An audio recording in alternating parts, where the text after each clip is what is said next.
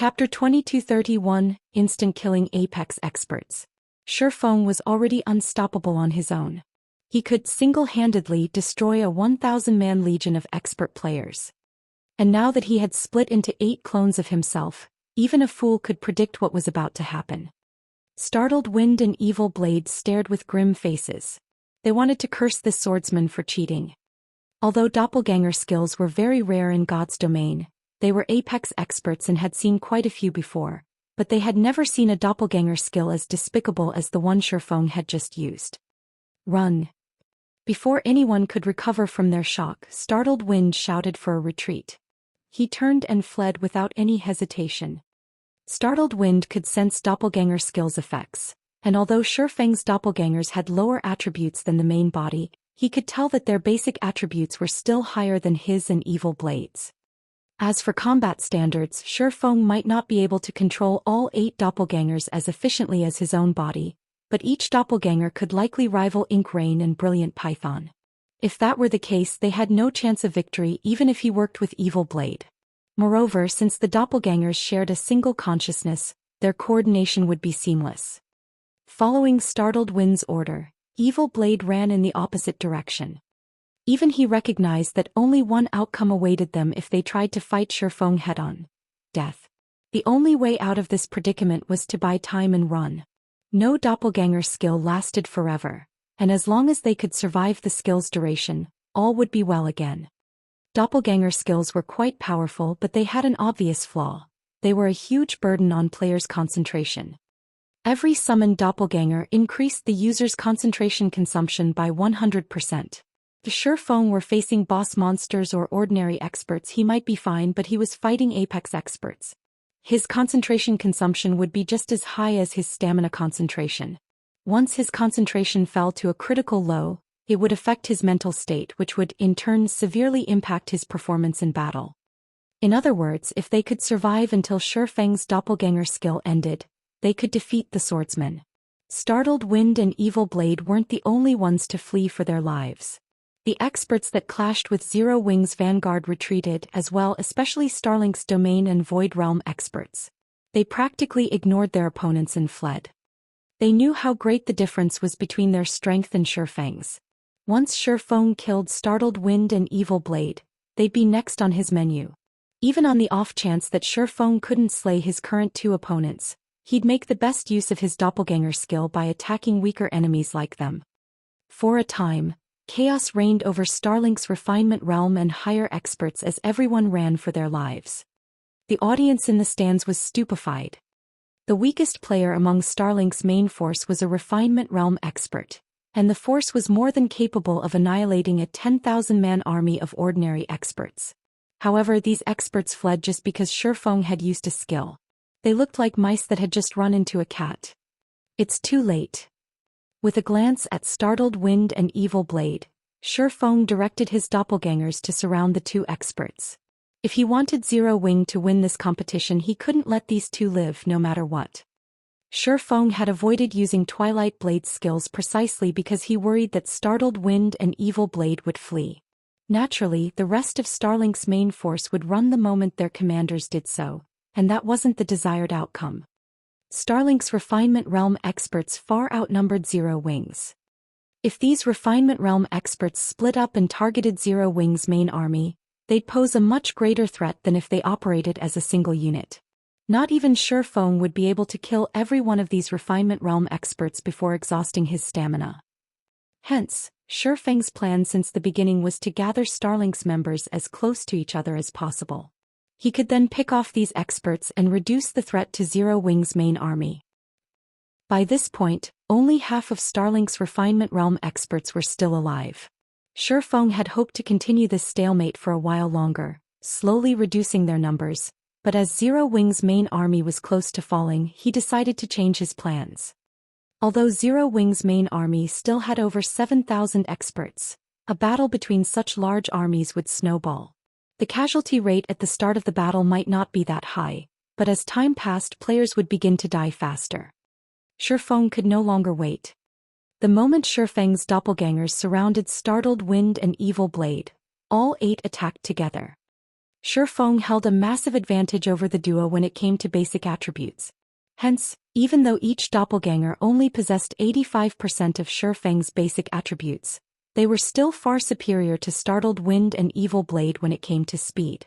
Moreover, ever since Feng started using the life potion, his brain capacity had been continuously improving. After including the casting goldstones effects, Feng was now capable of getting 2 of his doppelgangers to exhibit combat standards close to the domain realm. Not only did these 2 apex experts have to face a domain realm expert with higher basic attributes, but they also had to face 7 other experts that could rival Ink Rain. In the first exchange, Startled Wind and Evil Blade each suffered at least 3 direct hits, instantly losing more than 50% of their HPs. Damn it! The outcome both shocked and enraged Startled Wind. He stopped holding back and desperately executed every advanced body technique and life-saving skill he had. Evil Blade bellowed with fury as he summoned his own doppelganger to assist him in this fight, but his doppelganger was significantly inferior to Feng's, only possessing 70% of his total attributes. At most, Evil Blade's doppelganger could act as a meat shield, taking hits. It wouldn't be able to exhibit any significant combat power against Feng. Meanwhile, Starlink's rear-line healers frantically cast healing spells on the 2 apex experts. Some even used their trump cards to keep Startled Wind and Evil Blade alive. This allowed the 2 apex experts to fight and run without worrying about dying. But even after crossing over 50 yards, Startled Wind and Evil Blade couldn't shake off Feng. Not even Refinement Realm experts could keep up with the fight, and the 3 apex experts consumed stamina and concentration at an alarming rate. Die. Feng held nothing back either, as all 8 of his doppelganger executed swords transmigration simultaneously. The technique pushed aside every attempt Startled Wind and Evil Blade made to defend themselves, creating the opening necessary for the remaining attacks to strike. 1 hit, 2 hits, 3 hits. In the blink of an eye, Startled Wind and Evil Blade had each gained an additional dozen or so wounds. Before the rear-line healers could do anything about it, both apex experts' HPs hit 0, and their bodies fell to the ground lifeless. Every player watching the fight gasped when Startled Wind and Evil Blade died. Even Melancholy, who watched from a second-floor VIP room, was shocked. Both Startled Wind and Evil Blade stood at the apex of God's domain. Just trying to kill one of them would give the various superpowers massive headaches, yet Feng had killed both in the same moment. While it was easy to repel experts of such caliber in God's domain, killing them was dozens of times more difficult. If an apex expert focused on escaping, even a slightly stronger expert would find it challenging to stop them. Furthermore, both Startled Wind and Evil Blade had the support of multiple healers, yet neither had survived Feng's onslaught. Chapter 2232, Abyss Unsheathed. They died. Delicate Blood turned her gaze to Feng, shocked after watching Startled Wind and Evil Blade vanish from the battlefield. Startled Wind and Evil Blade's strength was top-notch, even among God's domain's apex experts. On their own, they could even survive a fight against 3 or 4 domain realm experts, yet Feng had slain both of them by himself. However, Feng had actually succeeded in killing both of them all by himself. Feng's strength was simply horrifying. However, before the audience could recover from the shock of Startled Wind and Evil Blade's deaths, Feng charged toward Sword Demon and Starlink's other domain realm experts. Although Feng's fight with Startled Wind and Evil Blade had seemed slow, it had only lasted a handful of seconds. To Sword Demon and the others, who struggled against Aqua Rose and her companion's harassment, these several seconds weren't enough for them to cross 100 yards. Feng, on the other hand, only needed an instant. Naturally, Feng didn't let the enemy Refinement Realm experts he came across in that instant off the hook. Like a group of Grim Reapers, Feng's doppelgangers brandished their swords, reaping a life with each swing of their swords. Is he even human? The various major powers experts watched with wide eyes as Feng left the Refinement Realm experts' corpses in his wake. Unlike the various superpowers upper echelons, they knew that Startled Wind and Evil Blade were quite powerful, but they didn't know exactly how strong the 2 domain realm experts were. However, most of them quite familiar with the kind of strength Refinement Realm experts wielded, having personally fought such experts. Many of these watching experts worked towards reaching the refinement realm themselves. And yet, the refinement realm experts they looked up to couldn't even last more than one move against Shi Feng. They only saw Shi Feng walk past these experts, and a moment later, the players he passed transformed into particles of light and disappeared. When Sword Demon and his comrades saw this, their hearts skipped a beat. They hadn't considered that their refinement realm experts would fail to stall Shi Feng for even a moment. In the end, they could only watch as the distance between Shi Feng and themselves shrank. Black Flame, you bastard! Lu Xingluo bellowed as he watched Shi Feng's rampage through the rear of Starlink's main army. Everyone switch targets. Attack him with everything you've got. Those domain realm experts were the core of Starlink's army in this competition. If Shi Feng annihilated them, Starlink would struggle to win the battle. Fire Dance, Gentle Snow and Zero Wings, other core upper echelons, were simply too strong. The ranged players of Starlink's main army immediately turned their attention to Shi Feng, bombarding him with frenzied attacks. They loosed several thousand spells and arrows in the blink of an eye, all aimed at Shi Feng. Even domain realm experts' scalp would tingle if they had to face so many attacks. However, before these attacks could get close to him, Shi Feng replaced Killing Ray with the Abyssal Blade. He then activated 9 Dragon's Slash, summoning 16 phantoms of the magic weapon around him. Sword's Orbit. The Abyssal Blade phantoms began to rotate around Shi Feng with astonishing speed, their gleaming blades creating a galaxy of stars. The scene was mesmerizing. A moment later, the thousands of spells and arrows collided with the rotating stars, instantly shattering. Not a single attack made it through that bladed galaxy. Despite taking the time to execute Sword's Orbit, Shi Feng's pace didn't slow as he continued to approach Sword Demon and the other domain realm experts. Crap. What kind of skill is he using? Is that an invulnerability skill? No, it's not an invulnerability skill. If it were, the mana around him would have fluctuated. Since that didn't happen, Black Flame must be using a combat technique. How can a combat technique be that powerful? That's several thousand attacks we're talking about. Players can become so incredibly powerful with combat techniques. The many spectating experts were stunned as they watched the scene play out. They had all watched experts charge into large forces to slay an army's commander before. In fact, it was a common occurrence in God's domain. There were so many skills, spells and tools available in God's domain, and with a powerful enough tool, players could wipe out armies of tens of thousands of players by themselves. However, they had never seen a player effortlessly walk through thousands of attacks by relying on a combat technique. Some of those attacks had been as powerful as Tier 3 attacks, and every one of them had originated from an expert. They had all been incredibly accurate. Even peak experts would be reduced to a pincushion. However, none of these attacks could reach Shi Feng. The galaxy of stars he had summoned struck every one of them down. Although the Abyssal Blade couldn't keep up with Shi Feng's leveling, the magic weapon's incredible skills were still useful.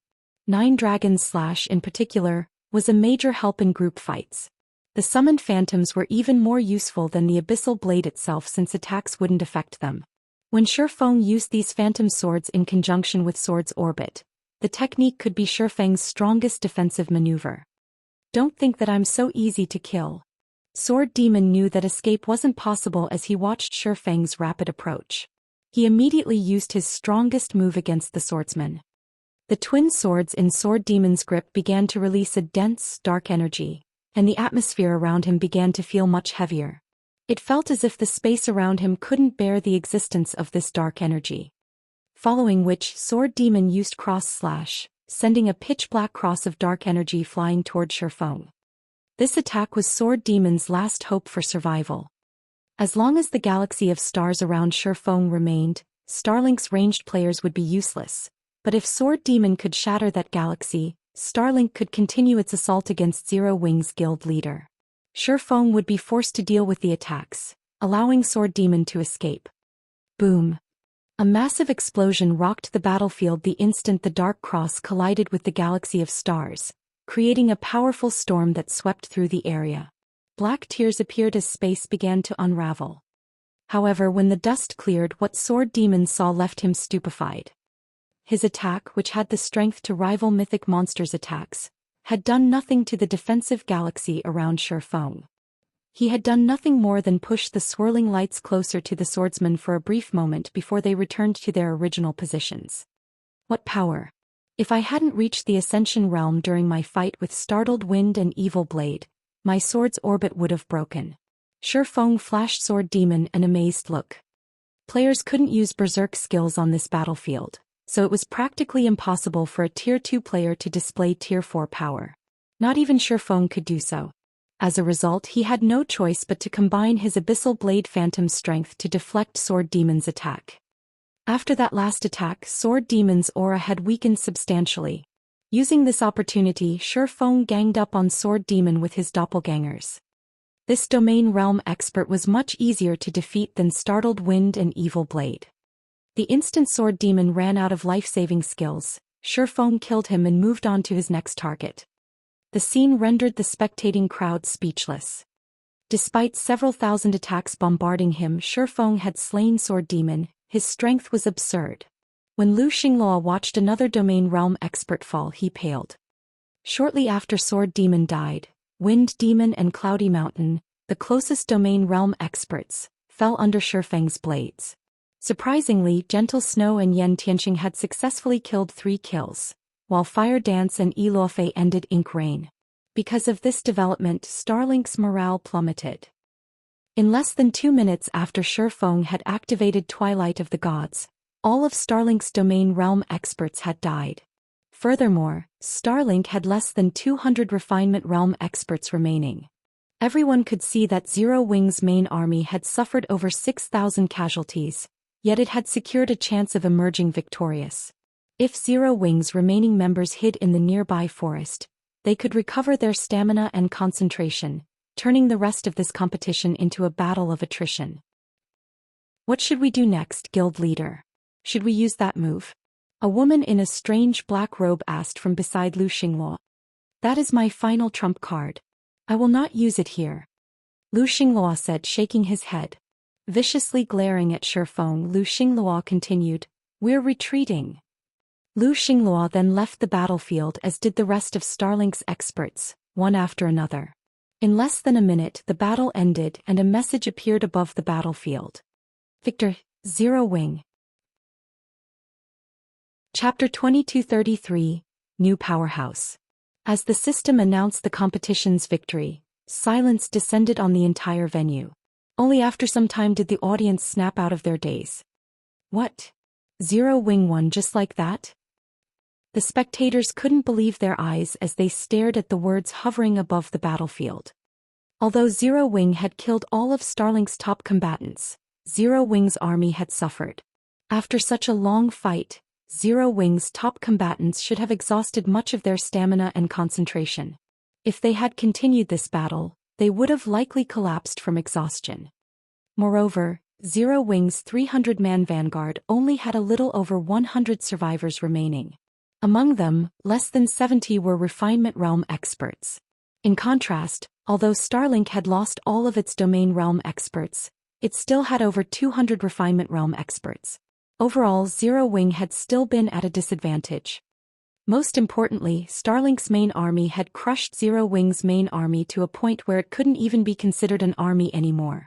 The situation wouldn't be easy for Zero Wing to salvage. And yet, Starlink had taken the initiative to admit defeat. Starlink surrendered? Delicate Blood watched Lu Xinghua, who had already returned to the Divine Colosseum's main hall, in astonishment. She had never expected this outcome. Starlink was the Dark Knight Empire's overlord and a guild that developed on both the eastern and western continents simultaneously. The guild had countless experts under its command, yet Starlink had surrendered so strangely. Haha. I told you that the outcome wasn't set in stone. Zero Wing has won. Unyielding Heart exclaimed, grinning at Delicate Blood. Don't celebrate so soon. Starlink might have lost, but there is a high chance that it only surrendered to keep its true strength hidden, Delicate Blood said, clicking her tongue. If Starlink accepted defeat in such an important competition to hide its strength, it must have something massive in store. That doesn't change the fact that Zero Wing won, Unyielding Heart said, chuckling. Every player in the Empire was watching this match. Now that Zero Wing has won, the powers that previously doubted the guild's strength will begin to side with Zero Wing. Unyielding Heart didn't know what Starlink was planning, but the fact that Zero Wing had won this 10-0-0-0 versus 10-0-0-0 match was undisputable.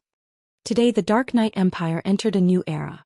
Starlink would no longer have full control over the Empire. Instead, two powerhouses would contest for control. The various major powers that had hesitated to pick a side would swarm toward Zero Wing. The Dark Knight Empire was very large, and although it appeared to be under Starlink, Unyielding Soul, and Crimson Emperor's control, the three superpowers only commanded the Empire's core areas. There were plenty of small, obscure cities that were free of these three superpowers, controlled by upstart powers. Corporations around the world were actively trying to invest in God's domain, and while some invested in existing guilds, others had chosen to form their own. As a result, upstart powers were secretly rising all over God's domain. Naturally, the Dark Knight Empire was no exception. Meanwhile, these upstart powers had been annexing small guilds and adventurer teams across the Empire, and by this point they were no weaker than first-rate guilds.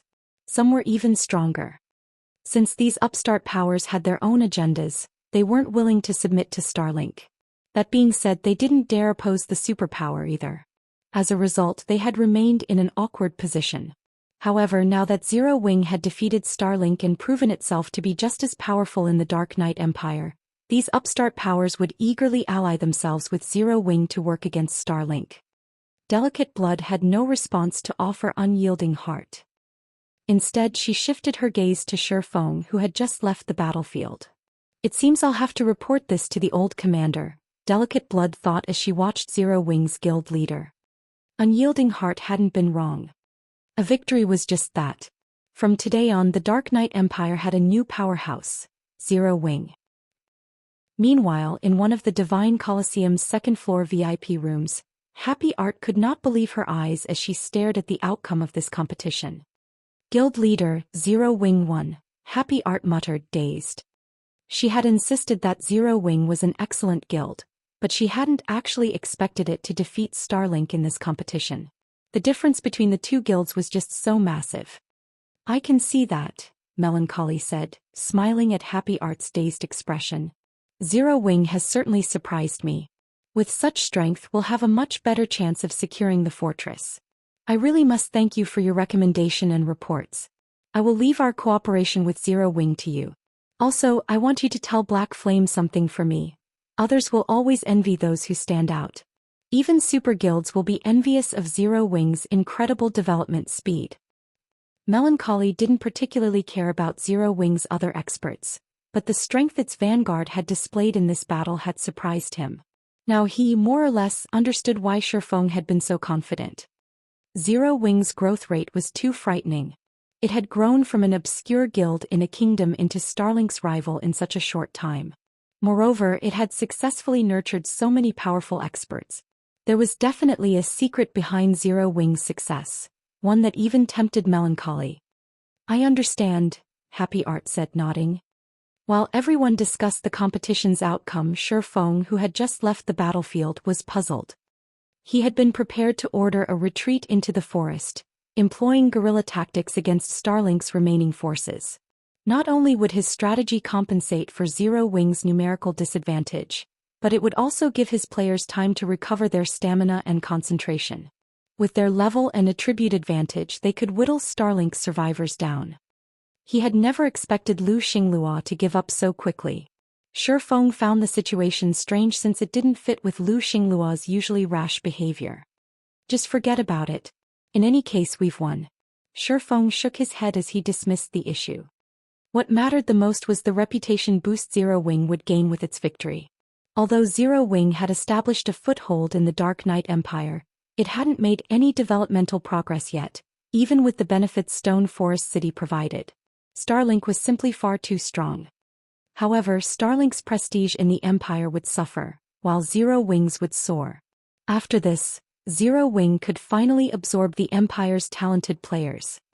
If a guild wanted to become a true superpower, it needed enough talented players and experts. Although Zero Wing had already surpassed first-rate guilds in this aspect, it wasn't a match for superpowers. This competition had made that much obvious. The difference between each side's refinement realm experts had been massive. There was no need to mention other aspects. To gain more refinement realm experts, Zero Wing needed to recruit a large number of talented players and experts, but relying on Star Moon Kingdom's player population wasn't enough. Most importantly, Zero Wing had exposed too much of its strength during this competition. Superpowers would start to become interested in the guild. Shifeng needed to increase Zero Wing's overall strength as quickly as possible. Thinking up to this point, Shifeng's gaze drifted toward the 10,000 ancient gold he had won from Lu Xingluo. 10,000 ancient gold coins. Even for Starlink, this amount was extremely difficult to acquire. If Shifeng hadn't signed a contract with Lu Xingluo before the competition, Lu Xingluo would likely have gone back on his word, even if his reputation would take a hit for it. Ancient gold coins were immensely difficult to acquire. Most independent experts on Dragonheart Island only earned ancient copper, with an extreme few earning ancient silver coins. Only superpowers were strong enough to earn ancient gold coins. It's about time I pay Dragonheart Island a visit, Shifeng thought, smiling. He had assumed that he'd only earned so many ancient gold coins after fulfilling his agreement with 13 Thrones, but now that he had them in hand he could secure a foothold on Dragonheart Island. Later, Shifeng left the Dark Knight Empire's affairs to Aqua Rose while he made his way to Dragonheart Island. Chapter 2234. Purchasing a shop. Dark Knight Empire, Starlink's residence in Dark Knight City. As soon as Lu Xingluo entered his quiet office, he noticed someone sitting in the room. As Bright Dawn noticed the visitor as well, he positioned himself in front of his guild leader.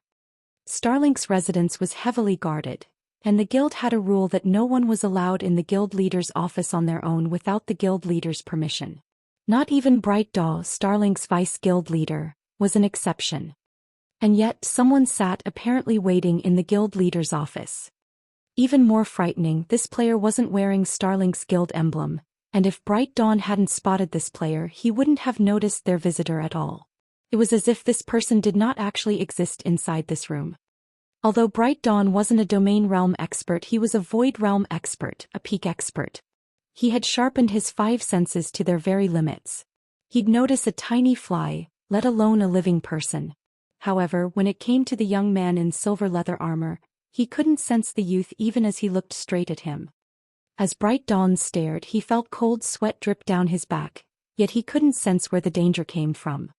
While Bright Dawn struggled with what he should do, Lu Xingluo spoke. "Dawn, leave us." Understood.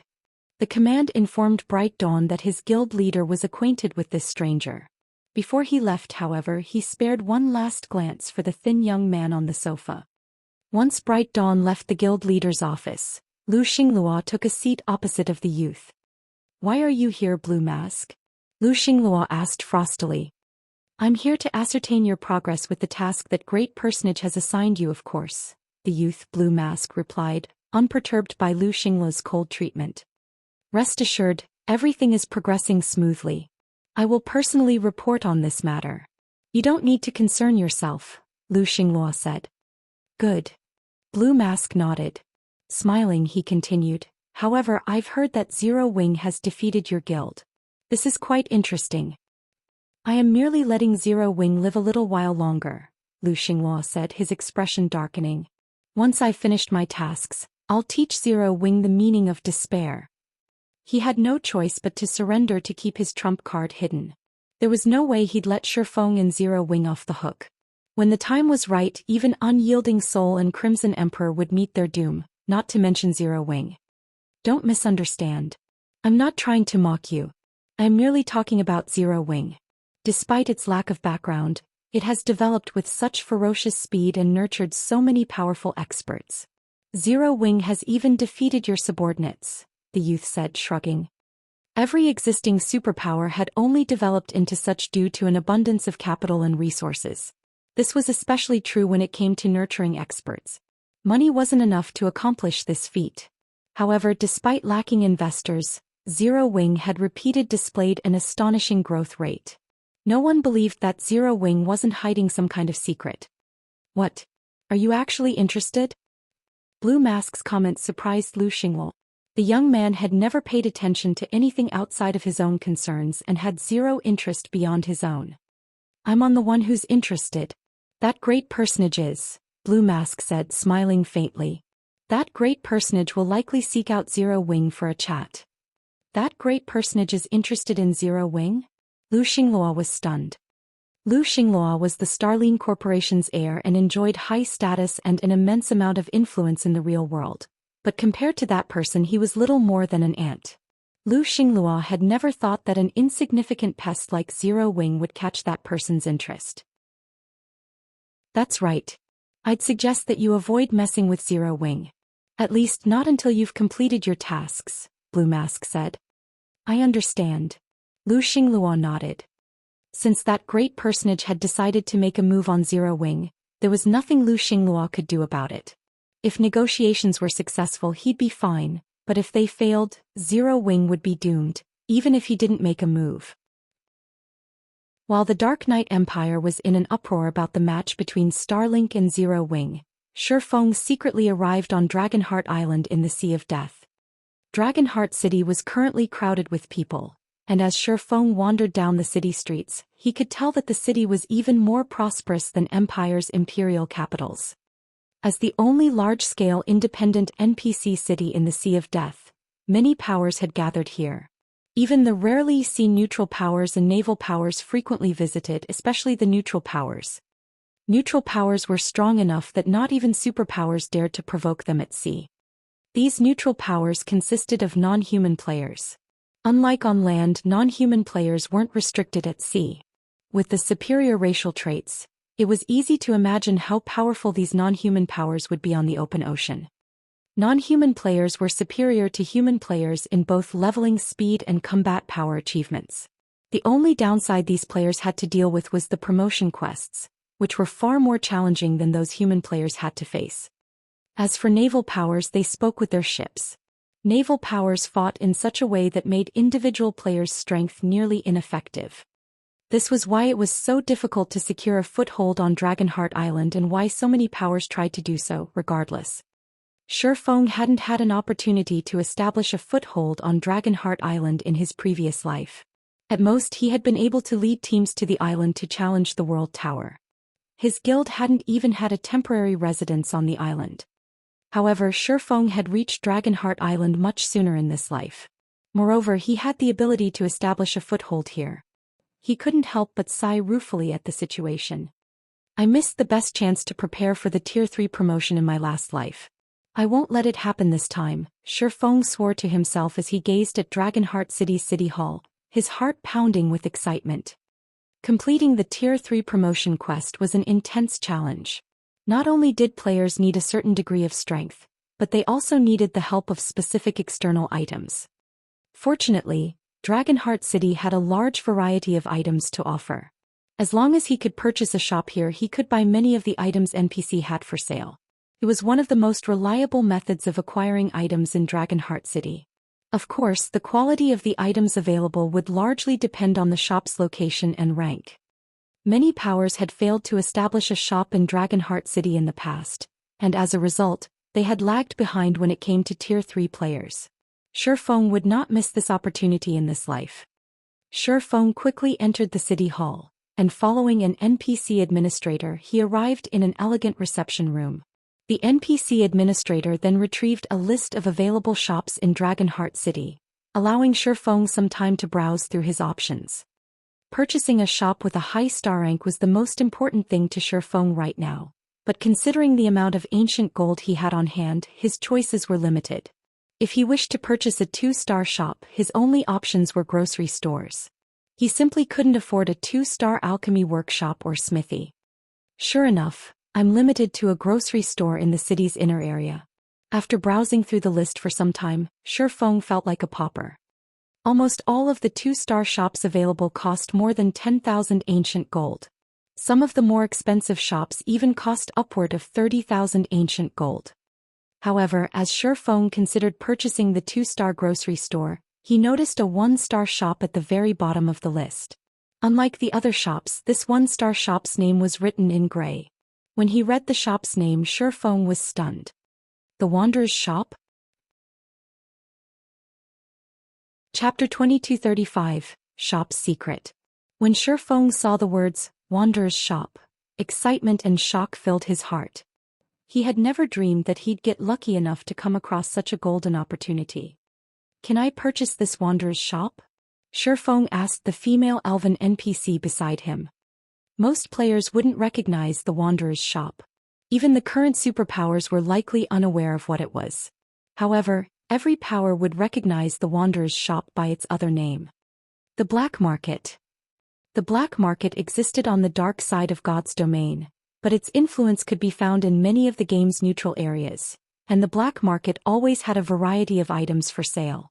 No NPC auction house could even hope to rival the Black Market's items. Powerful potions and combat techniques were often available, and if one were truly lucky, they might even find a flying mount or fragmented legendary item. One could say that the Black Market was a heaven for the rich.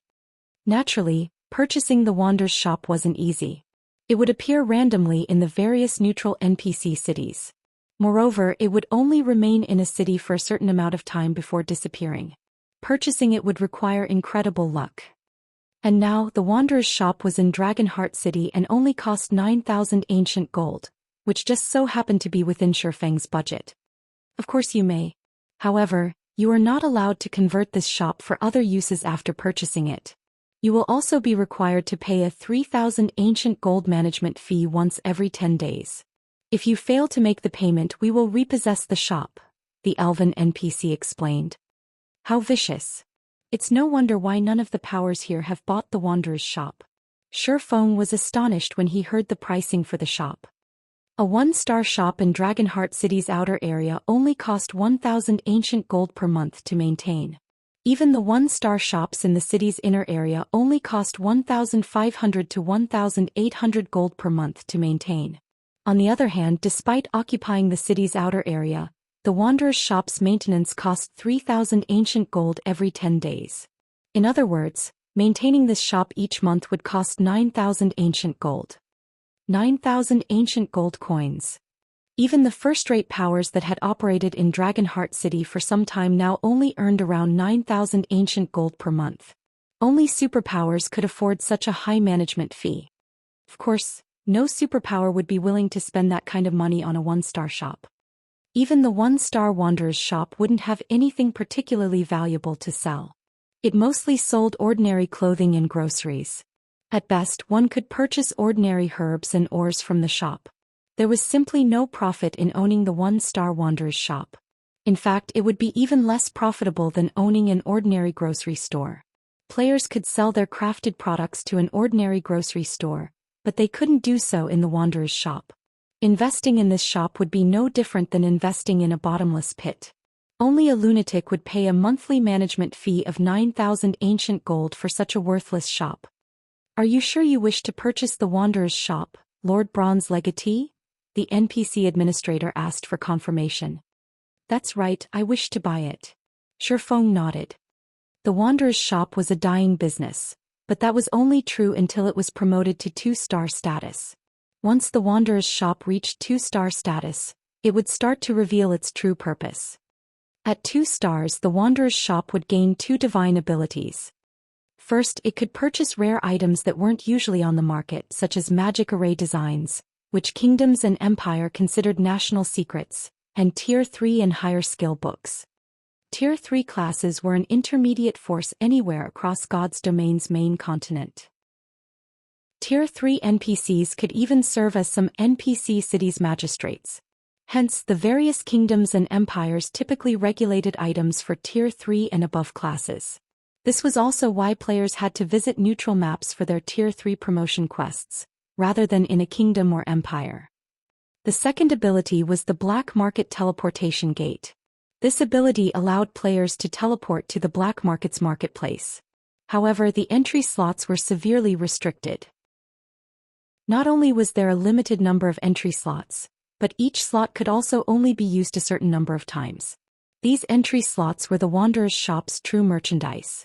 Naturally, anyone who owned the Wanderer's Shop would be first in line to purchase these slots. Many powers in the past had been unaware of the 2-star Wanderer's Shop's abilities and had missed out on such a rare opportunity. Very few had been lucky enough to purchase a wanderer's shop for themselves. Only a fixed number of wanderer's shops would appear in each neutral NPC city. At most, only 15 wanderer's shops would appear in a large-scale NPC city like Dragonheart City. Once that maximum number had been reached, Dragonheart City would not gain another wanderer's shop unless an existing shop were repossessed. Once Shifeng confirmed his desire to purchase this wanderer's shop, the NPC administrator saw to the purchasing procedures. In less than 5 minutes, 9,000 ancient gold vanished from Shifeng's bag. In exchange, he obtained the deed to the wanderer's shop and all information relating to the shop. After Shifeng inspected the shop's details, he began to get a headache. It's no wonder why those powers had taken so long to promote their wanderer's shops to 2-star status. This promotion condition is really something.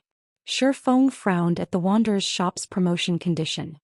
To promote an ordinary NPC shop, one only needed a certain level of popularity and transaction volume. The wanderer's shop, however, was a different story. Perhaps it was because the shop didn't have much merchandise to sell, but it actually required a bronze shop promotion order to reach 2-stat status. Without that, it would forever be a 1-star shop. The bronze shop promotion order, meant for NPC shops, was far more difficult to obtain than promotion orders for player shops. Generally, these promotion orders only dropped in level 100+, large-scale team dungeons, and every one of them was worth tens of thousands of gold. After all, there were a lot of benefits to promoting an NPC shop. Unfortunately, the thought of raiding level 100 team dungeons with current players was a joke. If a team of level 90 experts tried raiding a level 100 dungeon, they'd even struggle to defeat the dungeon's mobs. Level 100+ dungeons catered to Tier 3 players and above. Tier 2 players could do nothing more than spectate or die. This was also why Tier 3 existences were considered an intermediate force in God's domain. It seems I'll have to kill a world boss, Shifeng thought to himself. As far as he could remember, the only other way to obtain a bronze promotion order was to kill world bosses. Although world bosses were challenging to raid, he had to upgrade the Wanderer's shop to 2-star status as quickly as possible. He simply didn't have another way of acquiring a large amount of ancient gold, and Zero Wing didn't have any members in Dragonheart City yet. Considering his options, Shifeng retrieved a return scroll and teleported to White River City. World bosses were extremely rare and incomparably strong. Even Zero Wing would be limited to raiding level 70 world bosses, and that included a little risk. The higher leveled a world boss was, the more difficult it would be to defeat. World boss's growth rate was far beyond players. Unfortunately, if he wanted a high chance of securing a bronze shop promotion order, he would have to raid the Frost Monarch, a level 90 world boss. He had heard that this boss would drop a bronze shop promotion order in the past. However, Shifeng decided to increase Kite and Anna's strength before attempting such a challenging raid. He had absorbed plenty of souls from the skeletal generals in the Endless Desert. Although the skeletal generals were only great lords, they were level 100+ monsters and considered mini-bosses. It hadn't been too difficult to collect soul essence while killing them. In total, Shifeng had collected 8 drops of soul essence. Initially, he had planned to save them for Fire Dance and the others. If he used soul strengthening on his strongest players, they might be able to break through to the Ascension or Void Realm. But considering his current predicament, Shifeng decided to use the ability on his personal guards first. Once Shifeng arrived in the Candlelight Trading Firm, he summoned his 2 personal guards. Kite had already reached level 95, while Anna had reached level 96. Their leveling speeds were simply frightening. In comparison, most mainstream Secret Silver personal guards had only reached level 90. Personal guards didn't earn bonus EXP when killing higher-leveled monsters. They could only level up by completing quests. After summoning his 2 personal guards, Shifeng used the Ancient Gods literature fragment to scan Anna. Isn't the required number of soul essence a little too high? Shifeng inwardly cursed when he saw that he'd need 15 drops of soul essence to use soul strengthening on Anna. Soul essence was not easy to obtain, and he could only use soul absorption once every 6 hours. The only reason that he had collected so many drops thus far was that he had been fighting level 100 Great Lords. He doubted that even Great Lords below level 100 would grant him any soul essence. Shifeng then proceeded to scan Kite. When Shifeng saw that he only needed 5 drops of soul essence to use soul strengthening on Kite, he released a sigh of relief. Fortunately, Kite was only a dark gold personal guard, while Anna was an epic personal guard. Since that's the case, let's strengthen you first. Shifeng began to chant an incantation, using the power within the ancient gods' literature fragment. Chapter 2236, Soul Strengthening's Effect. As soon as Shifeng finished chanting the incantation on the ancient god's literate fragment, silver armor began to encase Kite's body. A 5-fold magic array appeared beneath Kite, who carried 2 black iron swords across his back. As the magic array completed, Shifeng felt as if space around him had frozen, and everything around him had turned gray. The dense, violent mana around Kite also began to increase at an unprecedented rate. 3 times, 6 times, 10 times. So much mana gathered around the personal guard that the ambient mana around the magic array had been sucked dry, and drops of liquid mana formed around Kite. With the magic array to guide it, the liquid mana encased the 5 drops of soul essence the ancient god's literature fragment had released. These 5 drops slowly moved toward Kite's forehead, merging with his soul. As more of the soul essence merged with Kite's soul, he began to scream in agony. The very sound of his screams stung. As the last of the soul essence merged with Kite's soul, his aura exploded from his body. Shifeng could sense the changes that were happening to Kite's body. This new aura was nothing like the aura Kite had released before merging with the soul essence. It was obvious that the personal guard had grown significantly stronger. Is soul strengthening truly this powerful? Shifeng stared at Kite in astonishment. Shifeng had assumed that soul strengthening would only increase Kite's growth potential, not affect his current combat power overmuch. Yet Kite's current attribute panel proved that Shifeng had been greatly mistaken. However, Kite's current attribute panel proved that Shifeng was greatly mistaken. Aside from his growth potential, Kite's body had improved. After the soul strengthening, Kite's growth potential had risen from 94 to 96. All of his basic attributes had increased by roughly 5% as well. A 5% increase might not be much to ordinary players, to it was a huge boost to NPCs. Furthermore, the 5% was a direct boost to his basic attributes. It didn't factor in the bonuses from his weapons and equipment. Personal guards typically use stronger weapons and equipment than players. Not only was Kite wearing a full set of epic equipment, but the black iron swords across his back were epic set weapons as well. Hence, Kite's weapons and equipment massively increased his total basic attributes. According to Shifeng's estimates, Kite's overall strength had increased by at least 20% after the soul strengthening. Moreover, that didn't take into account his new growth potential. A 2-point increase was immensely meaningful for a dark gold guard. There would be visible differences as Kite leveled up. With a growth potential of 96, Kite could rank among the top dark gold guards. Very few dark gold guards throughout God's domain would be a match for Kite now. If I use soul strengthening a few more times on him, could he become an epic guard? Shifeng's eyes glowed with excitement as he considered the possibility. If each soul strengthening increased Kite's growth potential by 2 points, then Kite would only need to undergo soul strengthening 2 more times to reach 100 growth potential and upgrade to an epic guard. With this thought in mind, Shifeng used the ancient god's literature fragment to scan Kite again, trying to determine the cost of using soul strengthening a second time. Once the scan was complete, Shifeng gasped when he saw the required number of soul essence. How vicious! Shifeng silently cursed. Kite's second soul strengthening cost 50 drops of soul essence. This was 10 times more than the first soul strengthening. Collecting 50 drops of soul essence was possible with enough time, but if the second soul strengthening cost 50 drops, wouldn't the third cost a minimum of 500 drops? Sure enough, upgrading personal guards with the literature fragment isn't going to be easy, Shifeng muttered to himself, smiling bitterly. He had hoped to form an army of powerful personal guards through the ancient god's literature fragment, but it seemed the chances of such a thing happening weren't optimistic. Based on the scale of soul strengthening's cost, he could at most upgrade each personal guard twice. For personal guards like Anna, he'd only be able to afford to upgrade their souls once. The cost for a second soul strengthening would be astronomical. However, after giving the matter some more thought, Shifeng realized that the scaling might be lower for lower-ranked personal guards.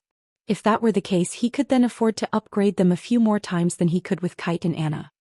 If he could upgrade Mysterious Iron, Secret Silver and Fine Gold guards that were close to the next growth potential rank, he could use them to boost Zero Wing's overall strength. The only problem was that such personal guards were not easy to come by. Even so, they would be easier to find than higher-quality personal guards. Once Shifeng had finished upgrading Kite, he left to gather ice resistance items. The Frost Monarch was not an easy opponent. If they entered the world boss's domain without enough ice resistance, even Tier 3 experts would freeze to death.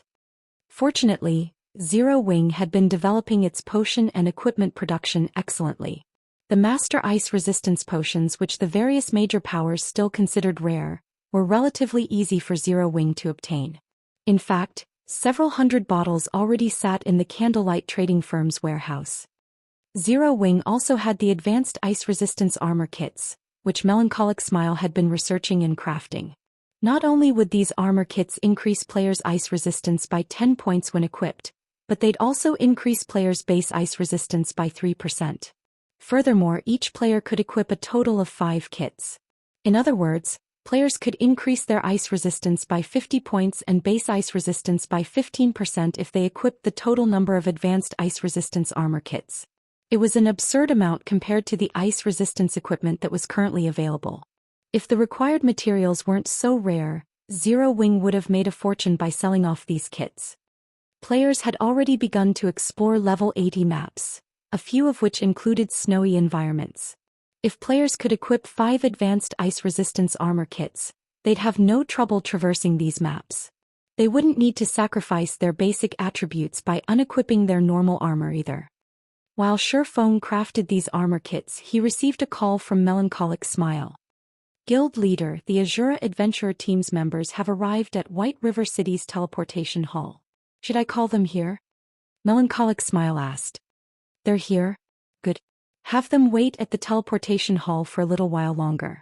I'll head over once I'm done handling my affairs here, Shifeng said, nodding. World bosses were not easy to raid. Normally, one would take on a world boss with a 200-man raid team, while some allowed up to 1,000 players. Of course, players were allowed to bring larger raid teams, but the world boss's basic attributes would significantly increase as a result.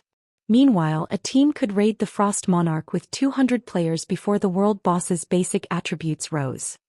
Raiding a level 90 world boss was a monumental matter. Since Shifeng didn't want any of his plans to leak, he had to select trustworthy players for this raid. The only players he could truly trust right now were Zero Wing's and Azura's main forces. Players had to meet strict requirements and were thoroughly vetted before they could join either main force. Zero Wing's main force members were selected from thousands of guild experts, while Azura's were selected through a fierce competition held among the Adventurers Alliance. Both main forces members were experts among experts. Hence, Shifeng had asked Melancholic Smile to request Azura's participation for the Frost Monarch raid. Melancholic Smile relayed Shifeng's message to the Azura Adventurer Team's members in White River City's teleportation hall. A group of level 78+ players had gathered in the third-floor bar in White River City's teleportation hall. When passers-by saw this group, they were astonished by how high the players' levels were. Moreover, every member of the group wore dazzling equipment, with the weakest piece at level 75 Secret Silver rank. The dozen or so players that clearly led the group even wore epic equipment. The man carrying a bluish-purple spear was particularly eye-catching. Not only had he reached level 79, but the weakest piece of equipment he wore was also level 75 Dark Gold rank. Aside from the spear, whose rank couldn't be determined, the man had a total of 4 pieces of epic equipment on him. Even a superpowers peak experts would be jealous of this man. This group's aura deterred any players from entering the bar. Not even expert players dared to do anything more than watch from a distance. Vice Commander, do you think the commander will be surprised when he sees our current stats? Xianxia, who currently sat by a window, asked, smiling at the man carrying the spear. Since the Azura Adventurer Team had begun to grind on God's Domain's main continent, their development had skyrocketed. Thanks to the constant supply of combat techniques and potions from Zero Wing, the Azura adventurer team had been able to take on dangerous expeditions as well. Both the adventure team's combat and equipment standards had improved by leaps and bounds. Nowadays, Azura ranked as one of the top 10 adventurer teams in the Fire Dragon Empire, one of the 4 great empires on the God's Domain continent. Maybe, Lifeless Thorn muttered. Lifeless Thorn had thirsted for a rematch with Shifeng for a long time now. Shifeng was, after all, the first person to defeat him in the Ice Crystal world, and after arriving on the God's Domain continent, Lifeless Thorn had continued to challenge experts from the various major powers, rapidly growing stronger. Now he wanted nothing more than to challenge Shifeng. Maybe, he'll definitely be surprised. Cleansing Whistle confidently declared.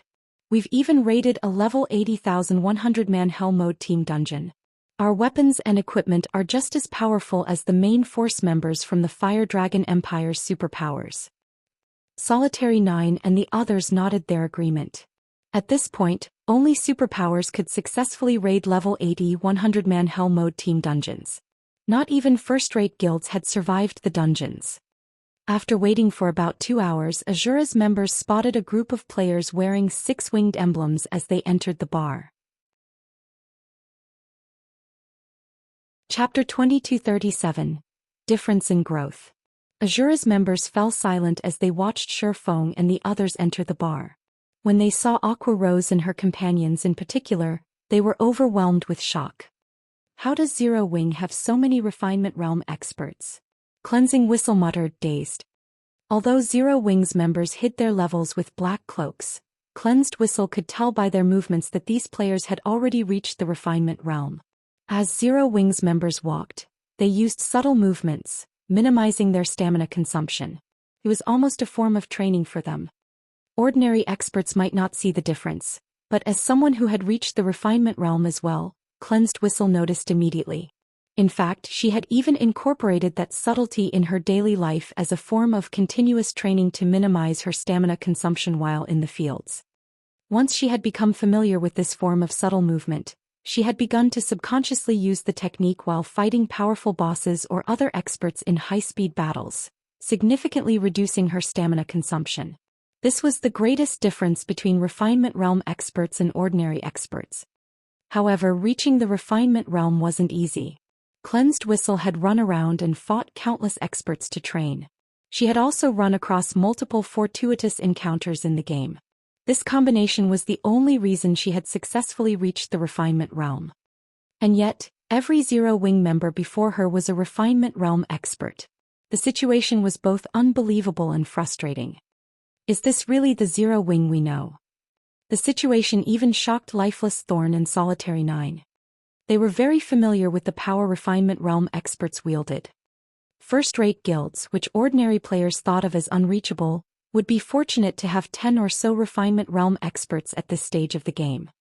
Even after carefully recruiting the best of the best among the Ice Crystal World's Adventurers Alliance and putting them through countless life-or-death battles, the Azura Adventurer team only had a little over 20 Refinement Realm experts. On the other hand, despite remaining in Star Moon Kingdom and rarely venturing out on dangerous expeditions, Zero Wing had 100 Refinement Realm experts. For a moment, Lifeless Thorn and the others wondered if they had teleported to the wrong city and were looking at some superpower's main force, not Zero Wing. However, when they saw Shifeng's familiar figure as well as Shadow Sword and the others, whom they had previously met, they had no doubt that these were Zero Wing members. Just what have the commander and his guildmates been doing? Yenya wondered as she gazed at Shifeng.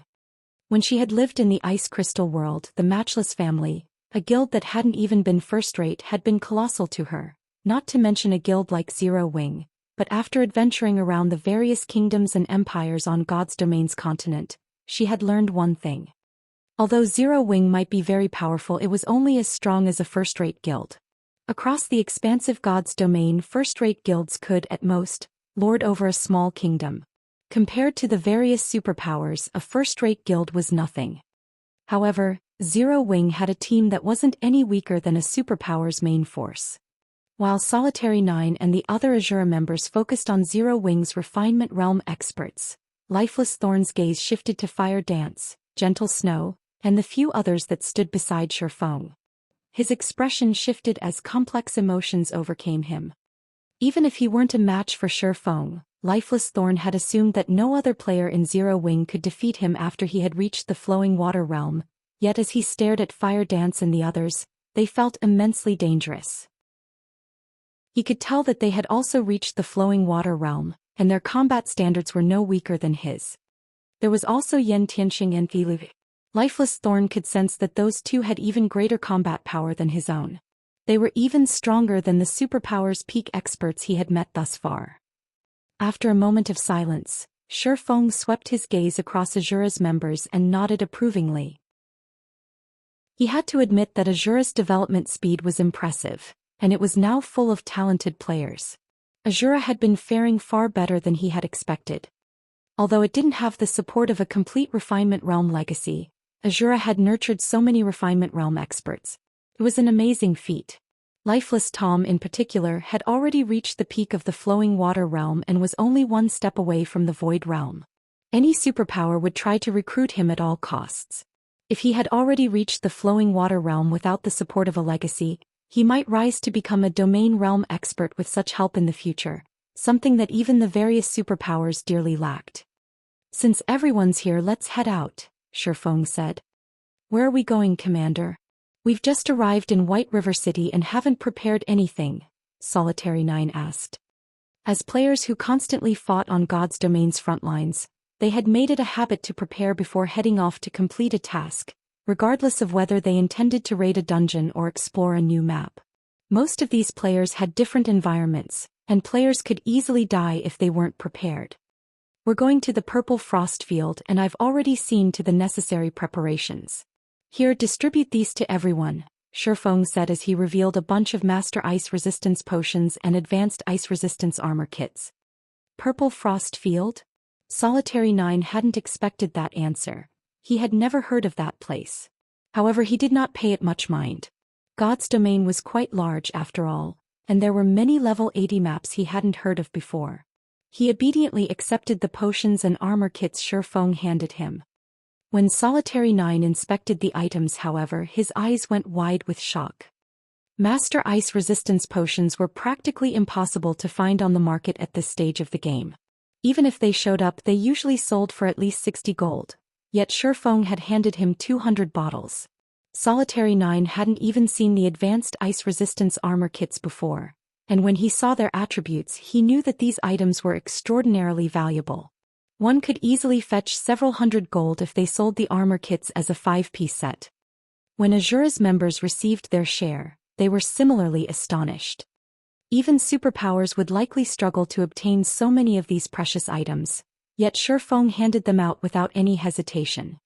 Once everyone was ready, Shifeng instructed Azura's members to use their black cloaks and head to the teleportation area. The team then teleported to one of Star Moon Kingdom's border towns before using Shifeng's spatial gate and their mounts to traverse the remaining distance. After 3 teleportations and riding their mounts for several hours, the team reached a snow-covered field. This was none other than the Purple Frost Field, a level 90 to level 100 neutral map. As the biting cold winds assaulted them, the team noticed level 90 monsters roaming the winter field. Every monster had a humanoid shape made entirely of crystal. Even the weakest of these monsters was a lord, and they all traveled in groups of 20 to 30, each led by several great lords. Frost Giant, Elemental Creature Lord. Level 90. HP 55, 000, 000/55, 000, Frost Wanderer, Elemental Creature, Great Lord. Level 91.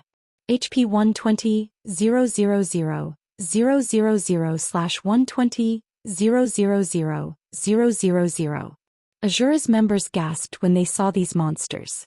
These monsters were more than 10 levels higher than they were, and with how harsh this map's environment was, their combat power would be limited.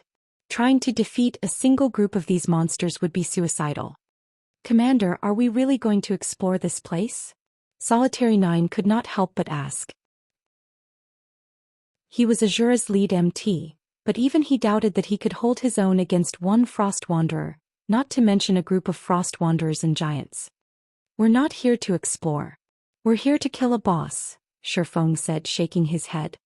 He then turned to Kola and said, Kola, open a path for us. We don't have a lot of time to waste. The longer we take, the more stamina we'll lose to cold. All right, leave it to us. Kola grinned when he heard Shifeng's orders. He immediately led Turtledove and Yi Wumina to lure every frost wanderer and frost giant in the area. Chapter 2238, Bloodline Lord. As they watched Kola, Turtledove, and Yi Wumian charge toward 3 separate groups of frost monsters, Solitary 9 and the other Azura members' expressions changed. Are they insane? Cleansing Whistle blurted out. How could Kola and his fellow MTs lure monsters like this? Even one group of frost monsters was more than enough to annihilate their team. Luring 3 groups at once was simply suicidal. Azura's members began to panic, preparing to activate their berserk skills to escape this madness at a moment's notice. They had already spent a long time exploring neutral maps, so they knew that the monsters in these maps would be better coordinated as they reached higher levels. The monsters' individual combat standards would also rise with their levels. If these monsters hadn't had little to no skills, relying on brute strength in battle, not even a 6-man party of level 80 ordinary players would be able to defeat a single level 80 lord. Not only did the level 90 lord-ranked frost giants have greater combat standards than level 80 lords, but they also had higher basic attributes. Not even a level 80 great lord was a guaranteed match for a level 90 frost giant. They were an absolute nightmare for current players. Furthermore, each group had level 91 Great Lord-ranked Frost Wanderers. Each of these monsters likely had high enough strength to send an MT like Solitary 9 flying. If 2 Frost Wanderers ganged up on him, not even the healers could save him. Kola, Turtledove, and Yi Wumian didn't need long to reach their respective targets. The frost monsters noticed the 3 MTs immediately and responded with deafening roars. The 20-plus frost giants immediately moved to surround the MTs, while the spear-wielding frost wanderers led the charge against them. Unlike lower-level monsters, these frost monsters didn't try to attack like an angry mob. Instead, they cooperated like a pack of wolves. Each member of the groups had their own tasks, and they all worked together to cut off any path of retreat for the MTs. Azura's members gasped as they watched. Crap. Are those things still monsters? How is their intellect so high? Solitary 9 wondered aloud. The level 80 lords they had fought earlier only had slightly higher combat standards than level 70 lords, but these level 90 frost monsters moved like well-trained soldiers. They actually knew how to use strategy to corner their opponents. Before Azura's members could snap out of their daze, the Frost Wanderers had arrived before Zero Wings' MT trio and brandished their spears. The Frost Wanderers were 6-meter-tall giants, and their frost spears were even longer than they were tall. As the 3 Frost Wanderers brandished their spears, it looked like they were swinging large tree trunks. Their swings sent snow flying into the air as if these Frost Wanderers were trying to use their environment to attack the MT trio. Solitary 9, who had been confident about tanking at least one Frost Wanderer by himself, revealed a grim expression when he saw this powerful display. Boom, boom, boom. 3 loud explosions echoed throughout the snowy field, yet to everyone's surprise, Kola, Turtledove, and Yi Wumian remained in their original position after receiving the Frost Wanderers' attacks. Although the snowy ground had cracked a little under their feet, each of the MTs had only lost around 5,000 HP. They blocked that. Solitary 9 stared at Kola and his companions in shock. Even from so far away, Solitary 9 had felt that collision's shockwave, and he had been able to tell how frightening the Frost Wanderer's strength was based on the intensity of that shockwave. Just one of those attacks would have sent him flying, yet not only had Zero Wings' MT trio held their ground, but they had only lost 5,000 HP as well. Kola in particular had taken then minus 3,000 damage. His strength and defense were heaven-defying. The rest of Azura's members were just as stupefied. Kola and the others had stopped 3 level 90 Great Lords just like that. Their strength and defense was unheard of even in the Fire Dragon Empire. Before Azura's members recovered from their daze, Kola and his comrades charged at the frost giants that surrounded them. The 3 MTs effortlessly broke through the encirclement and lured the 3 groups of frost monsters toward Shifeng. That actually worked? Cleansing Whistle gaped. She'd have no way to escape such an encirclement without activating a berserk skill. Yet Kola and the other two MTs had made it look so easy, simply barreling their way through. Their strengths were ridiculously high.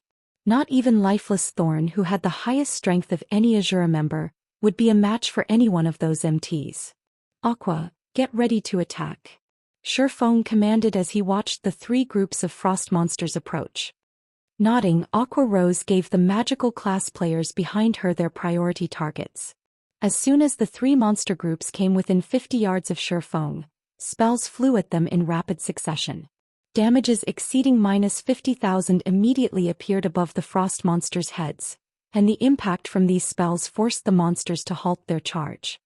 Aqua Rose, Zhao Yueru and Violet Cloud's attacks even managed to stop the Frost Wanderers in their tracks. Zhao Yueru in particular had forced a Frost Wanderer to stumble back several steps. Meanwhile, Zero Wings MT Trio stopped the few frost monsters that managed to evade the incoming spells. Once the monsters had been properly herded, Zero Wings melee players joined the assault. The battle progressed in an orderly fashion as the three groups rapidly lost HP, stunning Azura's members once more. For a moment, Azura's players even wondered if these frost monsters were truly high-level monsters. How have these people grown so fast? Not only have they reached the refinement realm, but their basic attributes are also insanely high. Based on their auras, I think my basic attributes are only slightly higher after I've activated a berserk skill. Xianxia exclaimed as she watched Zero Wings' team give these frost giants and wanderers a one-sided beating. She couldn't even believe her eyes. Since they had arrived on God's Domain's continent, the Azura Adventurer team had constantly fought the Fire Dragon Empire's many experts, eventually becoming one of the Empire's top 10 adventurer teams. Every member of the adventurer team was proud of their development speed. But compared to Zero Wings members, their development speed was laughable. Xianxia had looked forward to showing Shurfeng the fruits of their labor in the Fire Dragon Empire, but it seemed that they wouldn't get that opportunity. In this map they'd be nothing more than spectators. Hey, I want you guys to attack too. If we work together we'll take these monsters down faster, Shurfeng addressed Azura's members who weren't sure what they should do. Current players couldn't afford to provoke level 90 monsters, especially those in the Purple Frost field. This map was special. Not only did it prohibit all forms of teleportation, but these monsters were also quite adept at group combat. Moreover, the power of frost these monsters wielded made them difficult to fight in melee combat. If players tried to face these monsters in close quarters, the power of frost would corrode their bodies and increase their stamina and concentration consumption. While these level 90 monsters were a major challenge for other players, they were easy opponents for Zero Wings main force members. The players on Zero Wings main force had already reached level 86 and 87, and every one of them had merged their main weapons with a casting goldstone. If one compared their basic attributes, these players were already as strong as level 90 players. Naturally, taking out level 90 monsters would be relatively easy. Aside from filling the raid team's slots, Shurfeng had called the Azura's main force members to join them on the Frost Monarch raid to help power level them. The Ice Crystal World was a massive gold mine, and by this point, the various superpowers had already begun to reach into that world and plunder its resources. Contending with these superpowers would be impossible with the Adventurers Alliance and Azura's current strength. Shurfeng needed to help them grow stronger. With Shurfeng's command, Solitary 9 and his comrades regained their senses and moved to join the fray. Although their DPS was a far cry from Zero Wings main force members, they were still capable of dealing a significant amount. After nearly 20 minutes, all three frost monster groups had fallen. As the battle reached its end, Azura's members gained a huge chunk to their experience bars, surprised that their current leveling speed was several times faster than normal. The team continued deeper into the Purple Frost field for another 7 or so hours, during which time, many of Azura's members had gained another level, reaching level 79. Lifeless Thorn was now only a step away from the level 80 threshold. Under Shurfeng's lead, the raid team arrived before a colossal, snowy mountain. A huge cave lay at the foot of the mountain, containing a sleeping 20-meter-tall giant with a body made of crystals. Frost Monarch, Tori. Realm Lord, Bloodline Lord, Mythic, Level 90. HP 960, 000, 000/960, 000. When they saw the Frost Monarch's statistics, everyone shuddered. They didn't react this way due to the Frost Monarch's mythic rank, but because this world boss had a total of 9 HP bars hovering above its head. In other words, the Frost Monarch was a level 90 world boss. A Bloodline Lord? Even Shifeng was stunned when he saw the Frost Monarch with his own eyes. Chapter 2239, Kite Strength. When Shifeng saw the Frost Monarch's statistics, his expression revealed both surprise and excitement. At this stage of the game, most players wouldn't recognize the term Bloodline Lord. To put it simply, Bloodline Lords were the evolved versions of bloodline creatures. In God's domain, bloodline creatures could only use their bloodline's strength on an instinctive level in battle, but Bloodline Lords could fully control their bloodline, actively using the advantages it provided in combat. To put it into perspective, a Bloodline Lord was a player that had learned a combat technique, while a bloodline creature was a player that hadn't. Combat techniques allowed players to perform stronger attacks than normal without using skills or spells. If two players with similar basic attributes faced off against each other, the player with a combat technique would exhibit drastically higher combat power than the player without. Although Bloodline Lords were incredibly powerful, they were just as rare in God's domain. Mastering a bloodline was an extremely challenging task. Shifeng had only heard of Bloodline Lords. He had never actually seen one in person. Encountering a Bloodline Lord was as dangerous as it was a blessing. Bloodline Lords commanded incredibly high combat power, akin to kings among monsters of the same rank and level. Fortunately, they were also guaranteed to drop a bloodline when they died. During Shifeng's previous life, hunting Bloodline Lords was one of the more reliable ways to obtain bloodlines. Even the most common bloodline was worth as much as a fragmented legendary item. Players might not see any significant effects after first using a bloodline, but as they leveled up, those effects would become more prominent. Eventually, the bloodline's benefits would evolve from a quantitative transformation into a qualitative transformation.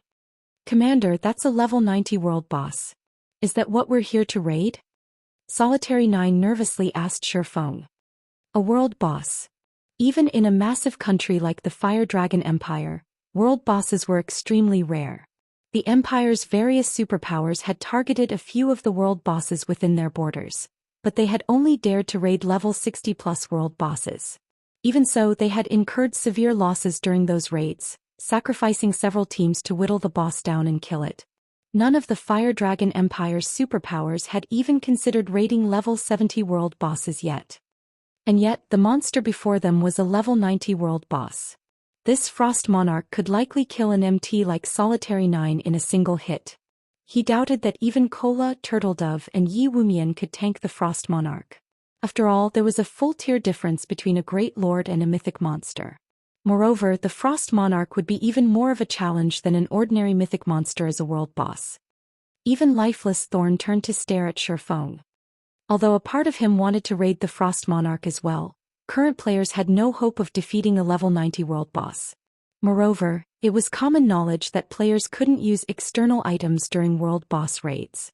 Players could not summon powerful monsters or use magic arrays to aid them in battle. Any external tools would lose their effects and vanish after use. Players could only rely on their strength to defeat these monsters. With these restrictions in place, they'd likely need a team of level 100 players to defeat the Frost Monarch. That's right, we're going to raid that boss, Shifeng said, smiling when he saw the anxious look Azura's members were giving him. A level 90 world boss is very powerful, but that is only true for other teams. Our team is an exception. A level 90 world boss was terrifying. Most of God's Domain's players would despair over the Frost Monarch's nearly 1 billion HP alone. With its battle recovery, the Frost Monarch would recover 9,600,000 HP every 5 seconds. If a team couldn't deal an average DPS of -2 million, the raid would be impossible. World boss raids might prohibit external items, but they didn't disallow personal guards. Fortunately, Shifeng just so happened to have a dark gold guard and an epic guard. Moreover, Kola carried a fragmented legendary shield. He should have no problems tanking the Frost Monarch. Overall, Shifeng was fairly confident in their chances of taking down the Frost Monarch. The only thing that Shifeng hadn't expected was the Frost Monarch's status as a bloodline lord. However, a monster wouldn't receive a basic attribute boost just because it was a bloodline lord. They'd simply gain the ability to use combat techniques and could exhibit greater combat power. Hence, completing the raid was still well within the realm of possibility. Moreover, Shifeng could not afford to not raid the Frost Monarch. This was one of the few world bosses that had the highest likelihood of dropping a bronze shop promotion order. As it was, he couldn't afford the Wanderer's shop's weekly management fee. He needed that promotion order. If he couldn't make the payments and the shop was repossessed, he'd likely lose the opportunity to own a Wanderer's shop for the rest of his career in God's domain. After all, the Wanderer's shop only appeared at random. After confirming their target, Shifeng began to give his team their orders. Kola, you'll be the sub-tank later in the raid. I want everyone else to attack with everything you've got, Shifeng said. His orders confused both Azura's and Zero Wings members. They did not understand why Shifeng had assigned Kola as the sub-tank. Did they have a stronger MT than Kola? Not bothering to explain, Shifeng retrieved 2 summon guard scrolls from his bag and summoned Kite and Anna. 2 figures appeared before the raid team a moment later. One was a swordsman with 2 black iron swords, while the other was a staff-wielding summoner. Crap. A level 95 swordsman and level 96 summoner. Everyone gasped when they saw the personal guards levels. At this stage of the game, the various superpowers' best personal guards had only reached level 90, and that was after the superpowers had invested astronomical sums of money, allowing their personal guards to accept all sorts of high-ranked quests. Ordinary experts' personal guards hadn't even reached level 85 yet. When they saw Kite and Anna, Lifeless Thorn and his comrades finally understood why Shifeng dared to pick a fight with a level 90 world boss. Personal guards were far more powerful than players. At the same level, a secret silver guard could slay a Void Realm expert. If their team had the help of 2 level 95 plus peak experts, raiding a level 90 world boss would definitely be possible. However, it was extremely risky to use personal guards in a world boss raid. Unlike players, resurrecting NPCs was incredibly challenging. Not being able to resurrect one's personal guards would mean permanent death for these NPCs. If that happened, all of the time and money they had poured into these guards would go down the drain. This was also why the various superpowers didn't even dare to use their personal guards in dungeon or field boss raids. The various superpowers treated their high-ranked personal guards in particular like precious children. These personal guards had yet to reach their full potential. The higher a personal guard's rank was, the faster they could level up, and the easier their Tier 3 and 4 promotions would be. Hence, risking a high-ranked personal guard's permanent death while they were still Tier 2 was considered atrociously wasteful behavior. And yet, Shifeng clearly intended to use his personal guards to raid a world boss. He had to be insane. Once everyone was in position, Shifeng commanded Kite to charge at the Frost Monarch with Kola closely behind. World bosses had incredibly large perception ranges, and the Frost Monarch noticed Kite from 300 yards away. When it sensed the NPC, the slumbering mythic monster's eyes opened, glowing with a crimson light. The moment the raid team saw the monster's eyes, they felt chills crawl down their spines. The Frost Monarch's frightening aura even affected its surroundings, and after a moment, purple snow began to drift down from the sky. The instant the purple snow landed on the player's shoulders, everyone within 1,000 yards of the Frost Monarch felt an intense cold envelop them, and their movements became a little sluggish. A group of puny ants has dared to invade my land. I shall turn you all into ice sculptures to decorate my home for all time. The Frost Monarch stood and revealed a human-like sneer. With a wave of its hand, the Frost Monarch summoned a translucent crystalline spear. Grabbing the weapon, the world boss threw it at Kola, the spear transforming into a streak of light as it tore space on its way to the Guardian Knight. So fast. Kola's expression darkened as the attack approached, but by the time he noticed the spear, it was too late to dodge the weapon. However, as the spear came within 30 yards of Kola, just about to slam into him, a figure appeared before the MT. It was none other than Kite. Without any hesitation, Kite swung his twin swords at the frost spear. Boom! As the weapons collided, the ground under Kite's feet caved under the powerful impact, forming a crater that was over 24 meters wide. As the snow and ice cleared, however, it revealed Kite still standing in his original position, unscathed. Chapter 2240 Twin Dark Moon Blades. Solitary 9 and the other Azura members gaped in shock after watching emerge unharmed from the Frost Monarch's attack. "Isn't that personal guard a little too strong?" Cleansing Whistle exclaimed, refocusing on the battle. Even a level 90 world boss's casual attack carried devastating power. Even a level 100 tier 3 NPC would have to take care to block such an attack. After all, this was a mythic ranked world boss they were talking about. The Frost Monarch's basic attributes were even higher than an ordinary mythic monster's. However, despite being only a level 95 tier 2 swordsman, Kite had blocked the Frost Monarch's attack without taking any damage. Of all the fine gold guards I've seen before, none have been strong enough to tank a world boss. Moreover, this personal guard is only 5 levels higher than the boss and still at tier 2. Could it be a dark gold guard? Solitary 9 muttered, his heart pounding as he watched Kite stop one of the Frost Monarch's attacks after another. Throughout his time in the Fire Dragon Empire, Solitary 9 had become familiar with the ranks of the various powers' personal guards. It was something that many players paid attention to. Ordinary players and experts understood that they were no match for the various superpowers experts. Finding a powerful personal guard was the only way they could raise their standings in God's domain. So long as they nurtured a high-ranked personal guard, their personal guards could rival or even surpass peak expert strength. Even the best personal guards at this stage of the game were only fine gold rank, and only 30 or so had been found thus far. No one had found a single dark gold guard in the Empire. Because of this, the general public had assumed that dark gold guards simply didn't exist. Yet Solitary 9 had just learned that Zero Wing had such a personal guard. If news of this spread, it would cause a huge commotion in the Fire Dragon Empire. Even secret silver guards could surpass peak experts of the same level, and although the public didn't know exactly how powerful fine gold guards were, they were certain that they could surpass apex experts' strength. Not even 2 or 3 apex experts were guaranteed to defeat a single fine gold guard of the same level.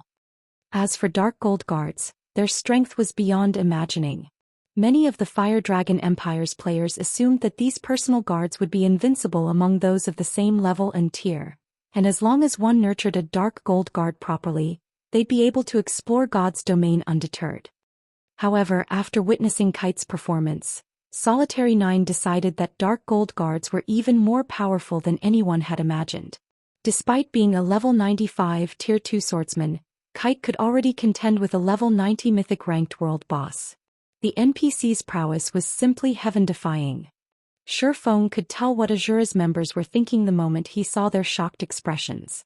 However, he did not bother to explain the situation, only responding with a chuckle and a grin.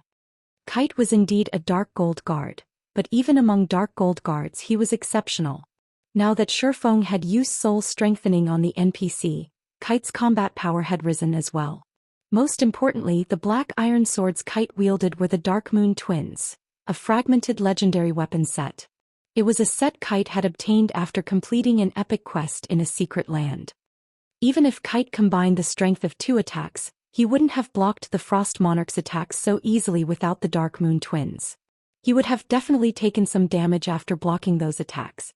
When Feng had discovered that Kite had obtained the Dark Moon Twins, he had been incredibly jealous. But since the set was reserved for NPCs, he couldn't have used them even if he had taken them from Kite. With Kite acting as the lead MT, the rest of the raid team moved within 50 yards of the world boss without issues. They promptly bombarded the Frost Monarch with attacks.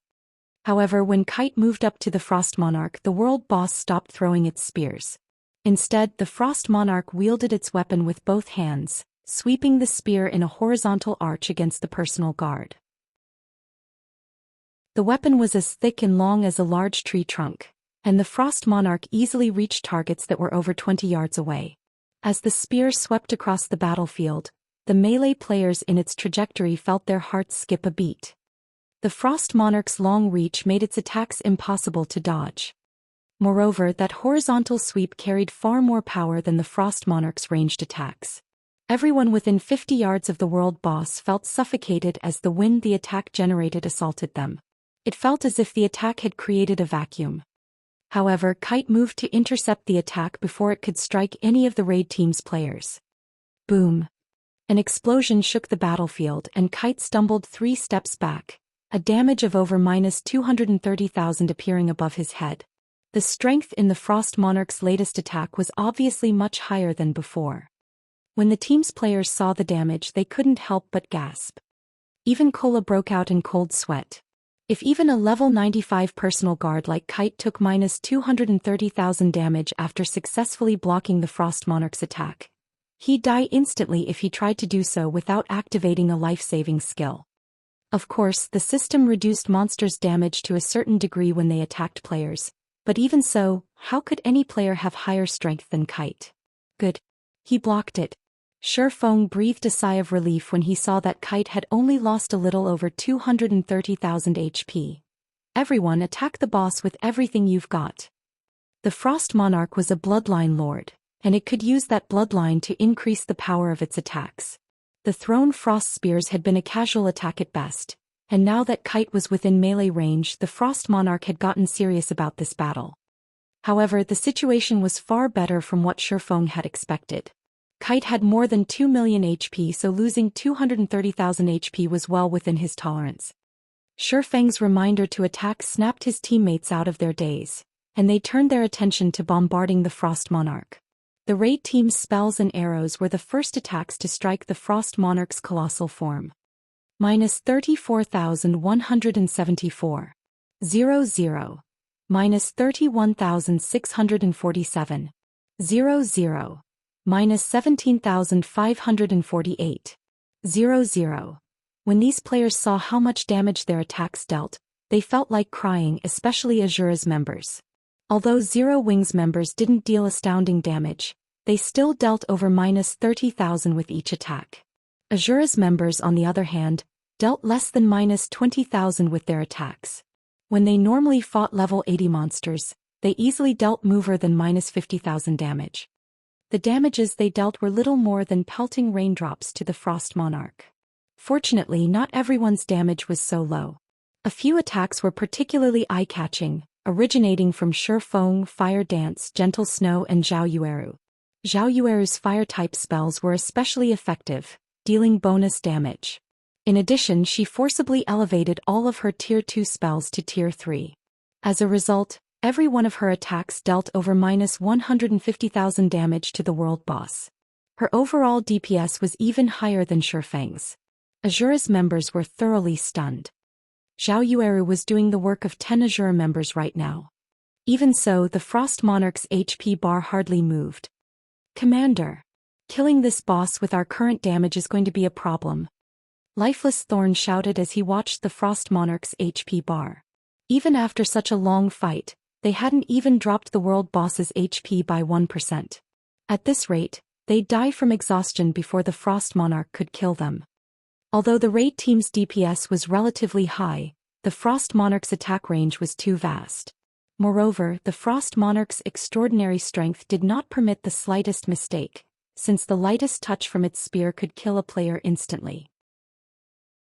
As a result, the team's players had to allocate much of their attention to dodging the world boss's attacks, which prevented them from maximizing their DPS. "We should have a good hold on its aggro by now." Shifeng was well aware that their team lacked DPS. They were fighting a level 90 world boss after all. How could a half-baked team like theirs deal enough damage to defeat it? Shifeng then turned to Anna and said, "You can begin." Chapter 2241. Anna's Might. Once Shifeng gave the command, Anna raised her staff and began to chant an incantation. 2 gigantic magic arrays, both with a 30-yard radius, appeared beside Anna, one pitch black and one silvery white. The instant these 2 magic arrays appeared, the surrounding mana rapidly gathered to Anna. What a powerful spell! Astonished, Lifeless Thorn turned to look at the personal guard, who had remained idle near the rear line thus far. Although he wasn't a magical class player and wasn't so sensitive toward mana, he had seen powerful NPCs cast their spells before, yet not even the Tier 3 NPCs he had seen could manipulate this much mana with their spells. Normally, the amount of mana a spell manipulated was indicative of the spell's strength. The more mana the spell affected, the stronger the spell would be. In other words, the spell Anna was casting was even stronger than a Tier 3 magical class NPC's spells. Meanwhile, Xianxia, a druid, could detect mana far better than a berserker like Lifeless Thorn. In fact, her ability to perceive mana could be considered above average among the many magical class experts on the raid team. She specializes in both light and darkness. Xianxia stared at Anna for a moment, a little surprised. Normally, magical class NPCs and players only specialized in one element. For example, some elementalists specialized in fire-type spells, while some specialized in ice-type. Although elementalists could use other element spells, those spells were generally weaker than those of the caster's main element. And yet, Anna was absorbing a frightening amount of both light and darkness-type mana from her surroundings. It was clear that the personal guard specialized in both elements. Specializing in two elements wasn't as simple as being able to use spells from two different elements. A caster needed to be capable of merging both elements' spells as well. If one were successful, the resulting power of their spells would be exponential. Xianxia could only think of two magical class players that specialized in dual-element casting, and both commanded an astonishing amount of combat power. The Fire Dragon Empire's magical class players had dubbed both players dual dragons, and there were rumors that these two had the combat power to rival Tier 3 NPCs of the same level. However, she now learned that Anna was similarly a dual-element caster as well. She was even rarer than Dark Gold guards. Before anyone could shake off their shock after sensing the mana surge Anna had caused, the NPC in question raised her staff and completed her spell. 36 magic arrays appeared around the Frost Monarch, some black and some white. Yin-yang spears then shot forth from these magic arrays.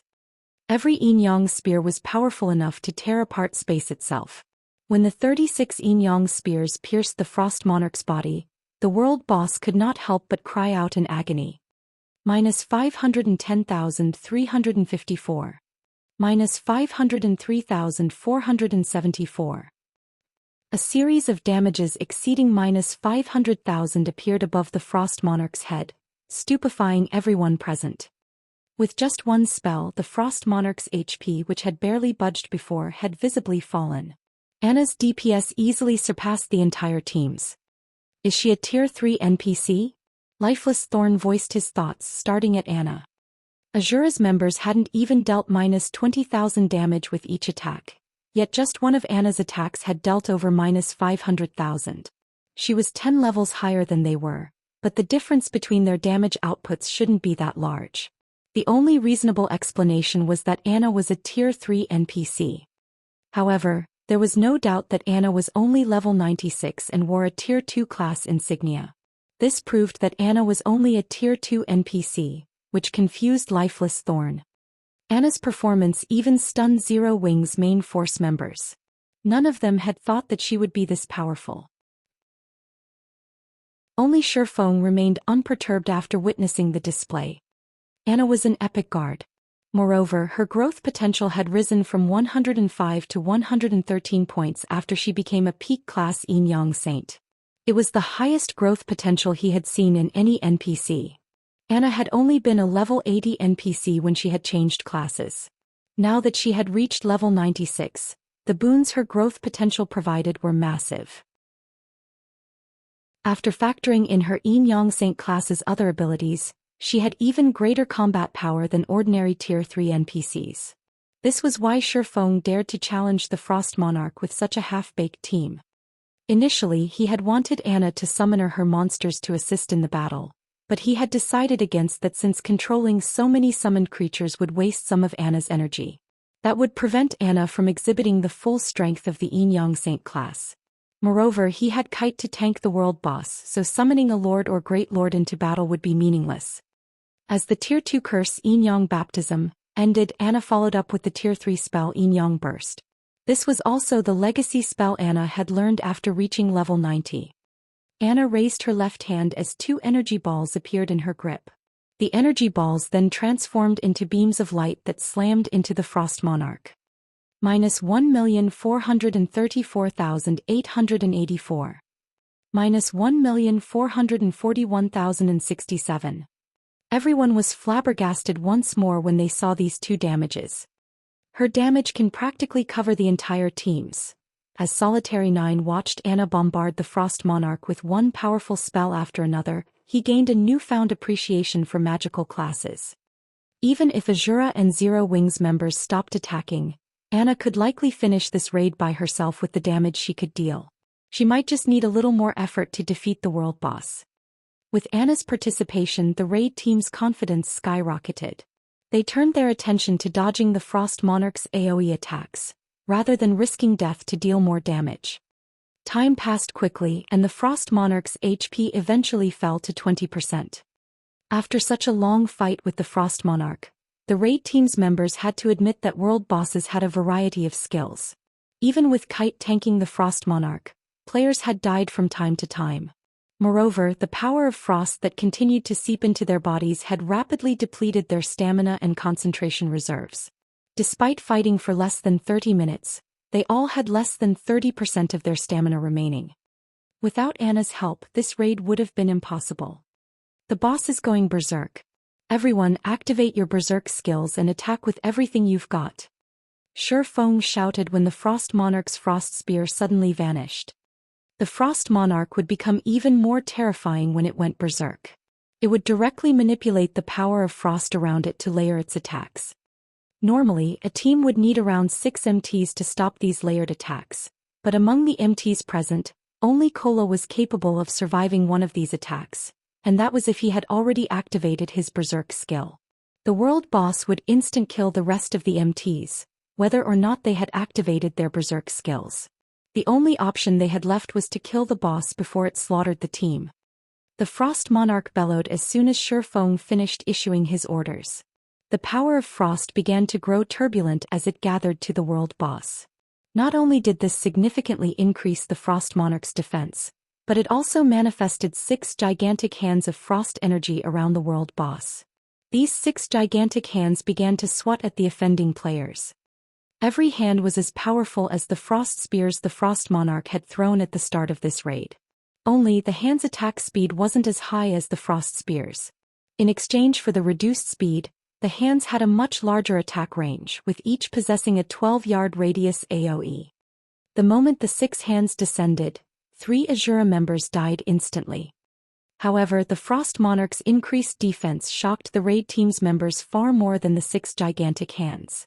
They had already activated their berserk skills, yet they dealt less damage than they had earlier. As expected of the Frost Monarch, its famed defense wasn't an exaggeration. When Shi Feng's sword struck the Frost Monarch's body, his entire arm went numb from the impact. Getting past the Frost Monarch's frost armor with dark gold weapons had already been quite difficult, and now that it had entered its berserk state, even Shi Feng's killing ray barely left a scratch. As several more players died, Shi Feng knew that he couldn't afford to hold back, and he ordered Anna to use Summon Angel. Within seconds, a spear-wielding Valkyrie dropped from the sky, and everyone felt their bodies grow heavier as her horrific aura washed over them. Before anyone could react, the Valkyrie had appeared before the Frost Monarch and swung her spear of thunder at the world boss.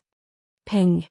The Valkyrie's spear sliced through the Frost Monarch's armor like a streak of lightning before cracks began to form across the previously indestructible ice armor. The Frost Monarch cried out as it stumbled several steps back, and a damage of over -6 million appeared above its head. The Valkyrie was even several times stronger than Anna. When Azura's members saw the Frost Monarch stumble backward, their jaws nearly hit the ground. The Valkyrie's attacks were extremely fast. Even after transforming its 2 hands into sharp blades, the Frost Monarch had failed to defend itself. It had been forced to use the 6 gigantic hands it had summoned against the Valkyrie's attacks. However, a Tier 4 Valkyrie was no easy opponent, and her life rating was considerably higher than the world boss's. Even while using the 6 colossal hands to protect itself, the Frost Monarch took one hit after another. The world boss was utterly helpless against the Valkyrie. When the Valkyrie's 10-second duration was almost up, she went berserk and used Thunder's judgment. A purple lightning bolt then shot down from the sky and through the Frost Monarch's body, dealing over -15 million damage. Good. The boss is heavily injured. Everyone focus on your attacks. Shifeng hurriedly shouted as the Frost Monarch's aura weakened. The surviving raid team ignored the world boss's 6 hands and desperately bombarded the monster. 12%, 10%, 8%. As the Frost Monarch grew closer to its death, it began a frenzied slaughter. By the time there were less than half of the original 200-man raid team, the Frost Monarch had 2% of its HP remaining. Gentle Snow, Zhao and Violet Cloud stopped holding back and used their strongest moves. Myth of Light, Frost Flame Hell, Dimensional Fracture. As these attacks struck the Frost Monarch, its HP bar visibly shrunk. Die. When the world boss had less than 1% of its HP left, Shifeng activated Divine Providence, Flame Burst and Lightning Slash. I am a mortal human. You will not get away with this. The Frost Monarch snarled, its voice echoing throughout the purple frost field as its HP fell to 0, and its crystalline body crumbled to the ground. Chapter 2242, Frost Monarch's Loot. The instant the Frost Monarch died, everyone's experience bars exploded. The level 90 world boss had provided a bounty of EXP. Lifeless Thorn and Azura's other members instantly climbed to level 80. Although Zero Wing's main force members didn't level up, having already reached level 86 and 87, their experience bars did grow by a large chunk. They had earned enough EXP to cover more than a full day of grinding. It's finally dead. As their experience bars filled, the raid team members breathed a sigh of relief. They celebrated their survival throughout the raid. When the Frost Monarch had gone berserk, its attacks had become faster as its HP decreased. They hadn't been able to keep up, relying on luck to survive. Fortunately, their overall DPS had been high enough for this raid. Had the battle continued for another 30 or so seconds, they might have lost their lives before the Frost Monarch died. Once they had a chance to catch their breath, they turned toward the numerous items scattered around the world boss's corpse. So many items dropped. We're rich. That's the loot of a level 90 world boss. That's right. Based on how much mana is gathering around those items, they must be extraordinary. The survivors' eyes glowed with excitement when they saw the Frost Monarch's loot. With a casual glance, they could count more than 10 pieces of dark gold equipment and a few rare dark gold weapons. After level 50, monsters' drop rates drastically decreased. High-ranked items like dark gold equipment became very difficult to acquire. Normally, players had to challenge 100-man Hell Mode team dungeons to acquire weapons and equipment of such rank. Moreover, players would be lucky if a single piece of dark gold equipment dropped from each of the dungeon's bosses. One raid wouldn't even be enough to fully gear a player, not to mention a 100-man team. Most of God's Domain's expert players would be envied among their peers if they had a single piece of up-to-date dark gold equipment. Even among the Azura Adventurer team, the main force members only wore a few pieces of level 75 dark gold equipment, despite being one of the Fire Dragon Empire's top 10 adventurer teams. Yet the Frost Monarch had dropped more than a dozen dark gold equipment pieces. Its drop rate was many times higher than the bosses in 100-man Hell Mode team dungeons. Naturally, the weakest piece of equipment the Frost Monarch had dropped was for level 90. Even the various superpowers only dreamed of acquiring level 90 dark gold weapons, and players could likely rely on these weapons even after they reached level 100. The world boss had even dropped epic equipment. The chances of such equipment dropping in a 100-man Hell Mode team dungeon were abysmal. Players would only have a reasonable chance of acquiring such items if they secured the first clear. Alright healers, resurrect our fallen comrades. We'll distribute the loot once you're done, Shifeng said, smiling when he saw the hunger in everyone's eyes. There likely wasn't a single player in God's Domain who wouldn't be tempted by a world boss's loot. World bosses represented the peak of power among monsters of the same level, and any random item they dropped could raise a player's strength by a considerable margin. Shifeng's reminder snapped the healers out of their daze. and they promptly went to work, resurrecting their fallen allies. Meanwhile, Shifeng turned to organize the Frost Monarch's loot. The rest of the raid team took a seat and watched Shifeng with eager looks since they didn't have anything better to do. Even Kola stared at the pile of items in the snow. The healers finished resurrecting the fallen players after a short moment, and Shifeng quickly appraised the items, sharing the statistics in the team chat. Isn't this world boss's loot a little too generous? This loot is 10 times better than the items a Hell Mode Team Dungeon's final boss drops. Zero Wings members were no strangers to a world boss's loot, so they more or less held their composure when they saw shared information. However, Azura's members were a different story. They were ecstatic after reading the loot's details.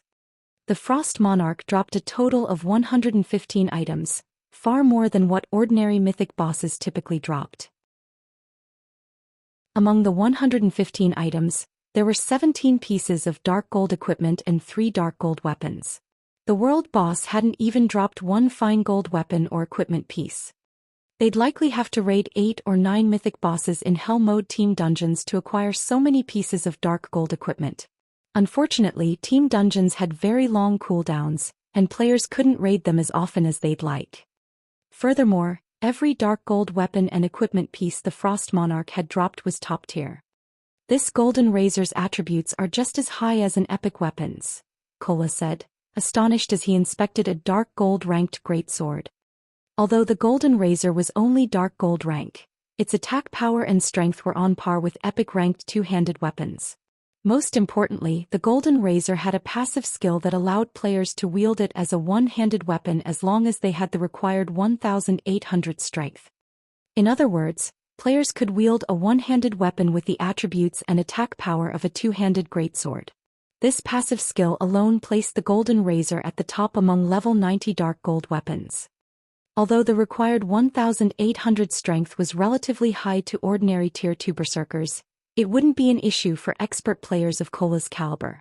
In fact, Kola already met the requirement, despite being a Guardian Knight under level 90. He couldn't help his growing excitement when he thought about wielding a two-handed weapon alongside his shield. That's nothing. Take a look at the Extreme Frost set. It's practically made for berserkers.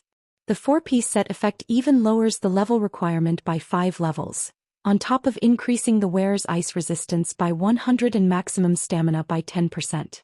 The 6-piece set effect even increases the user's strength by 20% and all berserker skills by 1 tier. Blackie nearly drooled as he examined the Extreme Frost set's attribute bonuses and set effects. He even wished he had chosen the Berserker class instead of becoming a Cursemancer. Moreover, the Frost Monarch had dropped the complete Extreme Frost set. This meant that Berserkers could equip the set at level 85, and the armor would forcibly elevate all Berserker skills by 1 tier to a maximum of Tier 3. Tier 3 skills. Tier 3 skills were far more powerful than Tier 2 skills. Zhao Yueru had already made that much clear. Despite the fact that Gentle Snow and Fire Dance had higher basic attributes, Zhao Yueru had dealt considerably more damage in the raid than her companions. Her total damage had almost been as high as Shifeng's monstrous damage. If a Tier 2 Berserker equipped the Extreme Frost set, they'd be on par with an actual Tier 3 Berserker, not including their basic attributes and physique. Indeed, this Extreme Frost set's effects are truly amazing. The Berserkers in the team have just won the lottery, Yan Tianqing chimed in. Even he was moved when he saw the Extreme Frost set. If the set were meant for assassins, he wouldn't have hesitated to replace 3 of his epic equipment pieces for the set. Tier 3 skills would drastically increase a player's combat power. If the Extreme Frost set's effects were specialized for assassins, Yan Tianqing would even be confident of contending with Sword Demon. While the team discussed the Extreme Frost set, Shifeng shared the next item's attribute panel. When they saw this item, every one of them gasped. This next item was a weapon and one the team recognized and feared. This weapon was none other than the icy blue spear the Frost Monarch had used against them throughout the raid.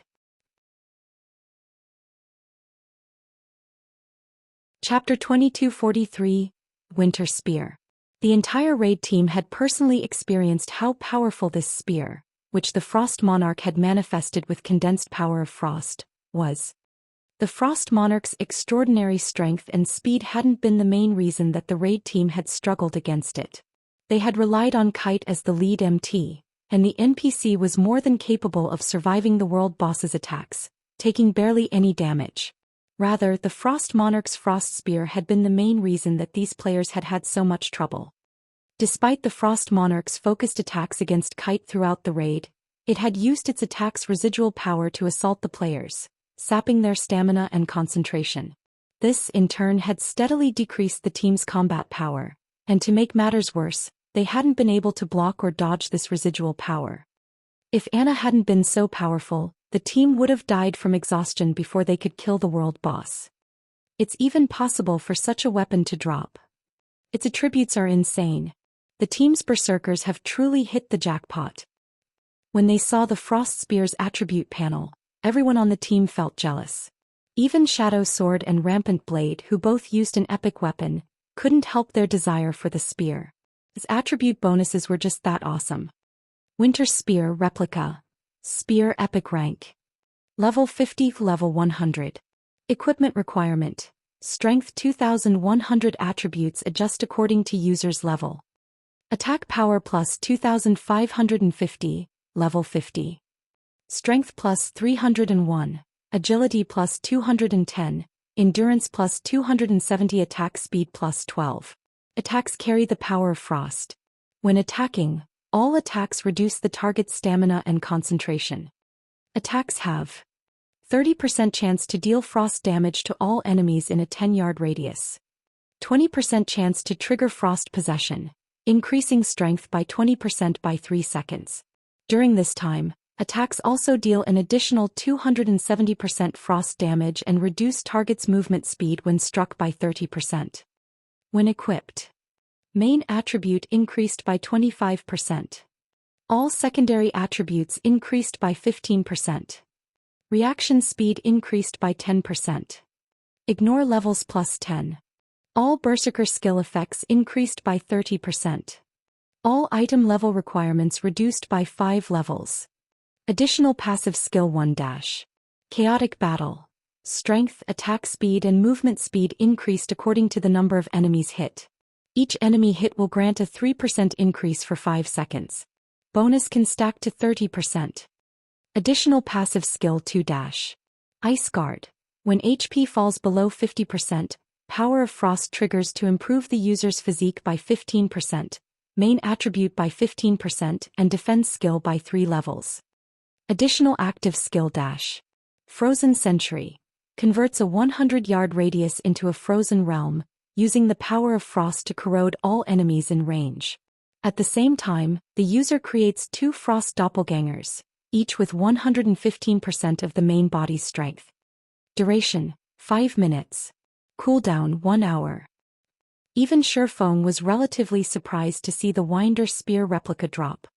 The original Winter Spear was a legendary weapon, but even a replica would be extraordinarily powerful. The epic ranked replica could likely rival an ordinary fragmented legendary weapon's strength. In terms of attack power, this replica was even stronger than Gentle Snow's Glorious Will. The only difference between the Winter Spear's replica and Glorious Will's was that the latter could be upgraded to fragmented legendary rank, while the former could not.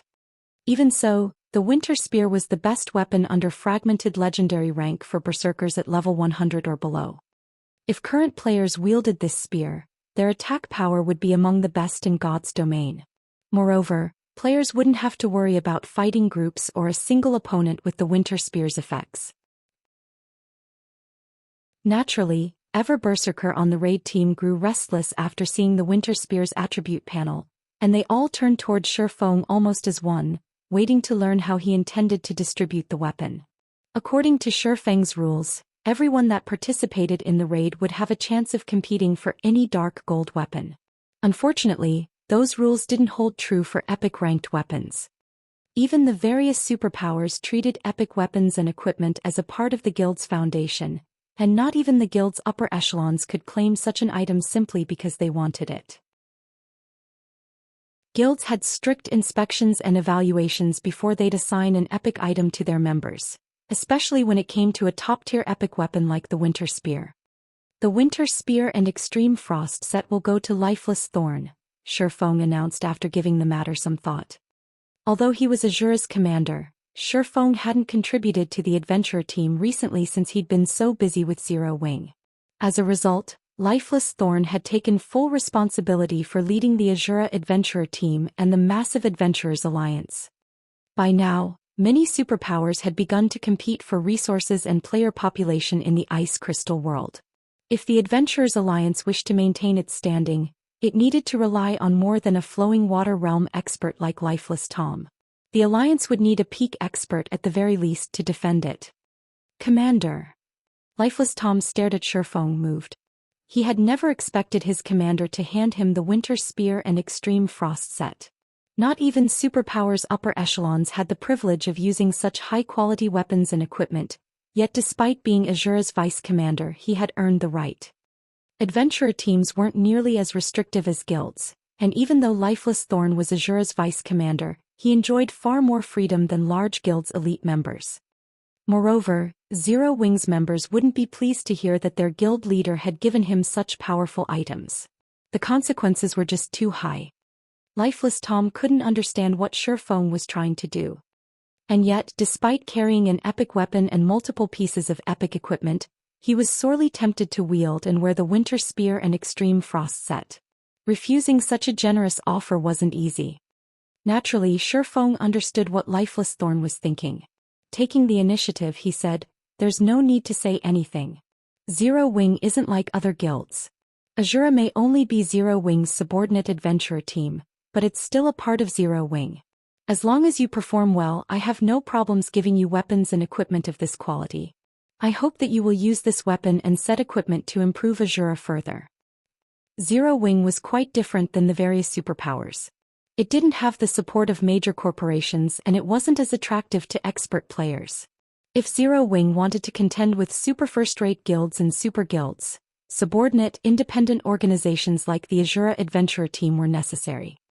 Furthermore, if an adventurer team wasn't led by a powerful expert, it would struggle to develop.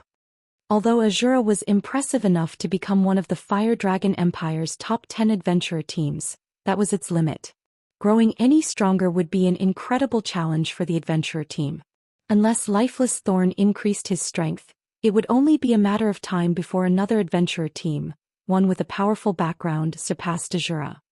If possible, Shi Feng wanted to help Lifeless Thorn reach the Void Realm, but doing so wouldn't be easy. One would have to improve their senses on a qualitative level, which couldn't be done by simply improving one's combat standards. If it were that easy, the various super guilds would have more than just a few peak experts among their ranks. After Shi Feng's comment, Lifeless Thorn turned to Zero Wing's members to see their reactions, but to his surprise, none of the main force members seemed dissatisfied with the situation. They didn't actually seem to care who received the Winter Spear and Extreme Frost set. When Azura's other members saw this, they couldn't help but feel a little ambitious. As players that had chosen to join an adventurer team, they had knowingly forsaken the resources a guild could provide in exchange for more freedom.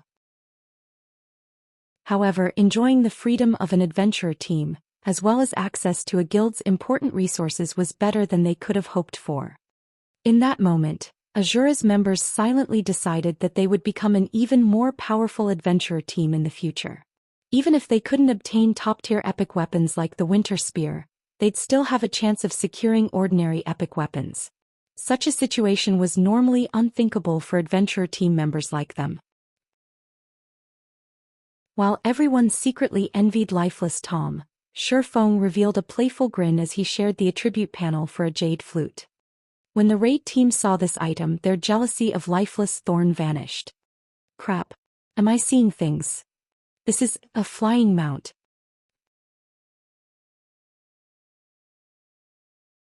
Chapter 2244, Another Flying Mount.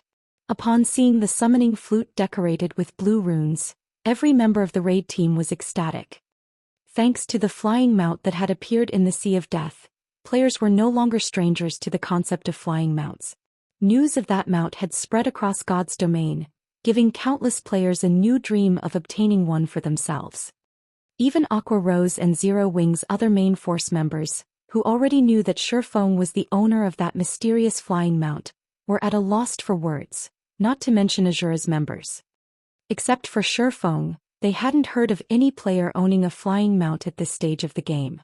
In other words, this summoning flute was only the second flying mount found in God's domain. Epic weapons and equipment might be incredibly precious, but not even the top-tier epic weapon Winter Spear was worth 1/10 of a flying mount. They had already experienced the benefits flying mounts had to offer, and their travel speed was simply unbelievable. A flying mount could even cross a large-scale map in no more than 2 or 3 hours. Most importantly, flying mounts' combat power was incredible. Take Shifeng's Thunder Eagle for example. The Thunder Eagle was a bona fide Tier 3 combatant with the ability to contend with level 100 Great Lords. If they had a flying mount, they'd have their own powerful companion in battle. I won't say much about this flying mount. If you want it, fight for it. The starting bid will be 300,000 GCPs or 300,000 Azura contribution points. The highest bid wins. Shifeng said, chuckling as he glanced at the excited crowd before him. In truth, even Shifeng had been quite surprised to see the Frost Monarch drop a flying mount. Even a common flying mount was easily worth several level 100+ epic items. Although this Frost Bone Dragon, the flying mount the Frost Monarch had dropped, wasn't as powerful as his Thunder Eagle, it was an intermediate extraordinary flying mount. It was even more valuable than ordinary fragmented legendary items. Initially, he had intended to give the flying mount to someone of his choosing to maximize its usefulness, but everyone's intense desire for the mount had changed his mind. Hence he had resorted to an internal auction. 300,000 contribution points was exceedingly cheap for a flying mount like the Frost Bone Dragon. Normally he should have set the starting bid at 3 million CPs, but since this was an internal auction he didn't mind lowering the price. Moreover, the sooner one of his players was spotted using the flying mount, the more Zero Wing or Azura could benefit. Naturally, there was no chance of some low-rank player claiming the Frost Bone Dragon. 300,000 contribution points was an astronomical amount for both Zero Wings and Azura's members. Not even ordinary core members could afford that price. Of the 200 players participating in this raid, only a dozen or so had enough CPs to bid for the flying mount. Every member of the raid team stared at Shifeng in astonishment. They had never expected him to sell off the flying mount in an internal auction. He had even assigned the Winter Spear and Extreme Frost set to a specific player, yet the flying mount would go to the highest bidder. Most importantly, Shifeng was actually allowing them to compete for it, not keeping such a precious flying mount for himself. No other guild leader or commander would be as generous as Shifeng. It didn't take long for the raid team members to snap out of their daze after Shifeng's announcement. I bid 300,000 GCPs. Blackie shouted, placing the first bid. In that case I'll bid 310,000. Kola shouted, not willing to concede. Commander, I bid 320,000 CPs. Solitary 9 shouted, unable to help himself from participating in the auction. Azura's contribution system was similar to Zero Wings, and earning contribution points wasn't easy. Of course, as one of Azura's 2 vice-commanders, he could afford to hand over 300,000 plus CPs. I bid 350,000 CPs. Lifeless Thorn announced. Although Lifeless Tom had already acquired a top-tier epic weapon and dark gold set equipment, the idea of owning a flying mount was simply too tempting. A flying mount would also affect his development rate, so he couldn't just give up this chance. Zero Wing and Azura's members frantically bid on the Frost Bone Dragon, the price quickly climbing to 450,000 CPs. Once the price rose that high, Azura's Lifeless Thorn and Solitary 9 had to drop out of the auction. Unlike a guild, there were fewer means for adventurer team members to earn contribution points. Adventurer teams didn't have access to guild quests, for example. Now, only Zero Wing's upper echelons could compete over the flying mount. In the end, Gentle Snow had won the Frost Bone Dragon for 580,000 contribution points. Although Shifeng didn't prohibit his players from borrowing points, they had silently agreed to rely on their own contribution points due to the importance of a flying mount. Their contribution points, after all, represented how much they had contributed to the guild or adventurer team. The player who had contributed the most deserved something as important and valuable as a flying mount. After the auction, Shifeng handed Gentle Snow her new Frostbone Dragon summoning flute and she rejoiced. Ideas of how to use this flying mount swam in her head. Shifeng then let the raid team members bid for the remaining dark gold weapons and equipment, and every item had been auctioned off in less than 10 minutes. As for the other items the Frost Monarch dropped, Shifeng didn't share their information or add them to the internal auction. These items touched on guild interests. The bronze shop promotion order, for example, had to be kept a secret. Moreover, since the Frost Monarch was a bloodline lord, it had dropped a bloodline. Normally, Shifeng would have let his players take a look at an ordinary bloodline. It's not like they were a secret among the various superpowers anymore, and some were even available for purchase in the World Summit's Divine Shrine. If players had enough points, they could even purchase a peak bloodline. However, the Frost Monarch's bloodline was special, and Shifeng couldn't afford to reveal it casually. Arctic bloodline, special bloodline, can be fused with a normal bloodline to produce a new bloodline. The resulting bloodline has one opportunity to evolve, and the evolution's benefits depend on the bloodline power the resulting bloodline has absorbed. The more bloodline power absorbed, the more benefits the resulting bloodline will provide. Can absorb a maximum of 100 bloodline power. Current bloodline power absorbed, 0 points. Warning: the resulting bloodline will automatically bind to the user after using the Arctic bloodline. It cannot be traded and can only be stored in the user's bag space. If the user dies, the bloodline will drop and be forever lost. System: do you wish to fuse with the Arctic bloodline? System: you have 1 hour to decide. If you fail to decide or refuse the fusion, the Arctic bloodline's power will be lost. Although Shifeng trusted these players, he had no plans to inform them of the Arctic bloodline. While the team rested, Shifeng wandered off to find a place to sit. He then agreed to fuse with the Arctic bloodline. Chapter 2245, New Bloodline. The instant Shifeng agreed to the fusion, the Arctic bloodline in his bag shot through his body and began to merge with the Dark Iron bloodline. Thus far, Shifeng had been quite satisfied with the Dark Iron bloodline. Although it was only a basic bloodline, it was the perfect bloodline for melee classes, far more valuable to melee players than other basic bloodlines. In fact, Shifeng wouldn't necessarily trade the Dark Iron bloodline for a bona fide advanced bloodline if given a chance. Compatibility was incredibly important, and the Dark Iron bloodline improved his compatibility with his melee skills. It was a rare attribute. Although the Dark Iron bloodline's attribute panel didn't clearly outline how much the bloodline improved his compatibility, Shifeng had discovered through trial and error that his bloodline improved his skill completion rates by roughly 2%. While 2% might not seem that high, and even some epic equipment could provide a similar bonus, Shifeng's skill completion rate was already impressive. Shifeng was very close to 100% skill completion rate with his Tier 2 skills. For any other player, the Dark Iron bloodline would likely increase their skill completion rate by more than just 2%.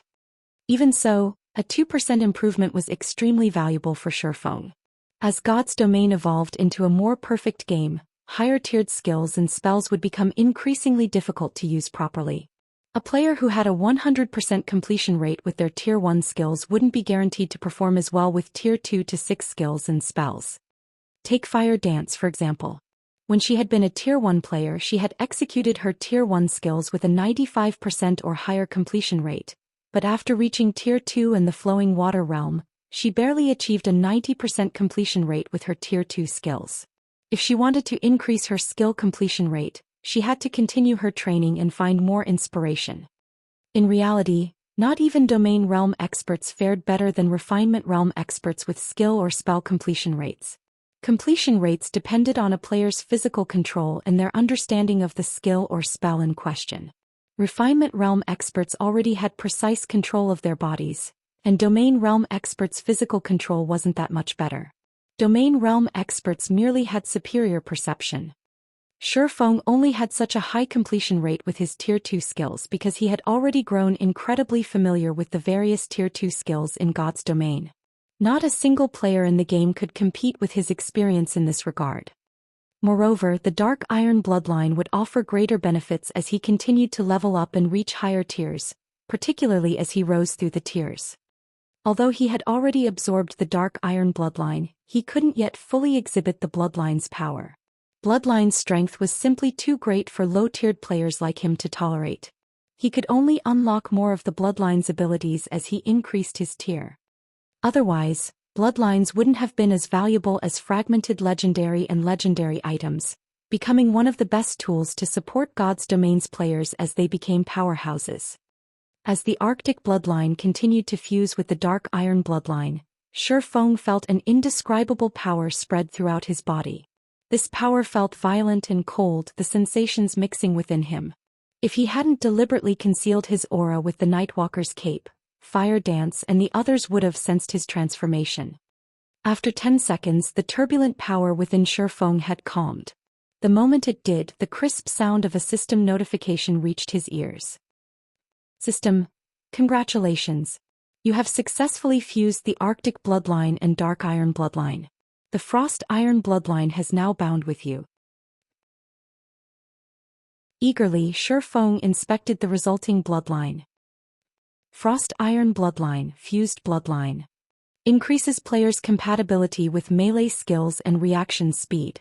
Mainly improves strength, followed by agility, endurance, vitality, and intelligence. Can absorb bloodline power to evolve once. The more bloodline power absorbed, the greater the evolution's effects will be. Can absorb up to 100 bloodline power. Currently absorbed bloodline power, 0 points. So this is a fused bloodline. As he inspected the Frost Iron bloodline's attributes, Zhou Xian couldn't believe his eyes. He had assumed the fusion would only improve the Dark Iron bloodline's inherent attributes, not birth an entirely new ability. The Frost Iron bloodline could practically rival advanced bloodline Isle. The only real difference was the increased basic attributes. Fortunately, the missing basic attributes weren't that important to Zhou Xian. He valued the bloodline's ability far more. Especially the Frost Iron bloodline's new ability. Increased reaction speed would be significantly help happy face players. The improved reaction speed would be especially useful when fighting monsters. Unlike players, monsters' reaction speed continued to increase with their levels, which was why higher-leveled monsters were so difficult to deal with. Normally, the only way players could improve their reaction speed was by increasing their basic attributes and physique, but the resulting improvement would be minor. Meanwhile, weapons and equipment that increased reaction speed directly were painfully difficult to acquire. Now that the Frost Iron bloodline could do just that, it was easily more valuable than the advanced bloodlines players could buy from the Divine Shrine. Amazing. Truly amazing. With this boost, my reaction speed is just as fast as true Tier 3 classes. Zhou Xian was ecstatic when he sensed the change to his reaction speed. The Tier 3 promotion quest was far more difficult to complete than the Tier 2 version, and players' results would largely influence their future development. Zhou Xian had hoped to obtain an advanced bloodline before Tier 3 promotion quest to increase his chances of securing a good result. After all, his Blade Saint class was one of God's Domain's 10 Great Saint legacies, and his promotion quest would be considerably more challenging than other classes. Now that he had the Frost Iron bloodline, he was far more confident of clearing his Tier 3 promotion quest. If this bloodline is so powerful after the fusion, just how powerful will it become after evolving with 100 points of bloodline power? Anticipation overwhelmed Zhou Xian as he read the bloodline's attribute panel again. To obtain bloodline power, players had to extract it from bloodline creatures or archaic species. Unfortunately, the former were incredibly rare in God's domain. It seems I'll have to find some time to explore the Thunder God's secret land. After giving the matter some thought, Zhou Xian decided that hunting in the Thunder God's secret land would be the most reliable way to collect bloodline power. Although he knew where to find a few low-level bloodline creatures, the main god system wouldn't give him any chance to exploit such a loophole. His chances of extracting bloodline power from low-level bloodline creatures would be abysmal. To increase his chances, he had to hunt bloodline creatures in the Thunder God's secret land. Unfortunately, it wasn't easy to gain access to the secret land. He would need an entry pass, and entering the secret land by himself wouldn't be efficient. He'd need to obtain enough entry passes for a group of players. As a result, Shi Feng decided to prioritize Zero Wing's development in the Sea of Death. However, he hadn't come to that decision simply because he wanted entry passes to the Thunder God's secret land. After level 100, the various major powers would turn their attention to the sea due to its many available resources, and if Zero Wing wanted a cut of that pie, it would have to secure a foothold in the Sea of Death as soon as possible. Thinking up to this point, Shi Feng's gaze drifted toward he Bronze shop promotion order in his bag, his desire to upgrade the Wanderer's shop as soon as possible growing.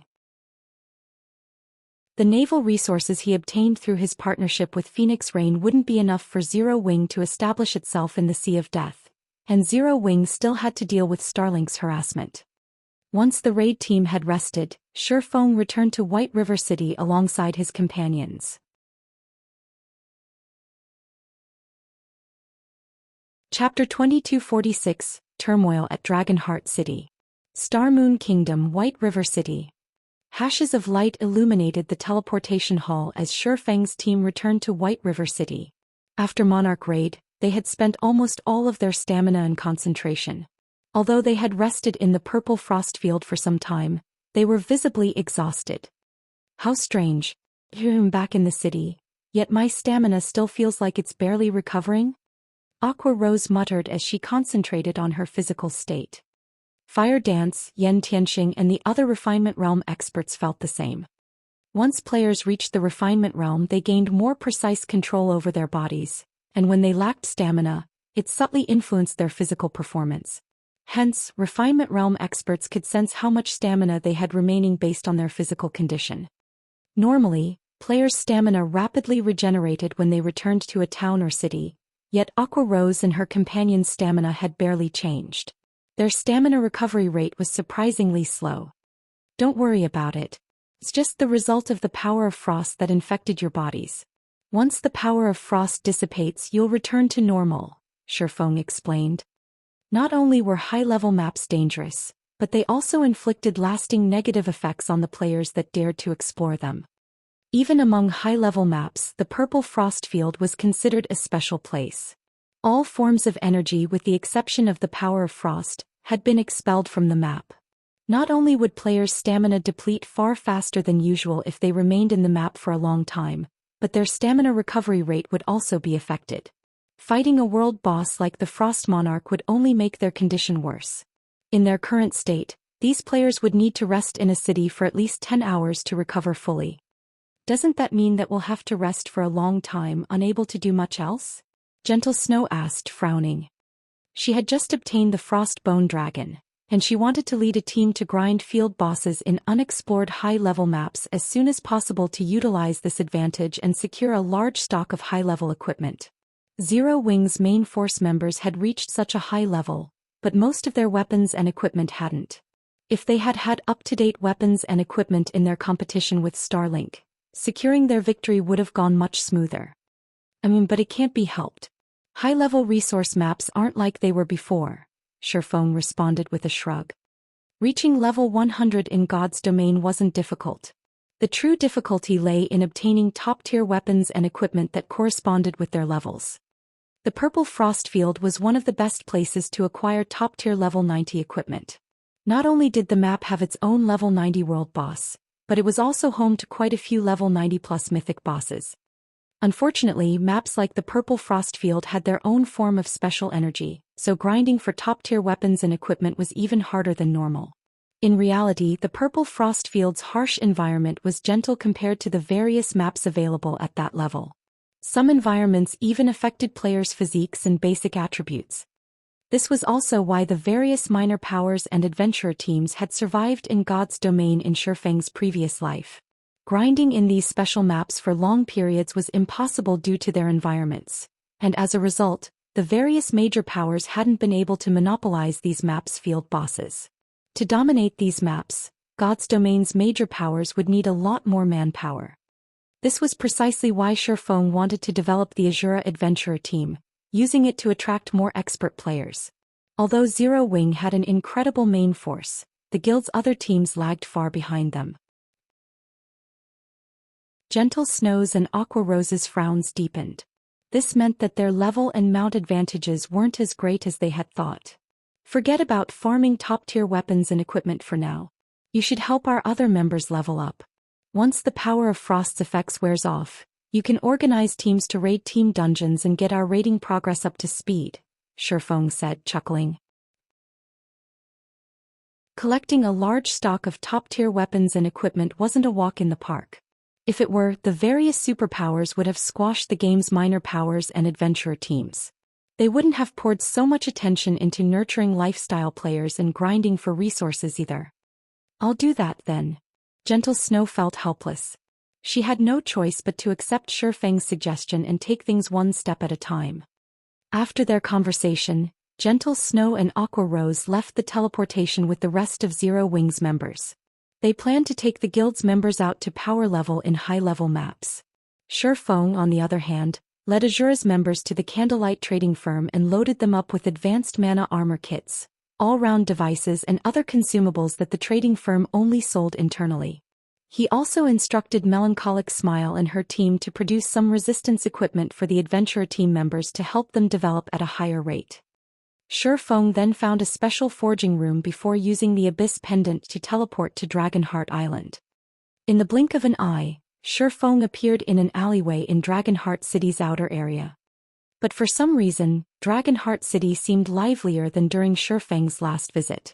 Hardly any players had spent their time in the city's outer area before, but now he noticed a large number of players in this area of the city.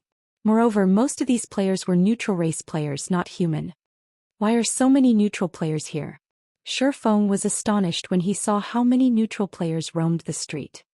These neutral players were very high-leveled, with most of them at level 76 or higher. There were even quite a few level 78 players. Mainstream players had just reached level 72 and 73 at this stage of the game, so these neutral players' levels were surprising. Even most large guilds' peak experts had only just reached this level. Meanwhile, Dragonheart City was located in the Sea of Death's inner region, and the closest neutral city was very far away. There should only be a small number of neutral players that would bother traveling this far. Neutral experts weren't the only players in the city right now. There were also large crowds of experts from the various major powers and many from second- and third-rate guilds. As Shifeng observed the passing players, he noticed a familiar group. It was none other than Thoughtful Rain and Blue Bamboo, who loved to vanish from the guild, and they seemed to be in the company of Melody and a few other Ninth Heaven members.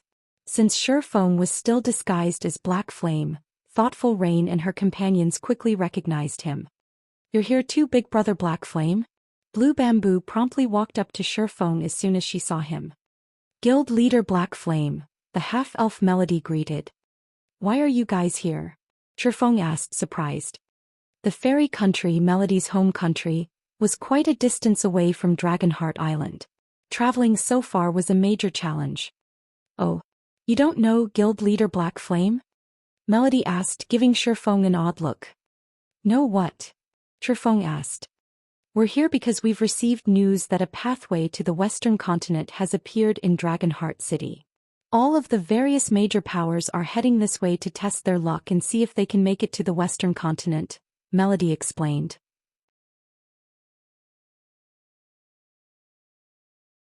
Chapter 2247, Wanderer's Shop promoted.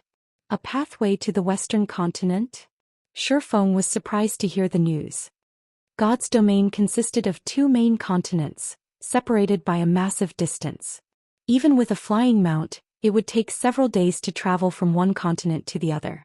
To make matters worse, one would encounter many level 180 and 200+ sea monsters and flying monsters.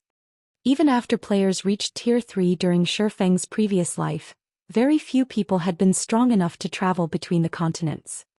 Normally, players would have to rely on teleportation arrays or special paths that had survived since ancient times. Take Starlink for example. The guild must have secured a teleportation array that only it alone knew of. However, Shifeng had never heard of a path leading to the Western continent in Dragonheart City during his previous life.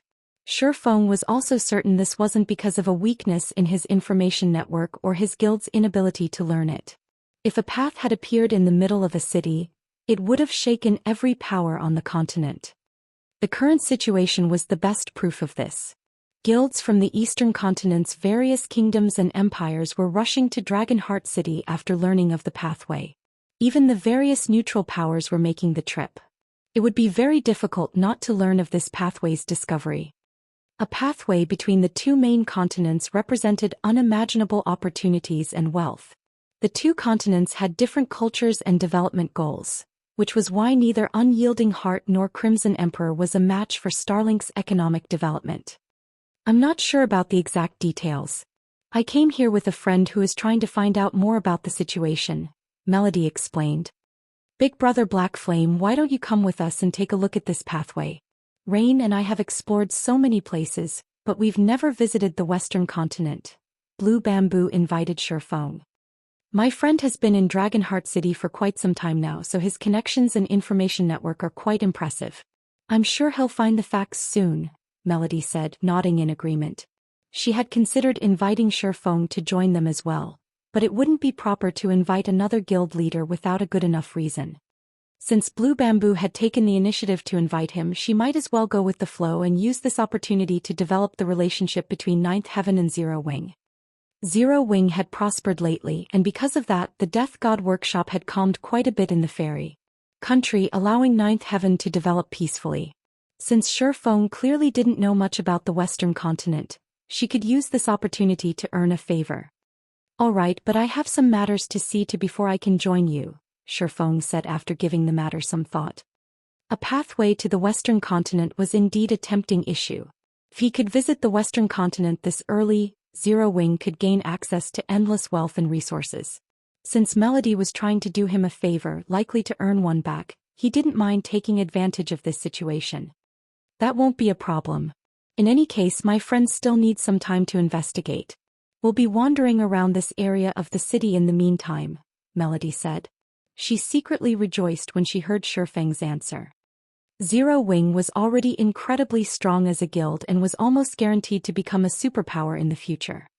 If Ninth Heaven could secure a close relationship with the guild now, Ninth Heaven would only benefit later. Once Shifeng and the others agreed on where to meet later, he hurried toward the Wanderer's shop. Due to news of the pathway, the street the Wanderer's shop occupied, which had been deserted during Shifeng's last visit, was crowded with players. Everyone was here to learn more about this mysterious path to the Western continent. Although I'm surprised that someone has discovered the pathway, it has saved me a lot of trouble in luring customers to the shop. With a quick glance, Shifeng realized that most of the players on the street were experts. These expert players were either from guilds or well-known adventurer teams. Naturally, they'd have stronger information networks than ordinary experts. Shifeng had been worried about how to lure in customers after upgrading the Wanderer's shop. Without enough customers, he wouldn't be able to sell the black market teleportation slots for a good price, but it seemed that he no longer had to worry about that. He immediately headed into his Wanderer's shop. The Wanderer's shop had a total of 3 floors and the building itself was quite old. The items it currently sold were of little value as well. Not even ordinary players would be interested in these items, much less expert players. The only customers currently in the shop were NPCs, and when Shifeng checked the daily transaction volume, it was pitifully low. System: Bronze Shop Promotion Order detected. Do you wish to upgrade the Wanderer's shop? Upgrade. Shifeng chose to upgrade the shop without hesitation. The bronze shop promotion order sitting in Shifeng's bag transformed into particles of light and disappeared. As it did, the shop itself began to change. The changes were not visible from outside the shop, but internally the Wanderer's shop underwent a metamorphosis. Although the shop's first floor still looked old and tattered, the system replaced the old, garbage items. Now the shelves held magic tools that could even tempt expert players, including Tier 2 magic scrolls. Among the various new items, one stood out to Shifeng, surprising him. The Spirit Stone. The Spirit Stone was a special type of gemstone, a consumable. It was incredibly rare, and when equipped, it would improve players' mana perception. The improved mana perception would be useless to physical class players, but to magical class players, the Spirit Stone was a priceless treasure. Their mana perception directly affected their spell completion rates. Unlike skills, casting a spell didn't rely on physical movement.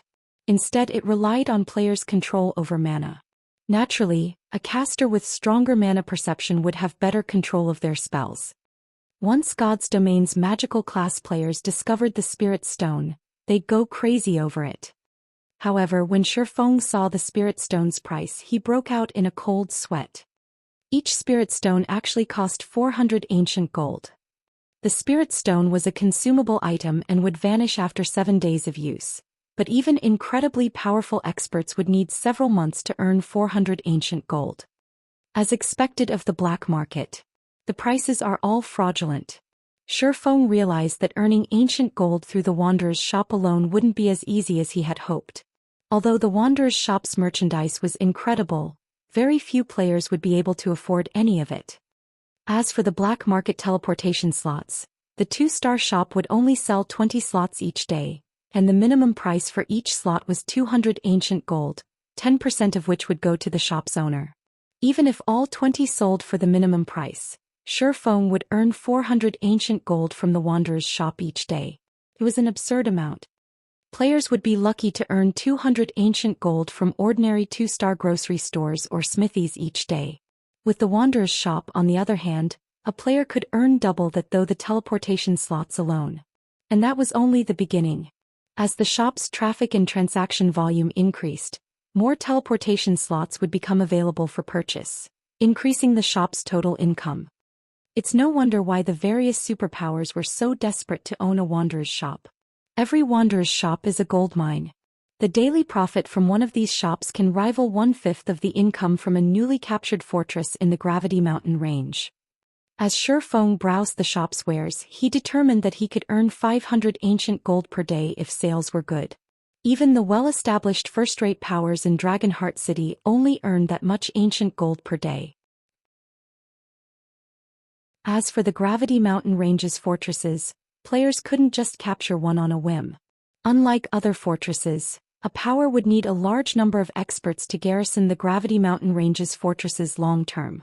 Swarms of monsters would attack the fortresses every day, and the amount of manpower needed to run a fortress was no trivial matter. Not even ordinary superpowers would have the necessary strength to secure and profit from one of these fortresses. In comparison, the Wanderer's shop could generate 1/5 of a newly captured fortress's income without any risk. System: the Wanderer's shop has been upgraded. Do you wish to open it to the public?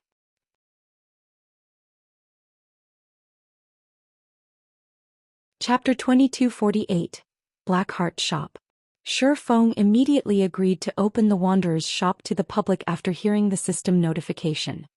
Although it was possible to hire more NPC staff and renovate the shop after the upgrade to 2-star status to lure in more customers, Shifeng did not have the money to do so.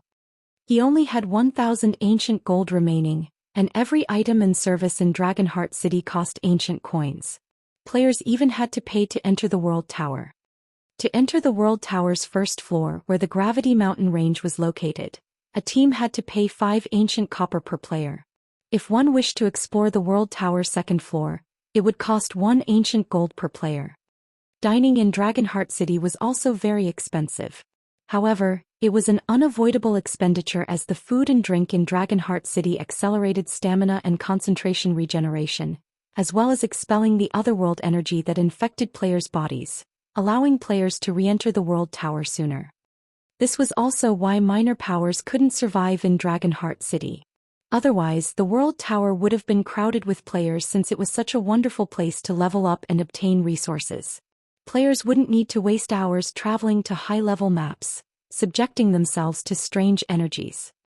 Shifeng planned to bring Zero Wings members to develop in Dragonheart City in the near future, so he couldn't afford to waste money. Most importantly, he needed to pay 3,000 ancient gold once every 10 days to maintain the Wanderer's shop. It was best that the shop started conducting business as soon as possible. Shortly after the Wanderer's shop opened to the public, an NPC entered the shop to sell his item. Surprisingly enough, the NPC was selling a Tier 2 skill book.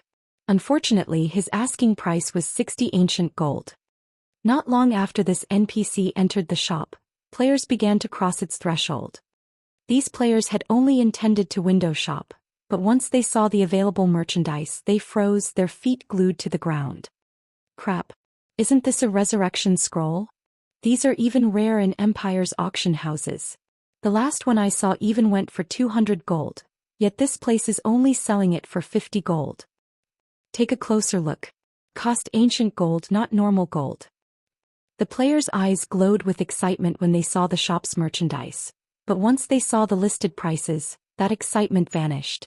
Well-known adventurer team experts like themselves could save up 50 gold, but even if they sold everything they had on them, they still wouldn't have 50 ancient gold. Yet, every item in the Wanderer's shop cost ancient gold. When Shifeng heard this group curse the Wanderer's shop for its black heart prices, he couldn't help but shake his head and chuckle. He had felt the same in the past. Despite being the guild leader of a second-rate guild, the Wanderer's shop's goods had been too expensive for him. Needless to say, adventurer team members wouldn't fare any better. Shifeng then left the shop and hurried toward the agreed-upon meeting place to meet up with Melody and the others. Since the Wanderer's shop was now open for business, it would only be a matter of time before the various major powers in the city discovered it. He would not have to worry about the black market teleportation slots selling. He had also left 500 ancient gold with the shop and instructed its NPC staff to purchase epic materials. He decided to refuse NPC's other items since he couldn't afford them at the moment.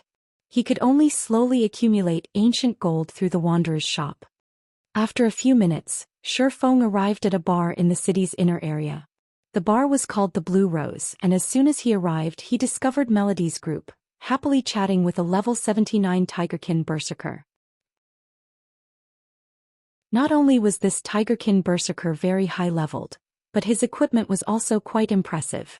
The Berserker currently wore the Raging Punishment set, a level 75 fine gold set equipment. His two-handed axe also gave off the glow effect unique to epic items. The wild and powerful aura he radiated was even powerful enough to deter first-rate guild's peak experts. Moreover, Shifeng could tell he was a refinement realm expert by the Tigerkin's movements. The Tigerkin Berserker's strength was even stronger than Melody. Big brother Black Flame, have you settled your affairs? Blue Bamboo asked when she saw Shifeng enter the bar. They're done.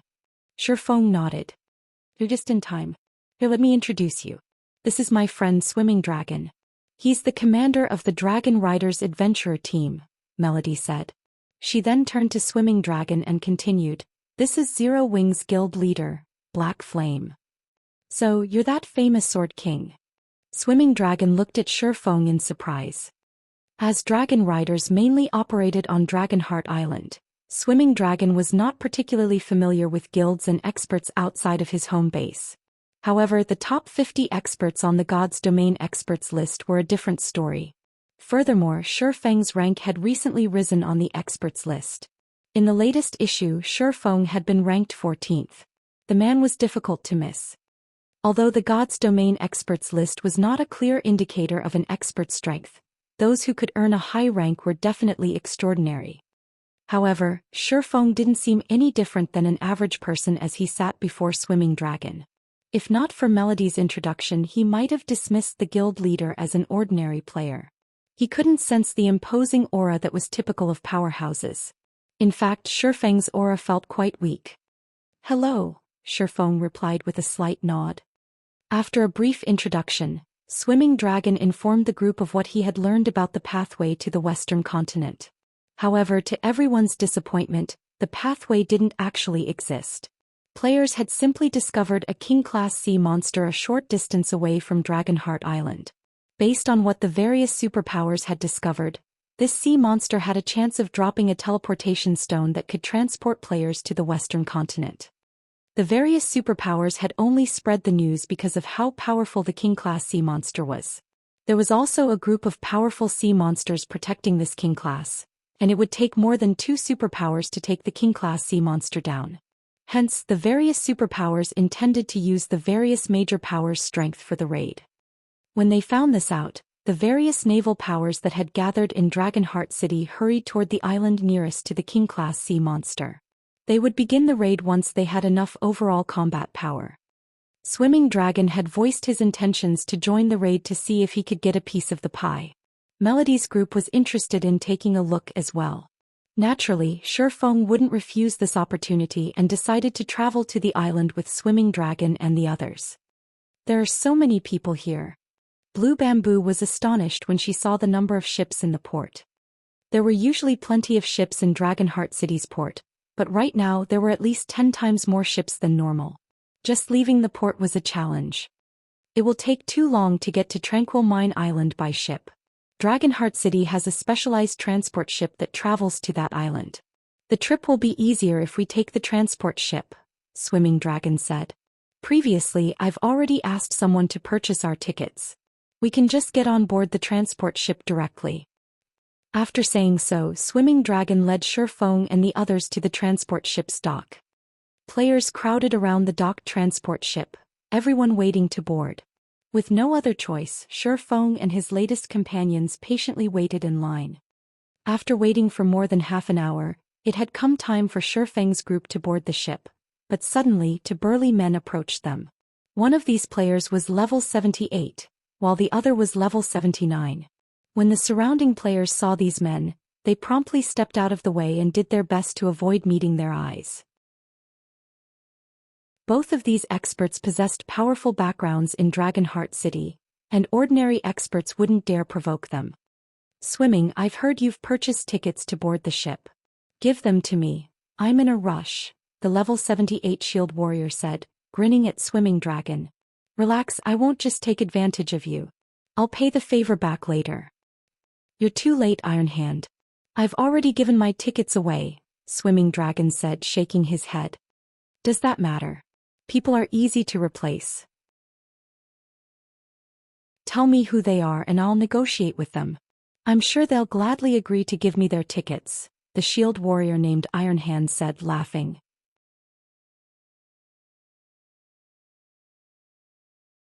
Chapter 2249, Stormy Situation. Swimming Dragon's expression darkened at Iron Hand's words. Stop messing around, Iron Hand. The Dragon Riders Adventurer team is working under Heaven's Blade. Swimming Dragon warned. The shield warrior, Iron Hand, was nobody of significance. Like Swimming Dragon, Iron Hand was only a refinement realm expert. However, the Nine Snakes Adventurer team stood behind the man. Plenty of powers operated on Dragonheart Island, and the various adventurer teams ruled over a significant portion. Naturally, the island's top 10 adventurer teams led the way. These 10 adventurer teams were extremely powerful and had support from various corporations. They walked the path of the elite and had a large number of capable experts. In terms of strength, these top 10 adventurer teams were even stronger than the various first-rate guilds on Dragonheart Island. Meanwhile, Nine Snakes was one of the top 10 adventurer teams. Due to Nine Snakes' position on Dragonheart Island, the adventurer team's members were particularly arrogant. Unfortunately, very few players and powers had the strength to put Nine Snakes in its place. As a result, most of the adventurer teams and independent players on Dragonheart Island tried to avoid Nine Snakes members as much as possible. The Sea of Death situation wasn't like that of the main continent. Not only was the competition here extremely intense, but the consequences for dying were also more severe. On land, players would only lose a piece of equipment and a level if they were killed. Out at sea, however, one would lose a ship. These ships were the key to naval players' survival. Without a ship, naval players' development would stagnate. Of course, as Dragon Riders was a well-known adventurer team as well, it had caught the eye of many powerful adventurer teams. As a result, Dragon Riders could ally itself with one of these adventurer teams for protection. The adventurer team Dragon Riders had chosen to ally with was none other than the Heaven's Blade adventurer team. Like Nine Snakes, Heaven's Blade was also one of the top 10 adventurer teams on Dragonheart Island. You think Heaven's Blade is that awesome? Do you know who this expert beside me is? Iron Hand asked, sneering. This is the War Blood adventurer team's newly promoted team leader, Snowy Afterglow. He's that genius from War Blood? Swimming Dragon's expression turned serious as he looked at the slightly arrogant-looking level 79 berserker youth beside Iron Hand. Practically every adventurer team on Dragonheart Island knew the name Snowy Afterglow. The man had become one of War-Blood Adventurer Team's team leaders despite being only 22 years old. War-Blood was the third-ranked adventurer team on Dragonheart Island, and overall, it was even stronger than Nine Snakes and Heaven's Blade. In fact, the two adventurer teams combined might not be a match for War-Blood. It was no exaggeration to say that War-Blood was half as strong as a superpower. Of course, one had to be a peak expert to become one of its team leaders. That's right, and we're in a hurry. We don't have time to waste with you, Iron Hand snapped, annoyed. His gaze then shifted to Shifeng and the others before he said, I've never seen you before. You guys must be Swimming Dragon's friends, right? Underfill, get straight to the point. Give me 2 of your tickets. If anyone tries to give you a hard time on Dragonheart Island, you can give them our names. After all was said and done, Swimming Dragon commanded Dragon Riders, one of Heaven's Blade's subordinate adventurer teams, so Iron Hand couldn't take his ticket from him. However, he shouldn't have any problems taking one of his companions' tickets. When the nearby players heard Iron Hand's demand, they gave Shifeng's group envious looks. Earning Iron Hand's favor was worth the price of a ticket, not to mention snow afterglows.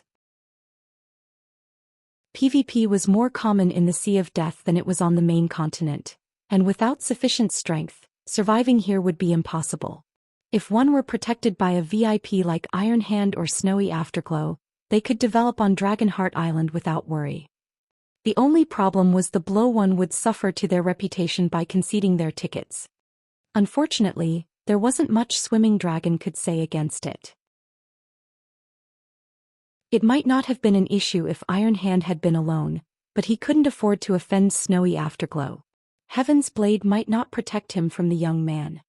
However, Melody and the others were his friends and he couldn't let someone bully them out of their tickets.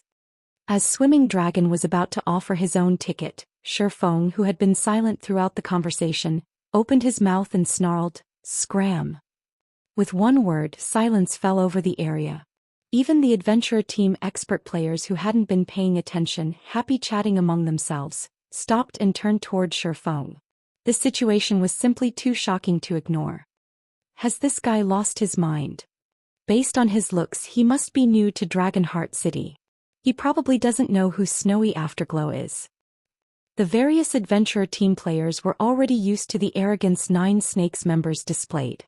Moreover, Nine Snakes' influence on Dragonheart Island had been growing stronger recently. Anyone with more than half a brain would avoid picking a fight over such a small issue. And yet, someone had actually dared to provoke a Nine Snakes member. This was the first time anything like this had occurred on Dragonheart Island. Furthermore, Iron Hand was accompanied by one of War-Blood's newest team leaders. By disrespecting both Iron Hand and Snowy Afterglow, Shifeng had practically sacrificed his development on Dragonheart Island and in the Sea of Death.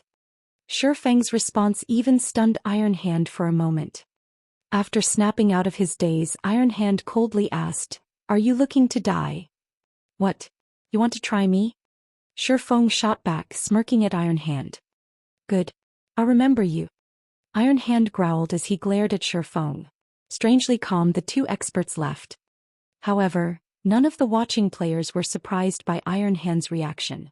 They were still in Dragonheart City, and anyone that tried to assault another player was simply suicidal. Not even the War-Blood Adventurer team would dare attack another player inside the city. There wasn't a single power in the game that could contend with the NPC soldiers that patrolled this city. That guy is dead for sure. His life in the Sea of Death is likely over now. Not even Swimming Dragon can protect him. Regardless, it was awesome to see Iron Hand so pissed. Many of the expert players on the docks flashed Shifeng pitying looks. There would now be bad blood between Shifeng and the Nine Snakes adventurer team, and Nine Snakes members were well known for seeking vengeance for the smallest insult. Iron Hand definitely wouldn't let this matter rest. While the crowd quietly discussed the disruption, Shifeng's group boarded the transport ship without any more interruptions. They then made their way toward Tranquil Mine Island. As this was the first time they had boarded a transport ship, Blue Bamboo and Thoughtful Rain were surprised by the ship's size. The transport ship was almost as large as a destroyer in the real world, with a total of 4 floors. It was considerably larger than God's Domain sailboats. There were even break rooms on the ship, which would accelerate players' stamina and concentration recovery.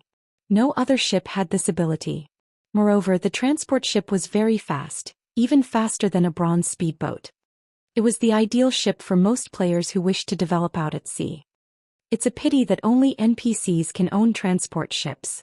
If players like us could own one, we wouldn't have to worry about our development at sea, thoughtful Rain said.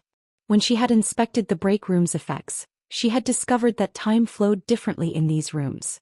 The time in the break rooms passed as quickly as it did in the real world, which meant that the travel time players experienced would be halved while they rested. They wouldn't have to be bored or irritated that the journey took so long. Transport ships, huh? When Shifeng heard Thoughtful Rain's comment, he remembered a shipyard in Dragonheart City. It was a large shipyard that was capable of producing a unique transport ship. Although that ship wouldn't be as powerful as the transport ship they currently rode, it had a transport ship's basic functions. Back when player-owned transport ships had emerged in the past, it had caused quite a commotion among the various naval powers.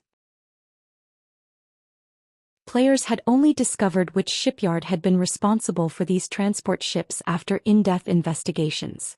However, a superpower had long since purchased the large shipyard in question by then. Players had only started developing on Dragonheart Island, and the shipyards here were still extremely expensive. Even the cheapest shipyard cost 80,000 ancient gold, a price only superpowers could afford. However, the various superpowers were busy contesting over Dragonheart City's shops.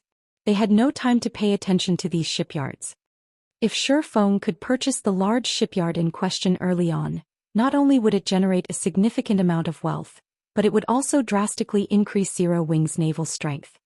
While Shifeng pondered over how to earn a large sum of ancient gold as quickly as possible, Swimming Dragon approached with a worried expression. Guild leader Black Flame, 9 Snakes, the adventurer team Iron Hand that belongs to, is one of the local tyrants on Dragonheart Island. I don't think we should participate in the joint sea monster raid near Tranquil Mine Island. 9 Snakes will definitely try to pull something to punish us, Swimming Dragon said. Although Swimming Dragon knew that Shifeng was very powerful, they were in the Sea of Death. The rules here were drastically different than those on land. Otherwise, the various adventurer teams wouldn't have been able to secure territory on Dragonheart Island despite so many superpowers present. Relax. I know what I'm doing, Shifeng said, chuckling. He did not bother to explain further. Swimming Dragon sighed inwardly. He thought that Shifeng was acting a little too full of himself. He simply didn't know how powerful naval adventurer teams were. After a little over 2 hours, the transport ship finally docked on Tranquil Mine Island. A thick layer of dark fog enveloped Tranquil Mine Island, and other than the port, a ghostly atmosphere devoured the island. Once players set foot on the island, they'd succumb to a chill and their reaction speeds would significantly decrease. Players could even freeze to death if they lingered for too long on the island. This was practically an island of death. However, the port was full of bronze and mysterious iron speedboats. There were even a few sailboats here. The scene was even grander than in Dragonheart City's port. Shortly after the transport ship docked and just as Shifeng and the others were about to step onto the wooden platform, they discovered a group of players before the transport ship. Every one of these players emitted a dense killing intent, and a few of them had already reached level 80. Even an expert like Swimming Dragon was afraid as he felt these players' dangerous auras washed over him. Meanwhile, 2 familiar figures led this group of experts, and they were none other than Iron Hand and Snowy Afterglow. Brat, you were quite bold earlier. Would you dare repeat yourself now? Iron Hand demanded, sneering at Shifeng.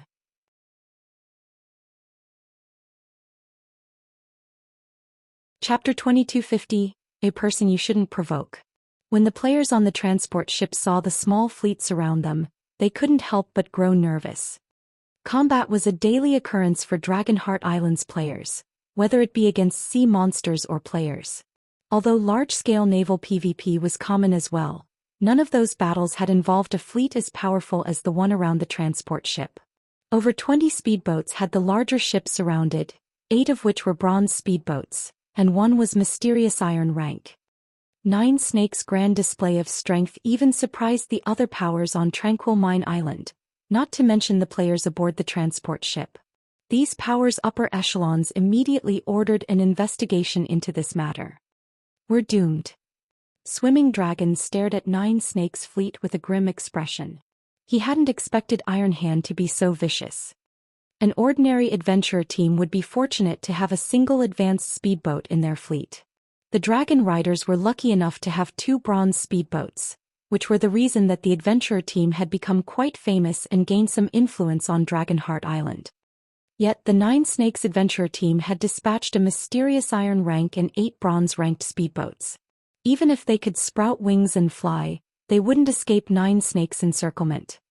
Unlike on land, there wasn't anywhere players could flee to at sea, especially when they were surrounded by a powerful enemy. Even if they had a bronze speedboat on their side, escape would be impossible. Are we in trouble, Big Brother Dragon? Blue Bamboo asked curiously. Since she was not familiar with naval players' ways, she didn't understand why everyone seemed so nervous about the few speedboats around them. Trouble is an understatement, Swimming Dragon replied, gesturing to an elementalist aboard Nine Snakes' mysterious iron speedboat with a bitter smile. This elementalist was clad in pitch-black robes and wore a silver mask. If we only had to face Iron Hand, I could find a way out of this, but that is Nine Snakes' vice commander, Undefeated Star. He used to be the Nine Star family's vice guild leader, but he left the super first-rate guild a few years ago for some unknown reason and joined Nine Snakes. He is also one of the few naval legacy holders in the Sea of Death. Countless seafaring players dreamed of obtaining a naval legacy. Naval legacies might not be of much help or any to players on land, but they could help a seafaring player become an overlord on the open water. Picking a fight with a naval legacy holder at sea was suicidal. After listening to Swimming Dragon's explanation, the other players on the transport ship turned to Shifeng. Sure enough, the Nine Snakes adventurer team really shouldn't be provoked. That guy might have enjoyed a moment of glory, but now he'll pay for it. I hadn't thought that Nine Snakes would respond so ruthlessly. Even Undefeated Star is here. Friend, Undefeated Star is vicious. It's best if you apologize. Otherwise they might hunt you down and kill you back to level 0. I've heard that Undefeated Star has a special tool that can double the death penalty, and Nine Snakes has quite a few expert trackers. Another adventurer team's commander had provoked Undefeated Star not that long ago and lost over 10 levels as a result. That commander had no choice but to lead his adventurer team away from the Sea of Death. Many of the players on the transport ship pitied Shifeng. If he hadn't acted so rashly earlier, he wouldn't be in this situation. Some kind-hearted players even offered him advice. Being able to mingle on Dragonheart Island was already proof of one's strength, and everyone present knew how difficult it was to reach this point in the game. Losing 10 levels would be more than enough to despair over, not to mention dying back to level 0. Punk, if you accept your death and obediently hand over all of your equipment, we might consider letting the insults slide. Iron Hand shouted. It's only a ship ticket, Iron Hand. Do you really have to make such a fuss over this? Swimming Dragon pleaded through gritted teeth, stepping forward. Will you let me apologize for my friend? Why would I want an apology? Iron Hand snapped, disgusted. I had to mobilize Nine Snakes' mysterious iron speedboat just to get to Tranquil Mine Island. Do you really think an apology can make up for that? I know you're a righteous person, Swimming Dragon, but your friend has disrespected our adventurer team. Do you think we can let him get away with that without paying a price? Undefeated Star asked Swimming Dragon before shifting his gaze toward Shifeng. What do you want? Shifeng asked. Neil, apologize to my friend and offer 1,000 ancient gold as compensation. Do that and we'll consider this matter settled, Undefeated Star said as he gestured to Snowy Afterglow, who stood beside him. 1,000 ancient gold. Nine Snakes really is ruthless. An ordinary adventurer team on Dragonheart Island would be lucky to have a few dozen ancient gold. I'm not sure even well-known adventurer teams can fork out 1,000 ancient gold. Many of the spectating players gasped when they heard Undefeated Star's demands. Every player on Dragonheart Island knew how difficult it was to acquire ancient gold coins, yet Undefeated Star demanded 1,000 ancient gold as compensation, in addition to an apology. Undefeated Star was practically shoving Shifeng toward his doom. Isn't this going a little too far, Vice Commander Star? My Dragon Riders adventurer team is working under Heaven's Blade. I hope that you will consider taking a step back out of respect for Heaven's Blade. Swimming Dragon tried to reason with the man again. Swimming Dragon hoped that he could convince Undefeated Star to back off by dropping Heaven's Blade's name. Heaven's Blade was the 5th-ranked adventurer team on Dragonheart Island, a rank higher than 9 Snakes. If Heaven's Blade found out that 9 Snakes refused to show respect, the larger adventurer team would take action. You're so brave to negotiate with Brother Star, Swimming Dragon. Not even Heaven's Blade's vice-commanders would dare to speak to him that way. Iron Hand said, sneering at Swimming Dragon. Of course, if Commander Zvi were here, it might be a different story. Heaven's Blade had 4 vice-commanders, but none of them was a match for Undefeated Star. Only Zvi, Heaven's Blade's commander, could suppress him. Swimming Dragon couldn't think of a response. He simply wasn't important enough to ask for help from Heaven's Blade's vice-commanders, much less from Commander Zvi. Since 9 Snakes Undefeated Star has spoken, that guy can only pay his due. I know some people are strong enough to save him, but those powerhouses don't just show up to help anyone. None of the spectators found anything wrong with Iron Hand's statement. It was true that Swimming Dragon didn't qualify to negotiate with Undefeated Star. In fact, if Undefeated Star was in a foul mood, he might decide to take out Swimming Dragon along with Shifeng. I don't know who you are, punk, but you should be careful of who you provoke in the Sea of Death, Iron Hand said, smirking at Shifeng. Well, hurry up and apologize to Brother Afterglow. The moment Iron Hand finished speaking, a blue sword light shot toward him. Instinctively he tried to defend himself, but the attack had been too fast. The sword light had sliced through him, devouring all of his HP. Iron Hand tried to speak, but his vision had already darkened, and his body fell to the deck of the ship. His corpse then transformed into particles of light and left behind a piece of equipment. What incredible attack speed! Shocked by the abrupt attack speed, the watching crowd gasped. Almost as one, they all turned toward the attack's origin. To their surprise, the attacker was none other than Shifeng, the player who had dared to provoke the 9 Snakes adventurer team. Just who are you? Undefeated Star watched Shifeng carefully after Iron Hand's body had vanished. A person you shouldn't provoke, Shifeng said, chuckling as he sheathed Killing Ray and stared back at Undefeated Star.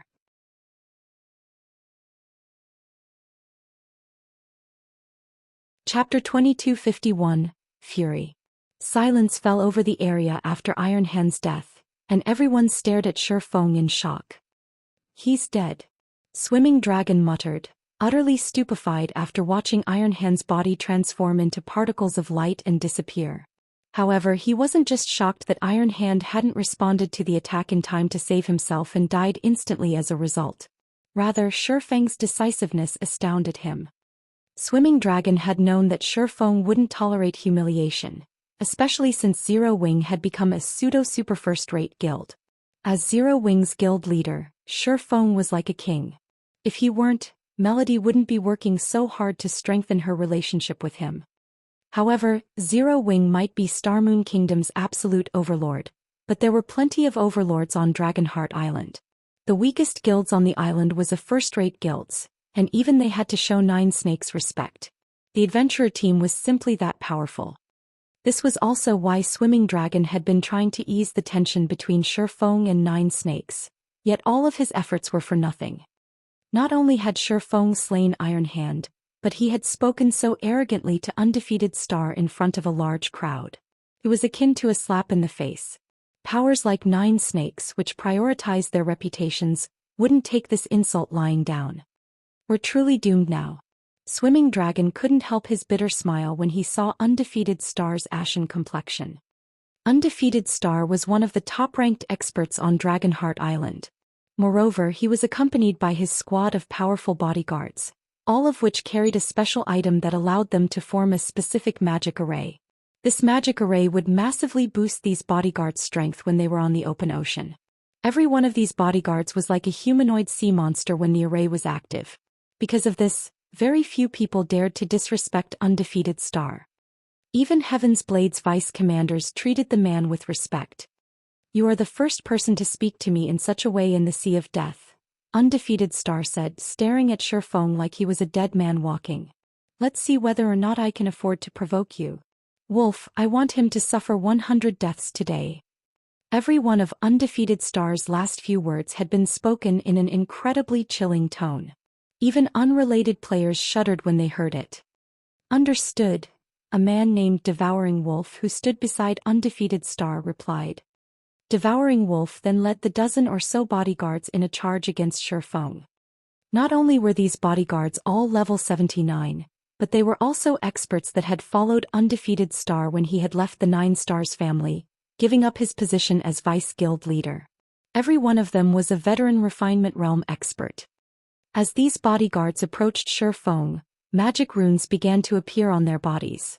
At the same time, a gigantic magic array, covering a 300-yard radius, appeared in the sky above them.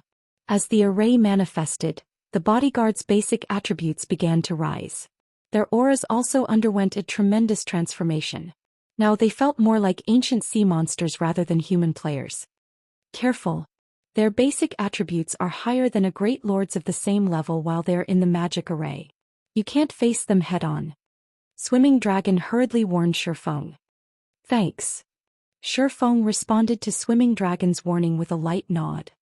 So what if you know about the magic array?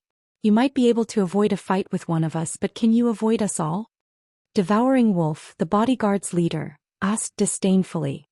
Devouring Wolf swung his battle axe at Shifeng, and the weapon's strength was even high enough to warp space around it.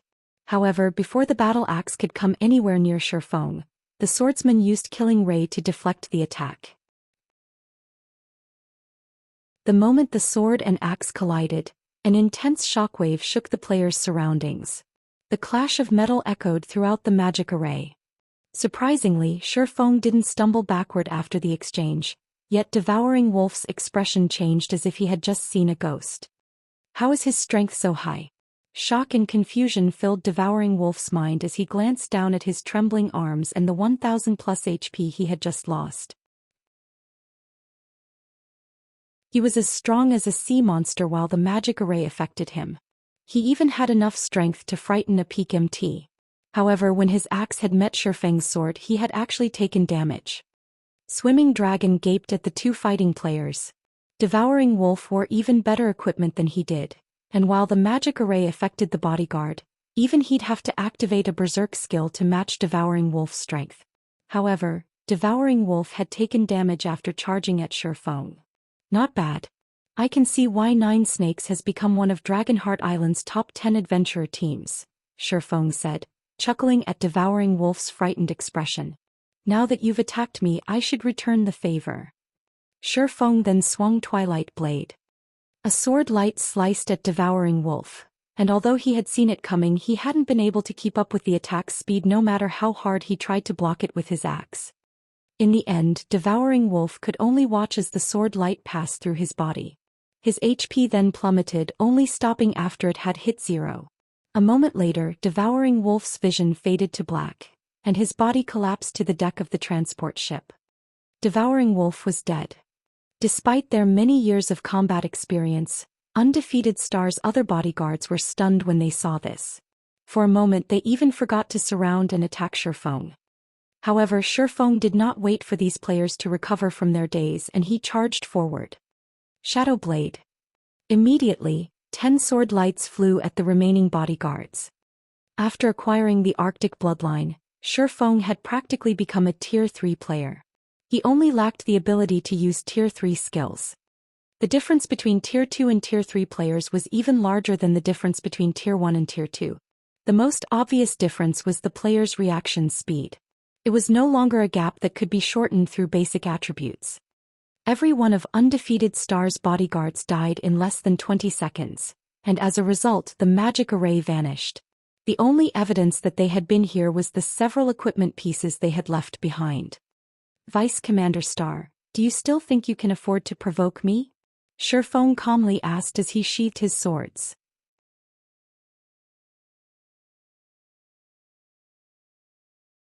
Chapter 2252, Shocking Tranquil Mine Island.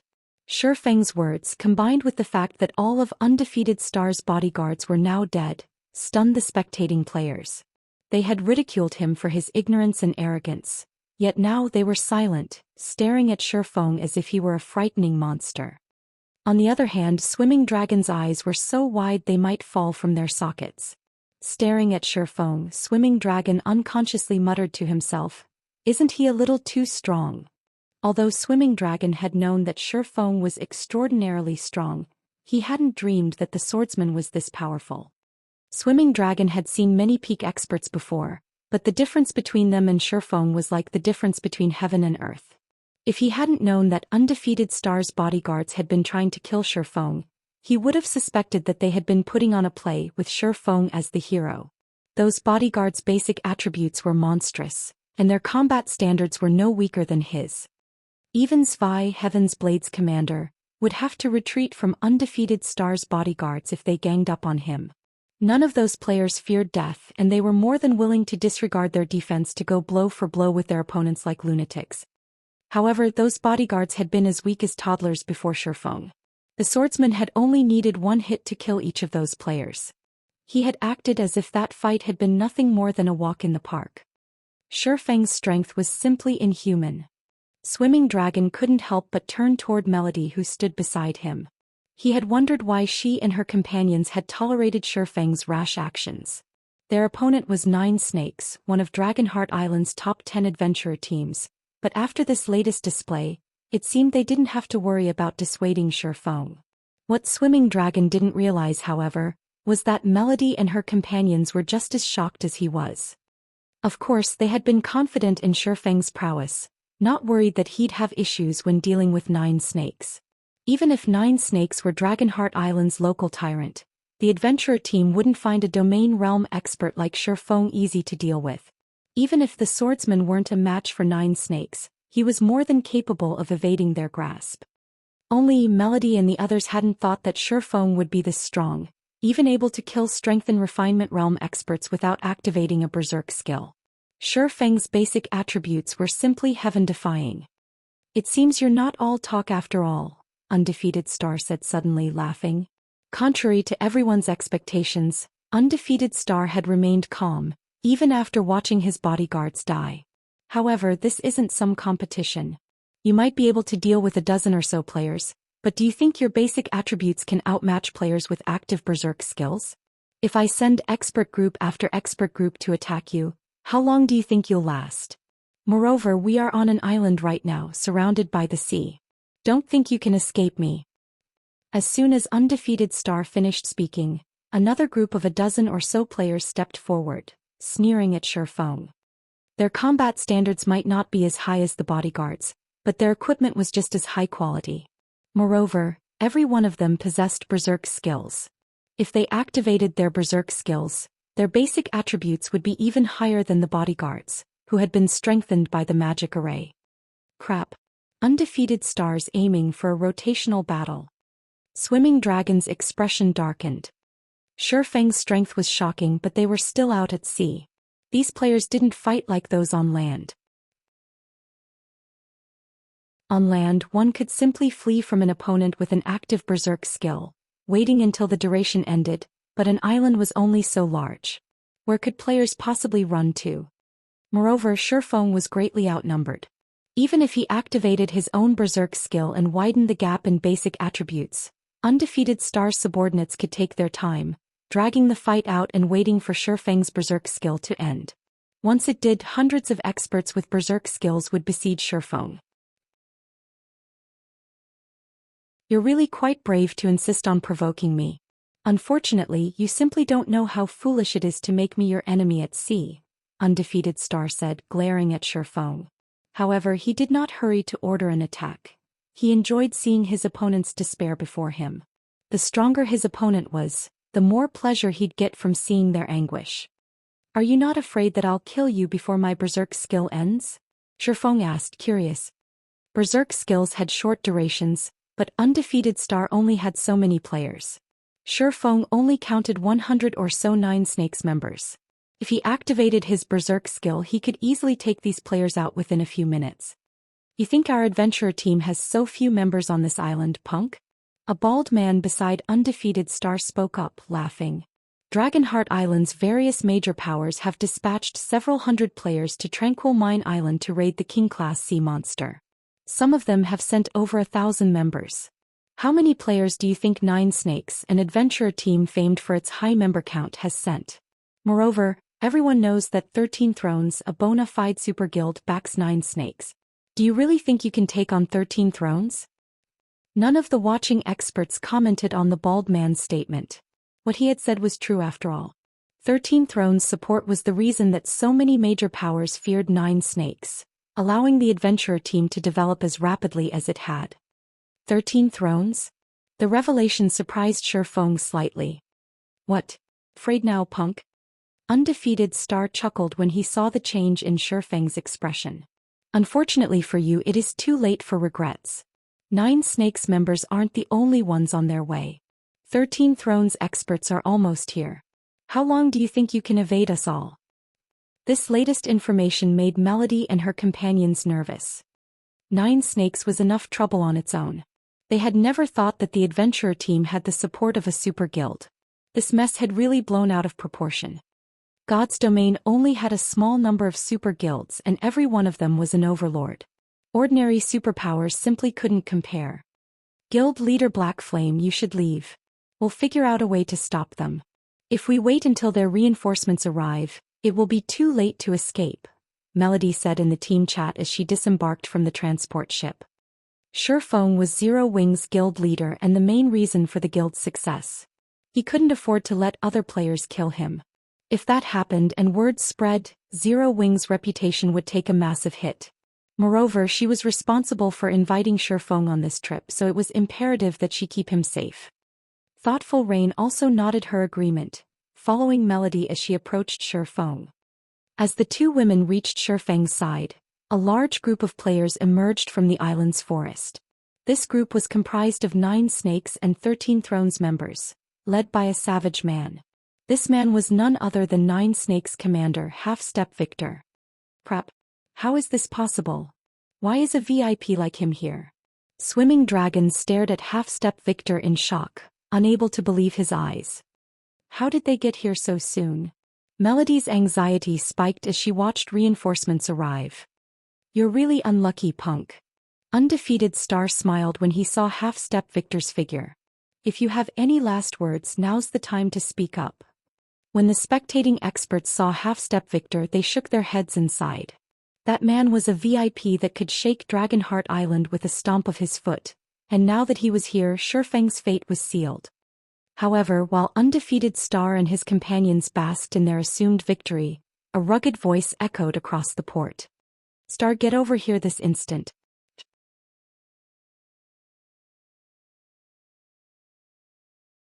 Chapter 2253, Big Shot. Half-Step Victor's arrival alone had surprised the various experts in the port, but when they heard what he had to say upon his arrival, they were utterly dumbfounded. What's going on? As one of the top 10 adventurer teams on Dragonheart Island, 9 Snakes was even stronger than some of the first-rate guilds in the area. It was no exaggeration to say that 9 Snakes was only inferior to Dragonheart Island's superpowers. Half-Step Victor was resoundingly famous on Dragonheart Island for his numerous victories on the battlefield. He had earned the nickname Iron-Blooded Berserker, and was one of the island's publicly acknowledged top 10 berserkers. Plenty of superpowers had focused their attention on Dragonheart Island, and they had countless experts under their command. It was easy to imagine how powerful Half-Step Victor was to rank among the top 10, despite such impressive competition. When such a big shot had arrived, the crowd had immediately assumed that Shi Feng was a dead man. Unexpectedly, however, Half-Step Victor had disregarded Shi Feng, yelling at his own vice commander instead. Based on the man's tone, he clearly wasn't pleased with Undefeated Star's latest behavior. Even 9 Snakes members were stunned. You called for me, Commander? Undefeated Star approached Half-Step Victor, confused. He had no idea what was happening either. Order your men to pull back immediately. Half-Step Victor snarled, glaring at Undefeated Star. But Commander, we haven't taught that punk a lesson yet, Undefeated Star quickly insisted. We invited Snowy Afterglow to further our relationship with Warblood, yet that punk dared to disrespect us in front of him. If we don't deal with this properly. Enough. I will not repeat myself. Half-Step Victor frostily declared. Half-Step Victor commanded great respect, even on Dragonheart Island. Needless to say, his word was law within the Nine Snakes adventurer team. Not even Undefeated Star would dare to defy him. Obediently, Undefeated Star ordered his subordinates to retreat. The spectators on the docks were astonished as they watched Nine Snakes members withdraw. None of them understood what the adventurer team was up to. They're not fighting anymore. What? Is this for real? Nine Snakes members are leaving just like that. Undefeated Star had been adamant about killing Shifeng a moment ago, yet now his subordinates were pulling away from the fight. The watching experts simply couldn't keep up with this situation's development. Even Melody, Swimming Dragon, and their companions were confused. They didn't understand why the adventurer team would retreat so suddenly. While everyone wondered about Nine Snakes' intentions, Half-Step Victor approached Shifeng. Friend, this has all been a misunderstanding. I hope you won't take this matter to heart, Half-Step Victor said with an apologetic look. Here, take this sea barrier stone as compensation for the Nine Snakes adventurer team's mishap. Half-Step Victor then revealed a fist-sized light blue globe and handed it to Shifeng. Right now the man looked nothing like Nine Snakes' peerless commander. Undefeated Star's eyes nearly fell from their sockets as he watched the exchange. He even wondered if the player he was looking at was the same Half-Step Victor he knew. Half-Step Victor was an overlord on Dragonheart Island, standing at the very apex of the island's experts. Even Superpowers Guild leaders treated him with respect, yet now. Melody and Thoughtful Rain, who stood by Shifeng's sides, were at a loss, and Swimming Dragon stared at the swordsman as if he were some unknown god. Melody and Thoughtful Rain's group were new to Dragonheart Island, so they weren't familiar with Half-Step Victor's status and normal behavior. Swimming Dragon, however, was very familiar with what kind of person the commander was. Half-Step Victor was the Demon King of Disasters. He was absolutely ruthless. He wouldn't have been able to tame Nine Snakes' arrogant members, otherwise. He was so ruthless that not even Undefeated Star dared to show any disrespect before him.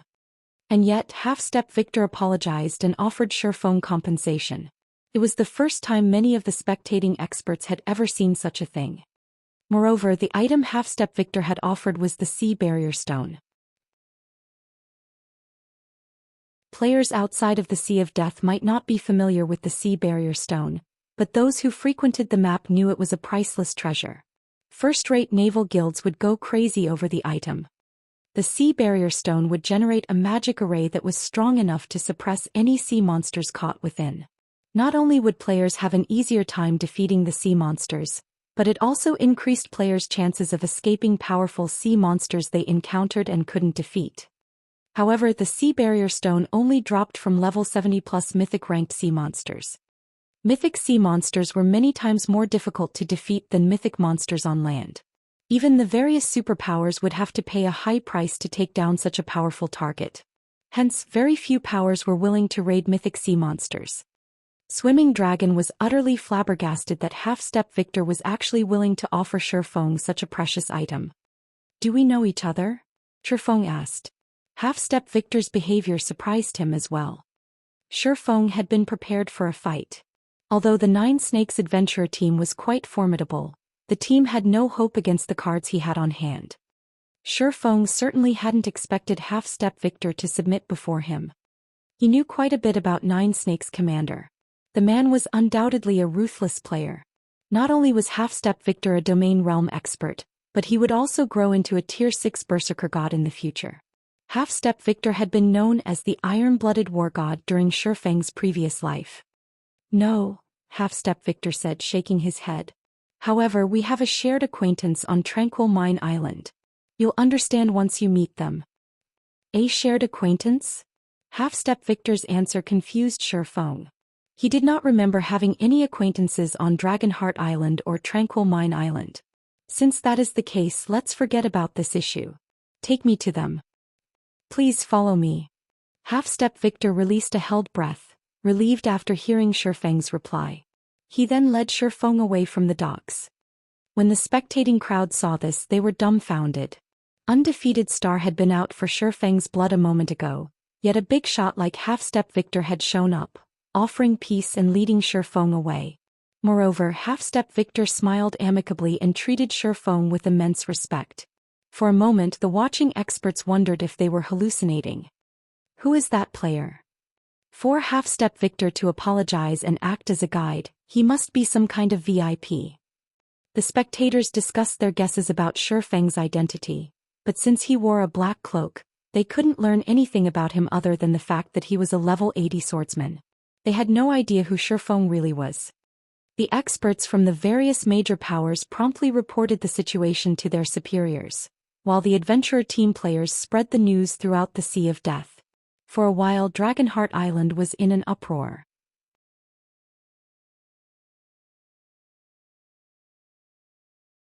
Chapter 2254, Sea God's Kin. As Undefeated Star watched Half-Step Victor lead Shifeng's group to Tranquil Mine Island's inner region, he was overwhelmed with shock. "May I know what is going on here, Vice Commander Star?" Snowy Afterglow asked. As the War-Blood Adventurer Team's youngest team leader, Snowy Afterglow qualified to look down on Nine Snakes Vice Commanders. He wasn't a match for Undefeated Star, but his combat power did rival peak experts. Of course, Nine Snakes Commander Half-Step Victor was an entirely different story. Nine Snakes was far weaker than Warblood, but it was still one of Dragonheart Island's top 10 adventurer teams, and as such Half-Step Victor stood on the same level as Warblood's commander. "I don't know, but we have to put this matter to rest. I hope Brother Afterglow can forgive us for this," Undefeated Star said, shaking his head as he smiled bitterly. Undefeated Star had assumed Shifeng had been joking. He hadn't actually thought that the man's claim was true. If even someone like Half-Step Victor had to treat Shifeng with such great respect, how could a vice commander possibly afford to provoke the swordsman? "You jest, Vice Commander Star. Encountering such an important person had made this trip worth my time," Snowy Afterglow said, chuckling. Not even he could afford to provoke someone that even Half-Step Victor clearly feared. At this moment he only hoped that Shifeng would forget about what had happened between them. The various major powers had set up advanced tents on a vast open plain within the Tranquil Mine Island's forest. Swimming Dragon, who had followed Shifeng, was stunned when he saw it. Every one of these tents housed a power that was much stronger than the Dragon Riders adventurer team. With just a casual glance, Swimming Dragon noticed quite a few of Dragonheart Island's top 50 adventurer teams, and those were the powers on the edge of the clearing. As Half-Step Victor led the group toward the clearing's center, Swimming Dragon noticed increasingly stronger powers, many of which were first-rate powers on Dragonheart Island. Since Half-Step Victor was their guide, Shifeng's group attracted a lot of attention as they passed. "Who are those people? Half-Step Victor is treating them so respectfully, acting like a tour guide. Isn't that Swimming Dragon the commander of the Dragon Riders adventurer team? Why is he with that group?" These players weren't familiar with Shifeng and Melody's group, but they did recognize Swimming Dragon. The Dragon Riders adventurer team ranked among the top 100 adventurer teams on Dragonheart Island, albeit barely. Since it was a second-rate power on the island, Dragonheart Island's players would have some familiarity with the adventurer team's commander. As Swimming Dragon felt the various first-rate powers watching him, his heart pounded with excitement. Normally, Dragon Riders didn't qualify to stand on equal footing with Dragonheart Island's first-rate powers, even if it was a well-known adventurer team, yet because of Shifeng he received these powers' attention. He had never dreamed of such a thing happening. "Commander Dragon, I've caused you quite a bit of trouble. This sea barrier stone should be helpful to your adventurer team while at sea. I hope you can accept it as my apology," Shifeng said as he handed Swimming Dragon the sea barrier stone. Shifeng greatly admired Swimming Dragon's righteous behavior. The man had stood up for him despite knowing how powerful the Nine Snakes adventurer team was. Although the sea barrier stone was a valuable item, it was useless to Shifeng. The stone was only effective against Great Lord rank and below sea monsters. Its effects against Grand Lords and mythic sea monsters would be minimal. One sea barrier stone would mean nothing to a guild of 0 wing size. Otherwise, why would Half-Step Victor have been so willing to part with it? In comparison, the stone would provide a massive boon to a weak adventurer team with few members. How can I accept such a valuable item? I barely did anything anyway. Swimming Dragon instinctively rejected Shifeng's offer. Guild leader Black Flame has made the offer. You should accept it, Dragon, Melody advised. Big brother Dragon, just take it. Our guild leader rarely offers gifts, Blue Bamboo chimed in. In that case, I'll take it. Realization dawned on Swimming Dragon after listening to Melody and Blue Bamboo's insistence. Turning back to Shifeng, he said, Guild leader Black Flame, if ever you find yourself in need of the Dragon Riders Adventure Team's help, please, feel free to give us a call. We'll use everything we have to assist you. The apology had confused Swimming Dragon, but after listening to Melody and Blue Bamboo, he realized that Shifeng was trying to offer him a favor.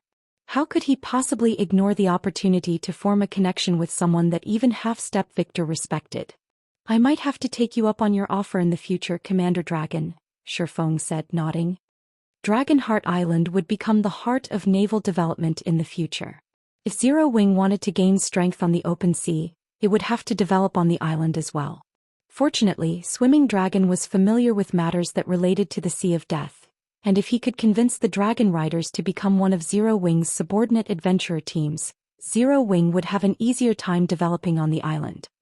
Most importantly, Zero Wing could recruit Dragonheart Island's independent experts through the Dragon Riders Adventurer team. Not all of God's Domain's experts wanted to join a guild. Most of them preferred adventurer teams that offered far more freedom. Swimming Dragon silently rejoiced that Shifeng was willing to accept his offer. With this connection, he wouldn't have to worry about his adventurer team's development on Dragonheart Island. He couldn't help but flash Melody a grateful look. While Shifeng and his companions chatted and followed Half-Step Victor, they quickly arrived before a 3-story tall bronze tent. 6 level 80 Refinement Realm experts stood guard outside of the tent's entrance. Although they were only Refinement Realm experts, they radiated unique auras which didn't feel that those of human players. Their auras resembled undefeated stars, who possessed a naval legacy yet somewhat different. See God's kin? Shifeng looked at the 6 players in surprise. Bloodlines could increase players' life ratings, but there were other items and methods that could do the same in God's domain. One of these methods involved receiving a god's blessing and becoming said god's kin. This was akin to becoming a bloodline creature. In other words, the 6 players before him were bloodline creatures. Unlike players with bloodlines, bloodline creature players didn't receive boons to all aspects. Only certain aspects were improved. Not only would the 6 Refinement Realm experts before him receive a boost to their basic attributes and physiques when fighting out at sea as a sea god's kin, but they'd also be able to trigger the bloodline abilities the sea god had granted them. Although these benefits couldn't rival those a peak naval legacy provided, they could rival an advanced legacy. In other words, these 6 Refinement Realm experts were even stronger than ordinary Refinement Realm experts. Every one of them should have the strength to rival ordinary peak experts. The only downside to becoming a sea god's kin was that players would be barred from many of the kingdoms and empires on the main continent, which weren't friendly to non-human races. Obtaining a sea god's blessing and becoming a bloodline creature wasn't an easy process, yet these 6 players had succeeded. Suddenly, a young level 80 player emerged from the tent. His aura was similar to the guards but more intense.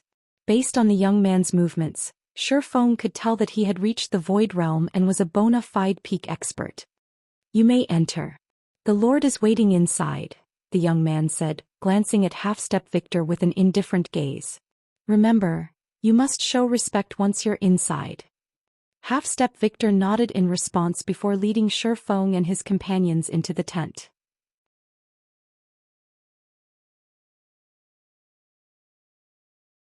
Chapter 2255, Tower of 4 Gods. Confused, Shifeng followed Half-Step Victor into the tent. Just who was this shared acquaintance that could make Half-Step Victor submit? Half-Step Victor was a domain realm expert that would be considered an apex combatant in a super guild. Even super guilds' guild leaders had to show him respect, especially at sea. Naval transportation was both dangerous and inconvenient. The sea was vast, and because of this, the various superpowers couldn't control as much of the ocean's maps as they did on land. Since the various superpowers gathered on the sea, the competition here was far more intense than on the main continent as well. Even Melancholy, 13 Thrones Guild leader, couldn't demand so much respect from Half-Step Victor. Every expert had their pride after all, especially domain realm experts. While Shifeng wondered who this acquaintance was, he and his group entered the tent's main hall. Although the bronze tent only revealed 3 floors from the outside, occupying a relatively small area, it was many times larger within. It was as if the bronze tent contained a miniature world, and its main hall was a spectacular sight to behold. As they entered the main hall, Shifeng and his companions felt as if they had stepped inside an ancient shrine. A dozen level 80 experts lined the 2 walls, radiating imposing auras. Every one of these experts wore 2 to 5 pieces of epic equipment, and even the weakest player had reached the Void Realm. Their frightening auras weren't that of a human player, but of bloodline creatures or wielders of advanced naval legacies. As these experts watched Shifeng's group, even Swimming Dragon broke out in a cold sweat. He couldn't help but lower his head and avoid their gazes. Blue Bamboo, on the other hand, turned deathly pale when she sensed the experts' horrific auras. Only Thoughtful Rain fared better than her companions. Even Shifeng was a little astonished to see these players.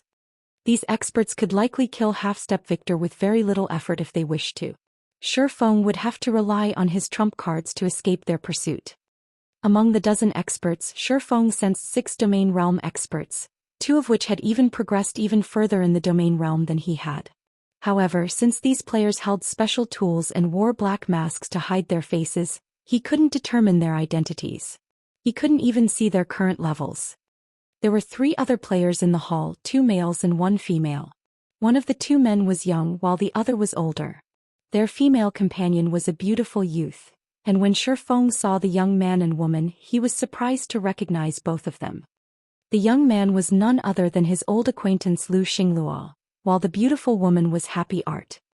"Elder Wu, I've brought the player you requested to see," Half-Step Victor respectfully announced as he gazed at the elderly man who sat in the hall's seat of honor.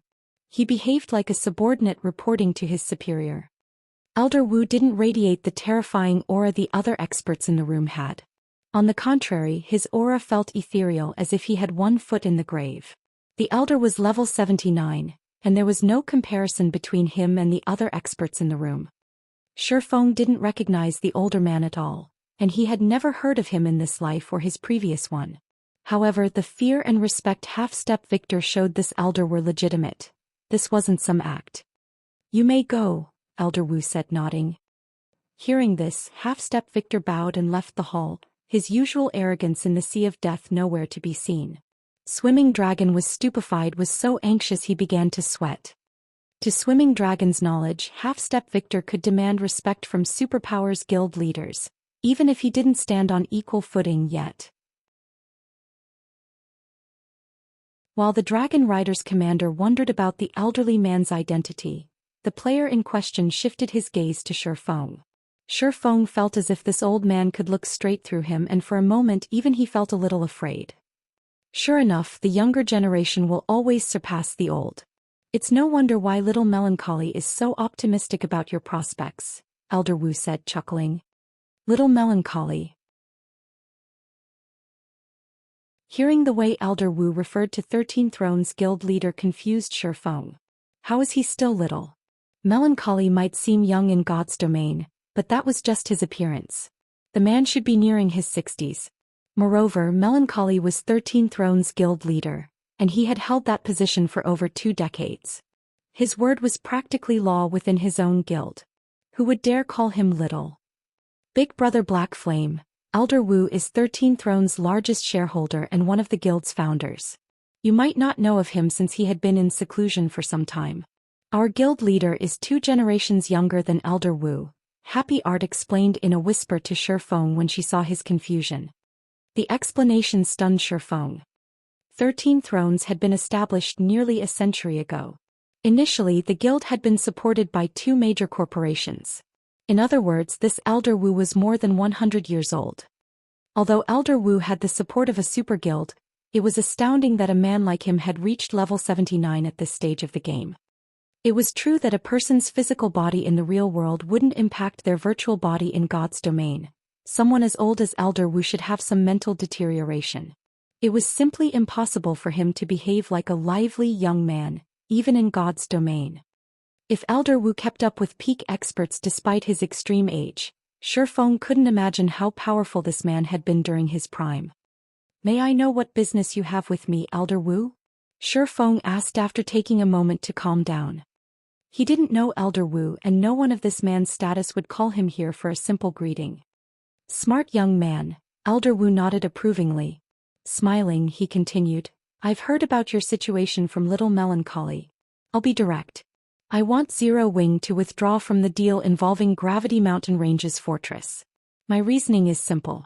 This operation involves some of 13 Throne's valued secrets. However, Little Melancholy has still made you a promise. As compensation for breaking this promise, I will give you one of the Tower of Four Gods teleportation stones we will obtain after raiding this King-class sea monster. The Tower of Four Gods has existed since before the Great Destruction, and it's rumored to contain countless opportunities. Some of the current empire's founders even attributed their success to the Tower of Four Gods. In fact, the Or Empire's founding emperor had only gained enough strength to unify the Or race, forming his empire, due to his experience in the Tower of Four Gods. Each teleportation stone can transport 2 players into the Tower of Four Gods. Whomever you choose to accompany you will be none of my business. Realization dawned on Shifeng after listening to Elder Wu's explanation. He had never heard of Dragonheart Island containing a path to the Western continent in the past. How could such a trip be so easy after all? It was more likely that the rumor about the teleportation stone had been blown out of proportion as it had spread. The fact that various superpowers were keeping a tight lid on the information likely played a factor. Although the true teleportation stone didn't allow one to visit the Western continent, its ability to access the Tower of Four Gods was just as valuable. As Elder Wu had stated, the Tower of Four Gods was an amazing place. To be precise, it was a land for gods. Every teleportation stone that allowed entry into the Tower of Four Gods was incomparably valuable, easily worth an epic item. "What are your thoughts?" Elder Wu asked. Happy Art couldn't do anything about this situation due to Elder Wu's immense authority within 13 Thrones. Not even Melancholy would dare go against this man. Lu Xinghua couldn't help his inward sneer as he glared at Shifeng. "The higher-ups have forbidden me from touching you, but they never said anything about impeding your development. Don't even dream that you'll get access to Dragonheart Island through 13 Thrones. 13 Thrones was a super guild.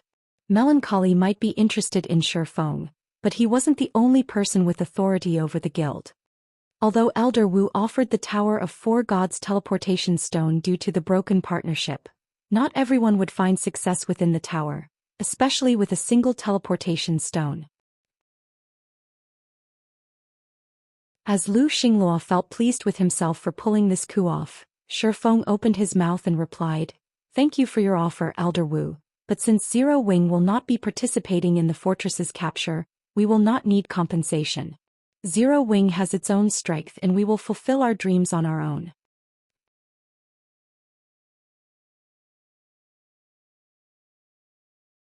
Chapter 2256, Youthful Arrogance.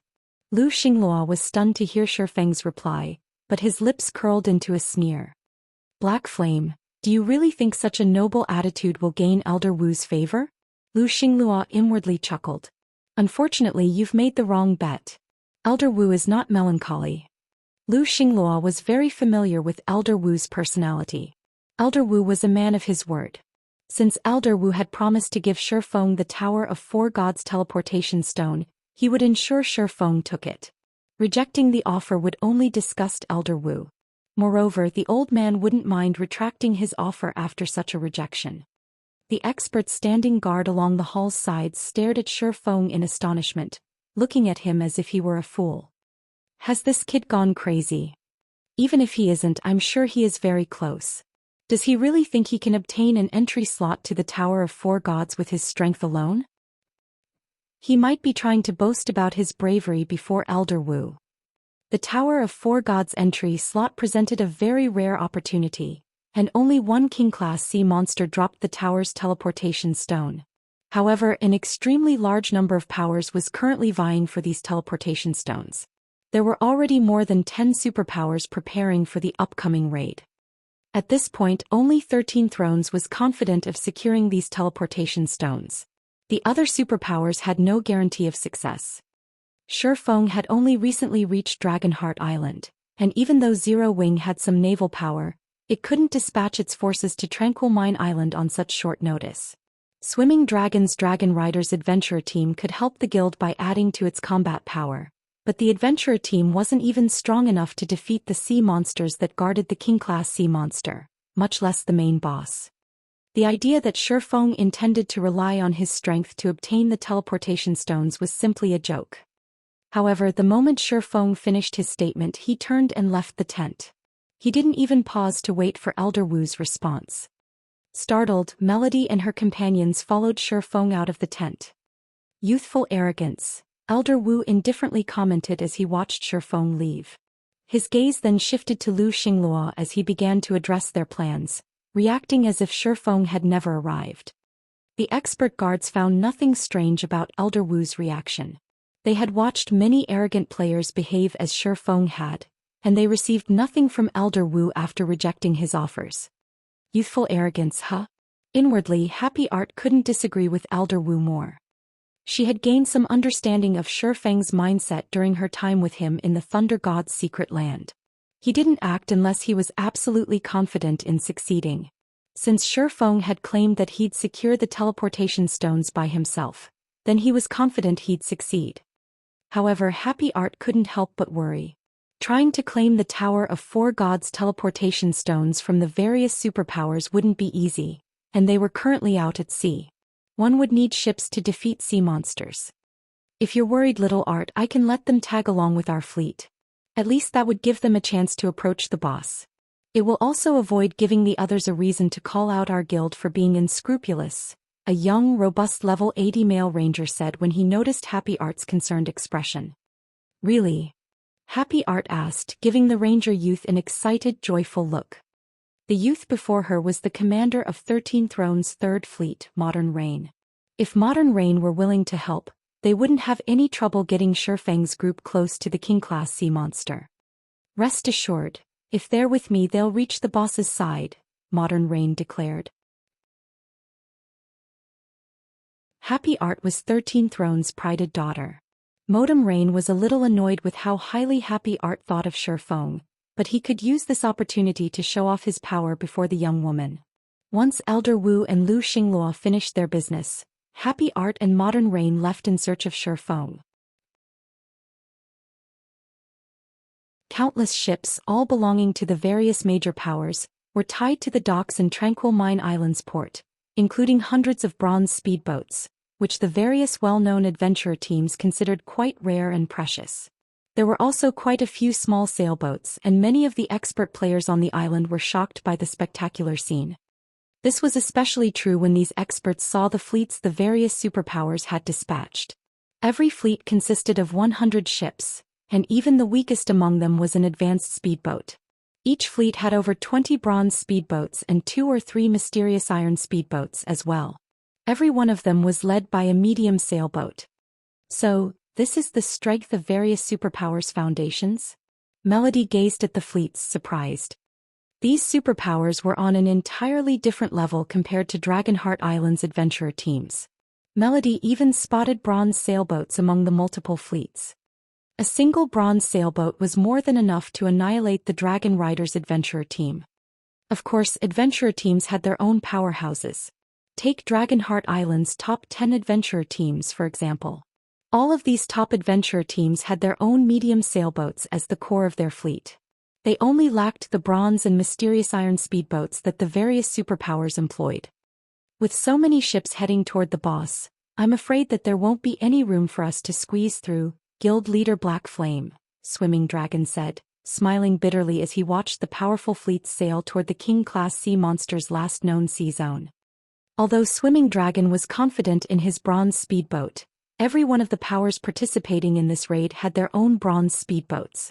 It was no exaggeration to call these speedboats cannon fodder in this upcoming raid. Trying to claim a teleportation stone with a bronze speedboat was simply impossible. While the group stood in the port watching the ships, Modern Rain and Happy Art found Shi Feng and approached to greet him. Big Brother Black Flame, our guild leader's initial offer was sincere. Unfortunately, Elder Wu has too much authority in the guild. Even our guild leader had no choice but to follow his wishes. Please don't be upset with this outcome, Happy Art explained. I understand. Shi Feng nodded. In truth, he hadn't paid the matter much mind to begin with. Since that is the case, why don't you tag along with us, Big Brother Black Flame? With Vice Guild Leader Rain's fleet approaching, the King Class Sea monster won't be a problem, Happy Art said. Since you are Happy Art's acquaintance, Guild Leader Black Flame, please leave the journey to the boss to me, Modern Rain stated as he gestured to the bronze sailboat that was the core of 13 Thrones' third fleet. The various major powers would step aside and open a path to the King-class sea monster for 13 Thrones' third fleet. They wouldn't need to fight or squeeze through the countless ships. Thank you, but we can get there by ourselves, Shi Feng said, shaking his head as he rejected the offer without a second thought. Big Brother Black Flame? The response surprised Happy Art. You're going there yourselves? I don't mean to look down on you, but even if you have a relatively formidable fleet, I'm afraid that you won't even reach the mobs around the boss, not to mention with just the 5 of you, Modern Rain said, smirking. While Modern Rain spoke, however, Shi Feng retrieved the Thunder Eagle's flute and blew into it. The deafening screech of an eagle echoed throughout the port, heralding the arrival of a gigantic eagle with a wingspan of 20 meters. It gracefully descended from the sky, landing before Shi Feng.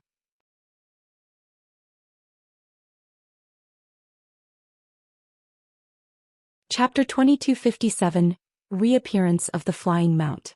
Silence fell over the port after the Thunder Eagle's arrival. Everyone stared at the massive bird, surrounded by arcs of blue electricity with wide eyes. A flying mount. Modem Rain was stunned when he saw the Thunder Eagle stand obediently before Shi Feng, unable to believe his eyes. Is he the player that appeared on Frosthell Island? Ships might be precious, but compared to a flying mount they were utterly worthless. Not even medium sailboats were as valuable as flying mounts. The various superpowers had been in a frenzy, searching for any trace of another flying mount. Some superpowers even offered 10,000 gold for a clue that would lead to a flying mount.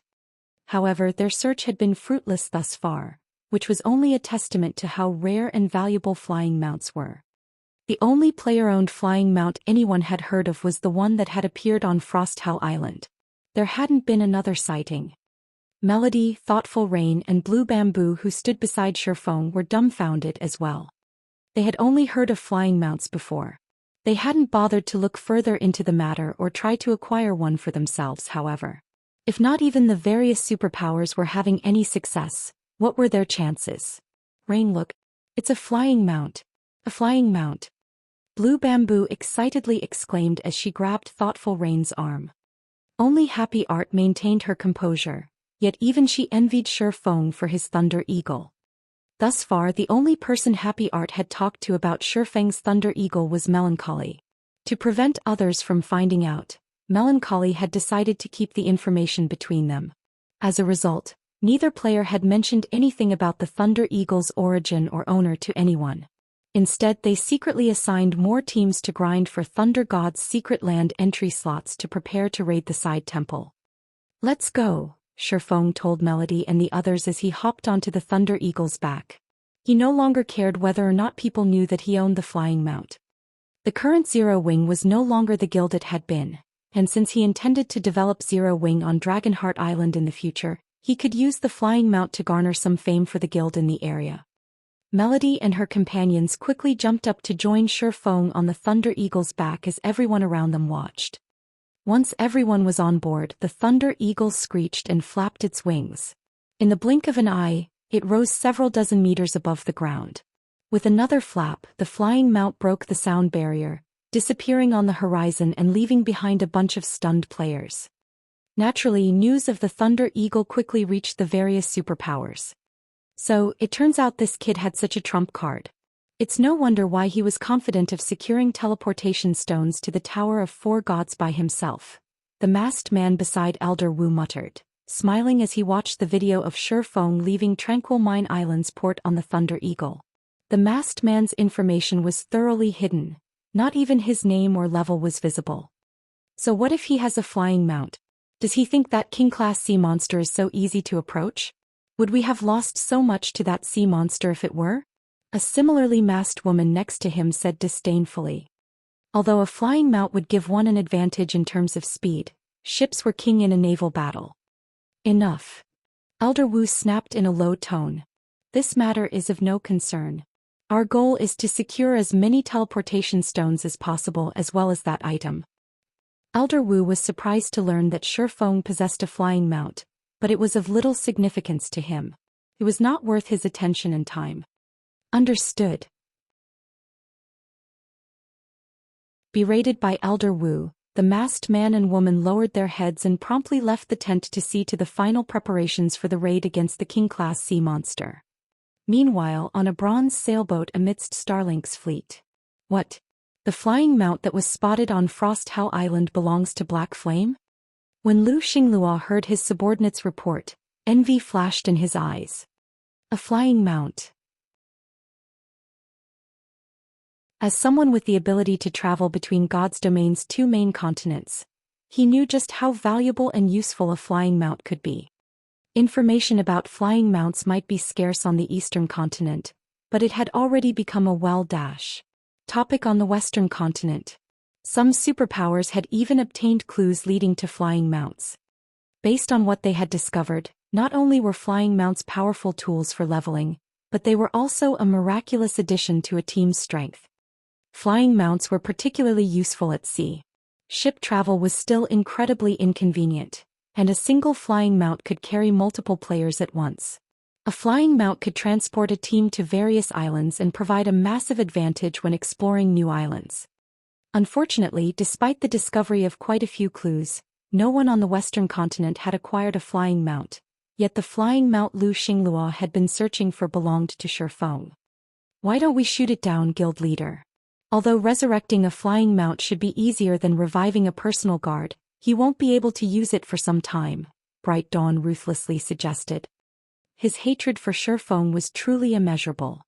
Flying mounts had a certain degree of combat power and were much stronger than land mounts, but there was no way they could compete with speedboats and sailboats at sea. They wouldn't be able to destroy Shi Feng's flying mount completely, but he could use this chance to let off some steam. No need, Lu Xinglua said, shaking his head.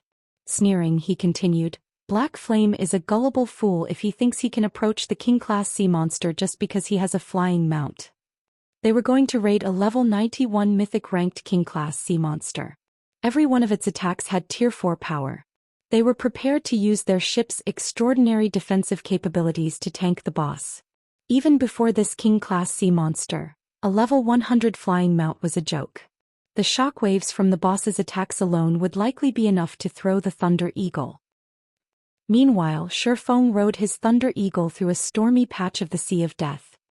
If the Thunder Eagle hadn't been an extraordinary flying mount, it would have had quite a bit of trouble navigating through the powerful storm.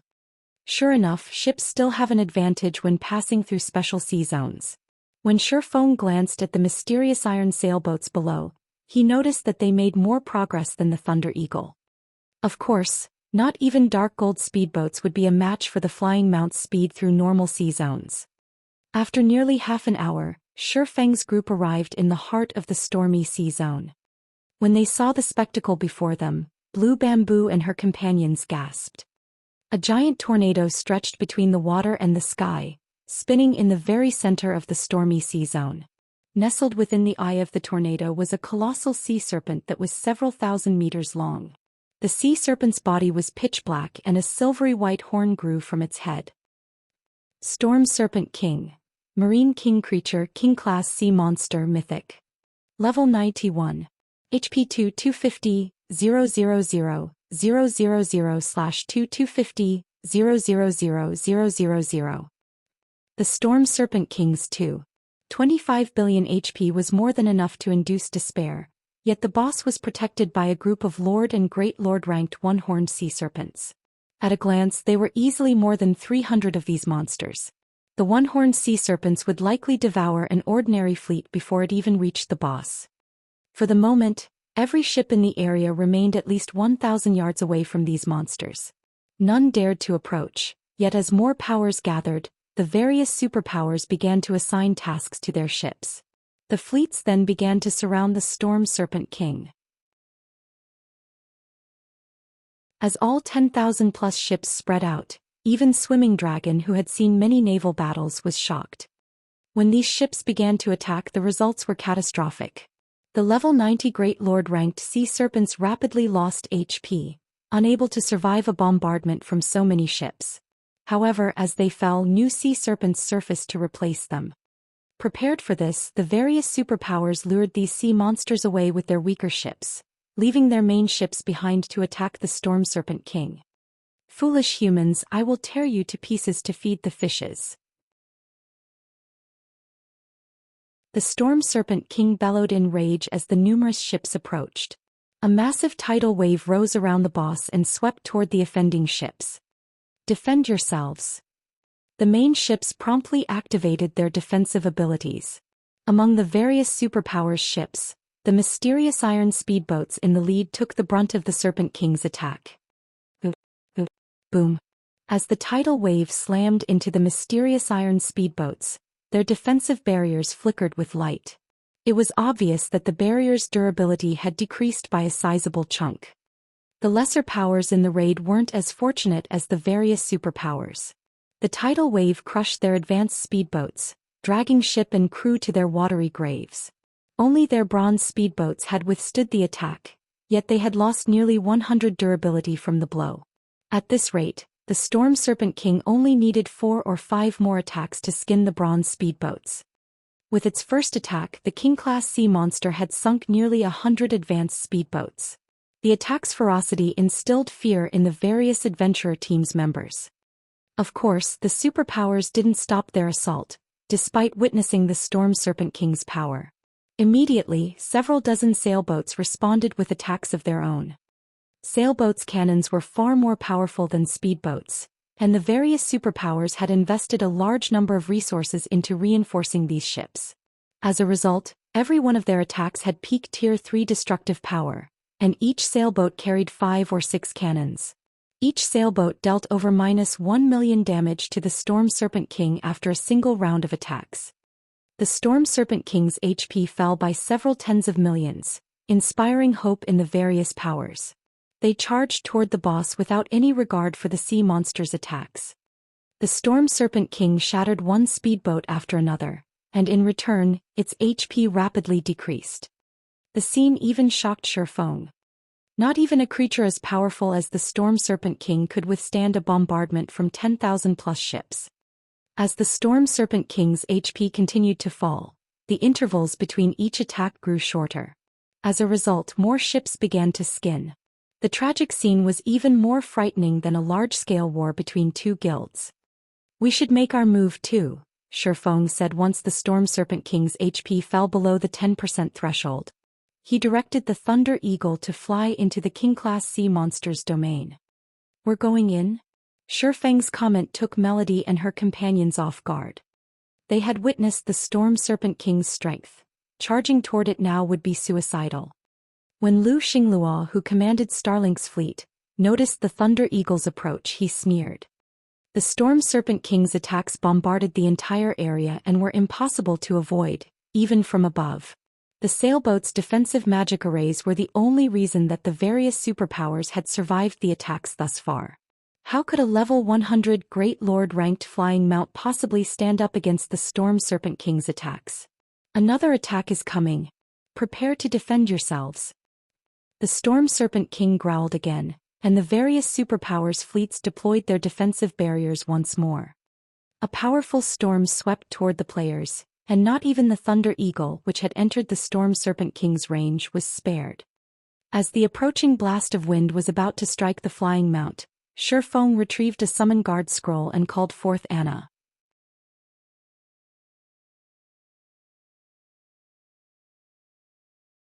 Chapter 2258. Might of a Magical Class. As soon as Anna appeared on the Thunder Eagle's back, She pointed her staff at the approaching blast of wind. Violent mana immediately gathered around the level 96 summoner, forming a dual-colored twofold magic array. Tier 3 over tier spell Yin Yang Pillar. With Anna in the center, the 30-yard radius Yin Yang Pillar, a legacy defensive spell Anna had learned after reaching level 95, manifested. As the pillar completed, the blast of wind transformed into a lance that flew toward it. The wind lance was so horrifically powerful that space around it began to shatter, and its speed and range made it impossible to dodge even for the Thunder Eagle. Melody and her companions paled, terrified as the wind lance approached.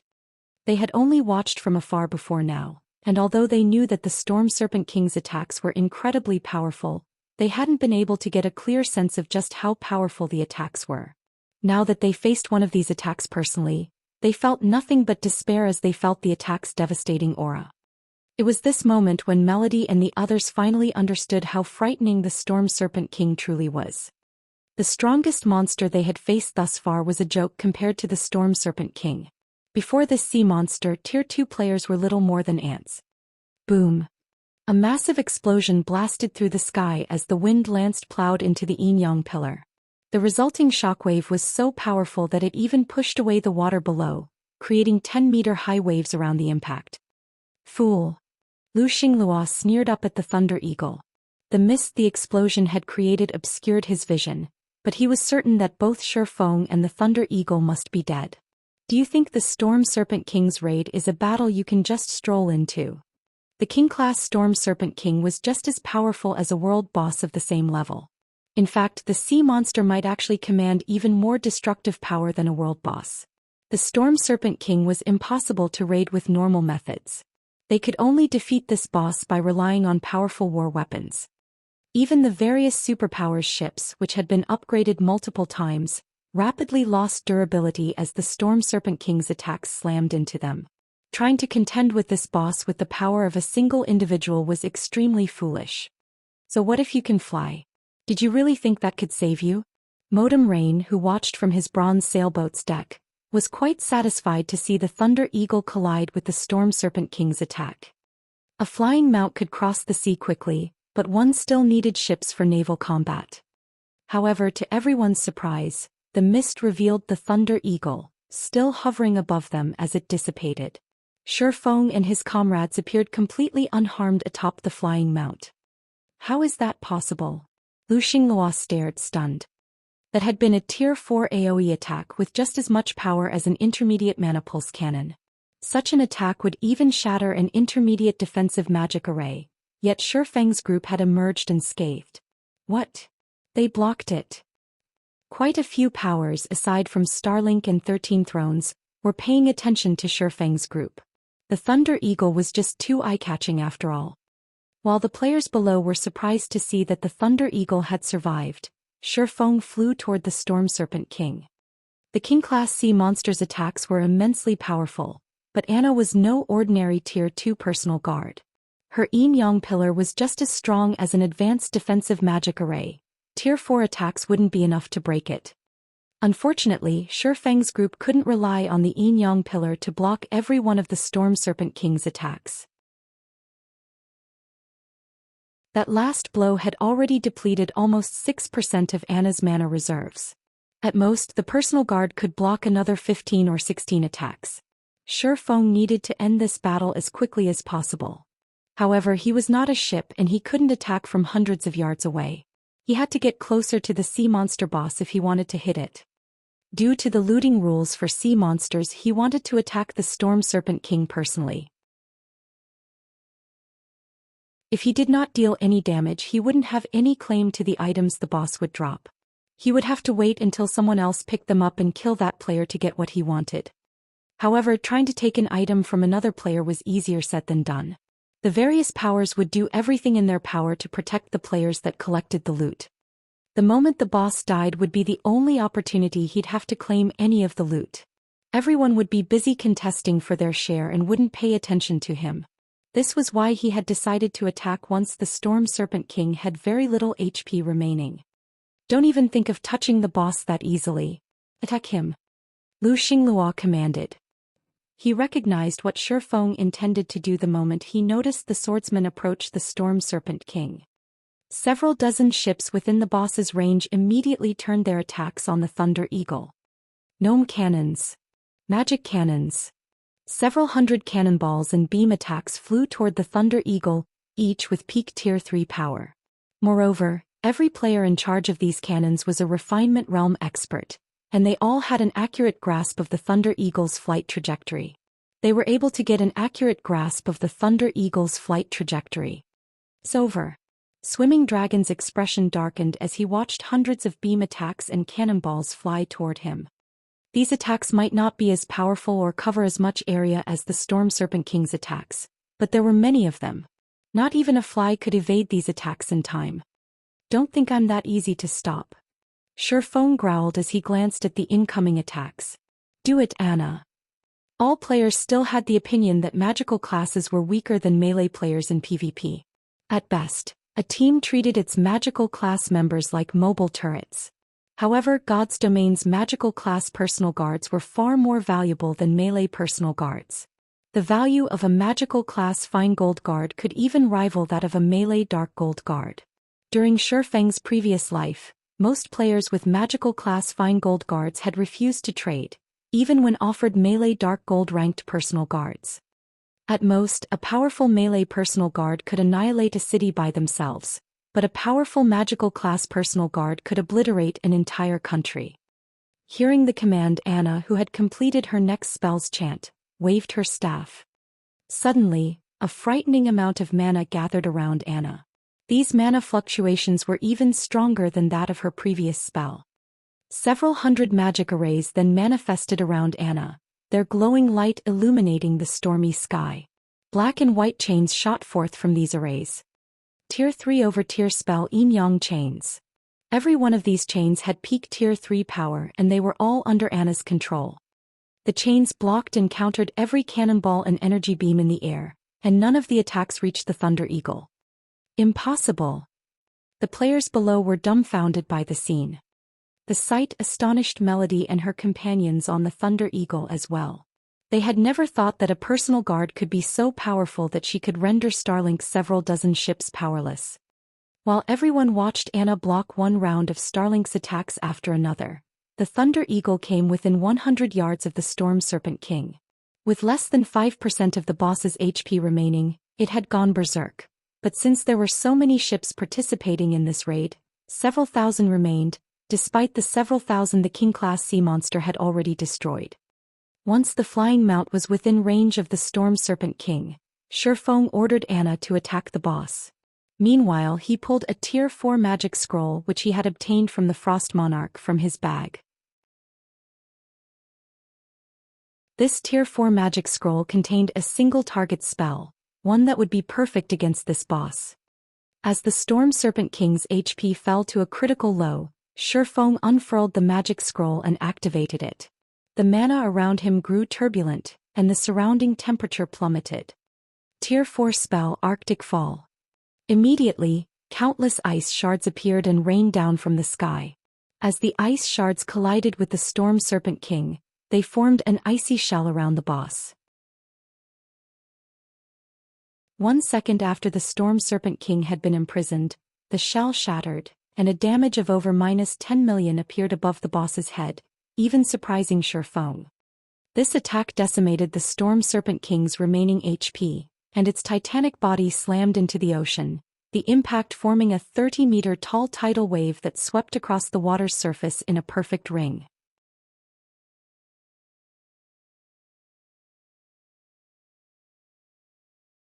Chapter 2259, Snatching Loot.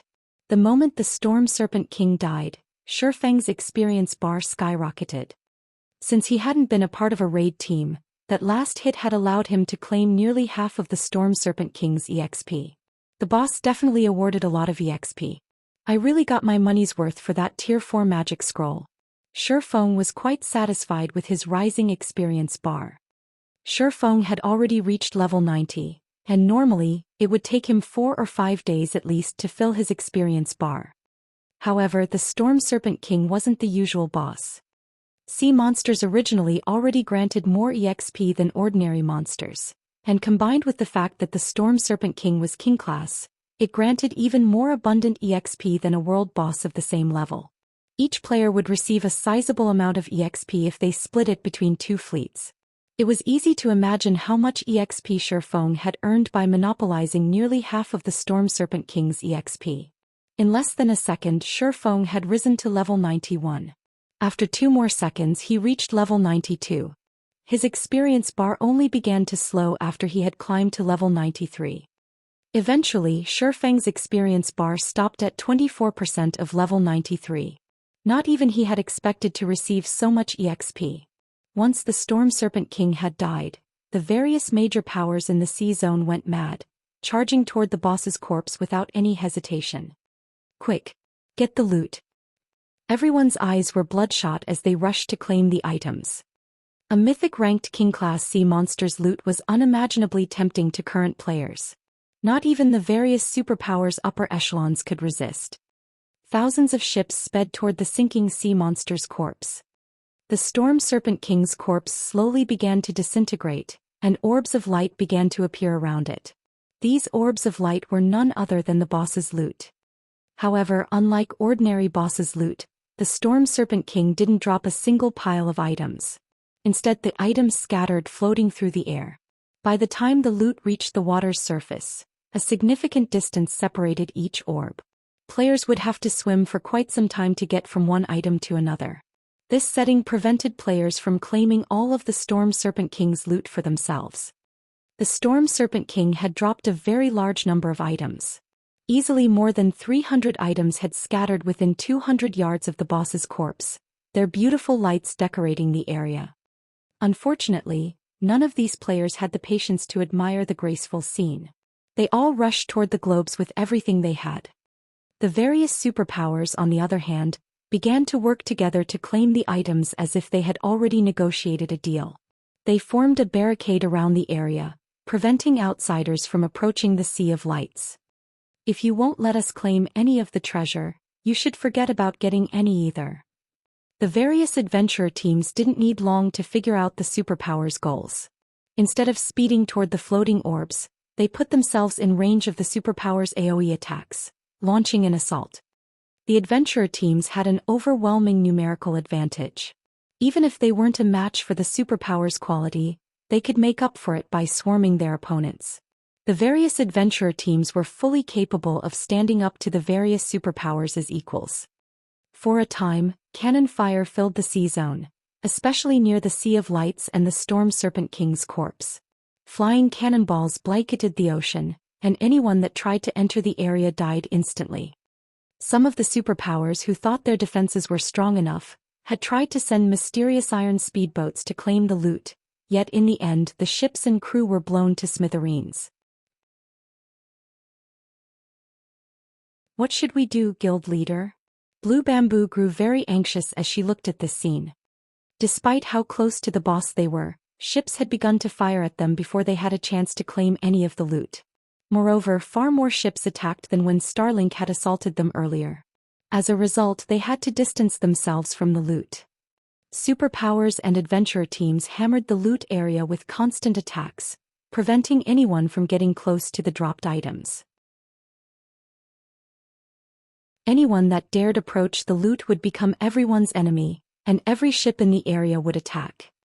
Not even the various superpowers dared to approach the area, stuck in a stalemate with the adventurer teams while they tried to think of a solution. Not even a bronze sailboat would last long against thousands of ships. Wait here. I'm going to give it a try, Shifeng said after giving the matter some thought. The various adventurer teams and superpowers kept a close eye on the loot, and as more time passed, it would become harder to get one's hands on those items. At this rate, the adventurer teams and superpowers would be forced to sit down and negotiate terms, or the various superpowers would reveal a trump card to clear the area by force. Regardless of which outcome occurred, Shifeng wouldn't get anywhere near the Storm Serpent King's items. If he wanted to claim his share, he'd have to brave the cannon fire. Shifeng activated the 7 Luminaries Rings Gale domain and flew straight toward the loot area. Since he was significantly smaller than the Thunder Eagle, the ships would have a very hard time targeting him. In addition, Shi Feng was far more agile than the Thunder Eagle, and with Tier 3 reaction speed he had no trouble dodging the monotonous cannon fire. Black flames approaching the loot. Kill him. Those items are ours. Many players quickly noticed Shi Feng, and none of them showed any mercy as they bombarded him together. Cannonballs and energy beams flooded the loot area. The various powers attacked Shi Feng with even more ferocity than their assault on the Storm Serpent King. Does Black Flame really think he can snatch the loot by relying on his own strength? When Modern Rain saw the various powers target Shi Feng, the corners of his lips curled to form a delighted grin. While the idea was that everyone would have an opportunity to claim some of the Storm Serpent King's loot, the true outcome of this raid would be based on the later negotiations. The quantity and quality of items each power would receive would be determined by their strength. This was also why Elder Wu had dared to offer Shi Feng a teleportation stone to the Tower of Four Gods. Shi Feng seemed to have some difficulty dodging the various powers' attacks, and as he got closer to the loot area, the more concentrated the attacks became. Some superpowers had even begun to use their basic mana pulse cannons against the swordsman. Not only did the basic mana pulse cannons' attacks possess a huge 20-yard radius AoE, but they also carried incredible power. Anna was only able to stop a few of the shots with her Yin-Yang pillar. How ruthless! The superpower's bombardment astonished Shi Feng. Basic mana pulse cannons were war weapons. Installing them on a city's walls was troublesome enough, and trying to install them on a ship was even more of a challenge. Installing a single basic mana pulse cannon would cost around 70,000 gold, and once it had been installed it couldn't be removed. If the ship sank, all of the invested money would go to waste.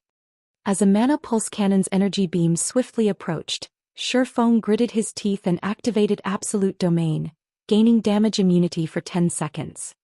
Although the skill protected him from damage, he wasn't immune to the resulting impact. That one hit nearly plunged him into the ocean. Fortunately, basic mana pulse cannons had a very long cooldown. Even if multiple superpowers had them equipped, they couldn't fire unceasingly at Shi Feng. A second later, Shi Feng entered the loot area. Cannonballs continued to buzz through the area, but Shi Feng's basic attributes were incredibly high. Even if a cannonball hit him, it barely affected his movement. However, since the various powers concentrated their cannon fire, Shi Feng only caught a glimpse of a few items. He couldn't tell what any of the other items were. With little choice, Shi Feng dashed for the items that were closest to him and those surrounded by dense mana. 1 item, 2 items, 3 items. Shi Feng picked up more items and the various superpowers went mad, firing one mana pulse cannon at him after another. Die. Kill him. Those treasures are mine. Lu Xingluo's eyes were almost fully red with rage as he watched Shi Feng claim the loot. With how bright the light globes were, it was easy to watch them vanish from so far away. According to Lu Xingluo's count, Shi Feng had already picked up 17 items, which was likely even more than Starlink would get after the negotiations ended. Unfortunately, no matter how loudly Lu Xingluo bellowed, it didn't affect Shi Feng's looting spree. With less than a second of Absolute Domain's duration, Shi Feng sighed as he pulled a Tier 1 instantaneous teleportation scroll from his bag. He activated the scroll immediately, vanishing from the loot area.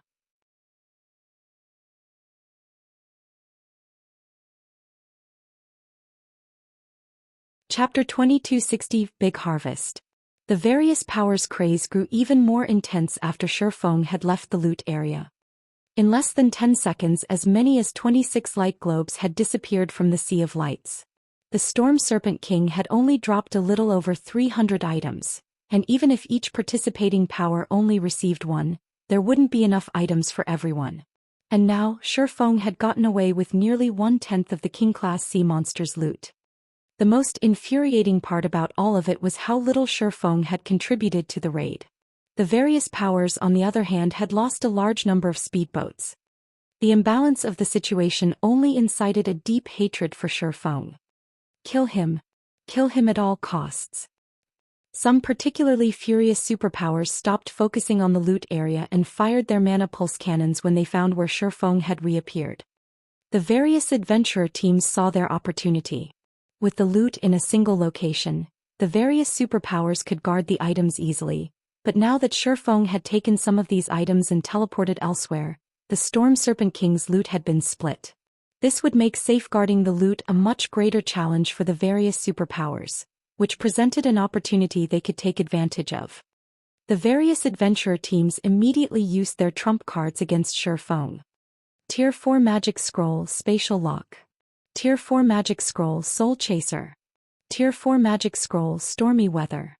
Any adventurer team that could survive on Dragonheart Island, especially the island's top 10, was far stronger than an ordinary adventurer team. Even the weakest of them had a foundation that could rival a pseudo-super first-rate guild. These top 10 adventurer teams might not possess large-scale war weapons like the basic mana pulse cannons, but acquiring Tier 4 magic scrolls wasn't impossible. Spatial Lock would prevent all players in an area from teleporting, while Soul Chaser would lock the target in place, allowing the user to keep track of their position for a certain time. As for Stormy Weather, it summoned a powerful magic barrier that trapped targets within. All three spells were Tier 4 and practically impossible for current players to escape. These people are insane. Swimming Dragon paled as he watched the magic barrier form around them. Do they really need to go this far? Tier 4 magic scrolls were incomparably precious. Although they were not as valuable as epic items, each Tier 4 magic scroll was worth half as much, yet the adventurer teams below had used 3 Tier 4 magic scrolls in a row. Their small party had practically no hope of escape now. This kid really is amazing. He actually snatched 26 items on his first try. I doubt we'll even get that many after the negotiations, the masked man beside Elder Wu commented. He sighed ruefully, however, and continued, "It's a pity that this is a superpowers game. How could it be so easy to steal food from a tiger's mouth?" Even if the various adventurer teams hadn't attacked Shifeng, the superpowers would certainly take him down. Shifeng had simply taken too much of the loot. Worse, he had gotten close enough to pick and choose which items he took. Even if he hadn't taken the best of the loot, he definitely hadn't claimed the worst of it. It didn't take much effort to determine an item's quality based on the mana density around it. Shifeng had taken at least 10% of the loot's total value. How could the various superpowers afford to let Shifeng and his party leave with their lives? He is a fool that doesn't recognize his own limitations, the masked woman coldly commented. If he hadn't been so stubborn, he would have acquired a Tower of 4 Gods teleportation stone at least. Now he'll have nothing at all. The masked woman was still annoyed with Shifeng's prior behavior. 13 Thrones was a bona fide super guild and had existed in the virtual gaming world for nearly a century. Moreover, it occupied a significant portion of God's domain's eastern continent. Countless powers sought an alliance with the guild, yet Shifeng refused to cherish the opportunity he had been offered. Hence, she was quite pleased to see him in such a precarious situation. Even mythic monsters would have trouble escaping the Tier 4 Stormy Weather's magic barrier. Surrounded by so many enraged powers in such a cramped space, Shifeng wouldn't even escape death if he had multiple vulnerability skills. Guild leader Black Flame were in trouble. With us trapped in this barrier, we'll become moving targets for the powers below us, Melody stated grimly as she looked at the magic barrier that had completed around them. Targeted by several thousand ships, not even Anna could protect them from every attack. Moreover, the various powers had marked their souls. Even if they dove into the ocean, there was nowhere they could hide. These powers certainly came prepared. Shifeng smiled at the magic barrier surrounding them. "You're still in the mood to smile at a time like this, Big Brother Black Flame?" Blue Bamboo whined when she saw his grin. They had gone to great lengths to claim some of the Storm Serpent King's loot, yet before they had a chance to inspect the items, they were going to die. It was a huge loss. "Here, take these," Shifeng said as he took out 2 tokens made of 7 luminaries crystals. He then handed Thoughtful Rain and Melody one each. 7 luminaries crystal? Melody's eyes nearly fell from their sockets when she saw the token in her hand. At this stage of the game, everyone in God's domain knew how valuable 7 luminaries crystals were.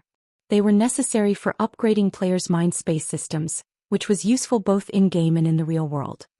Even when a large guild like Ninth Heaven found some, they only obtained 2 or 3 units at most, yet the palm-sized token in Melody's hand was made entirely of 7 luminaries crystal. By her estimates, the token should be more than 40 units.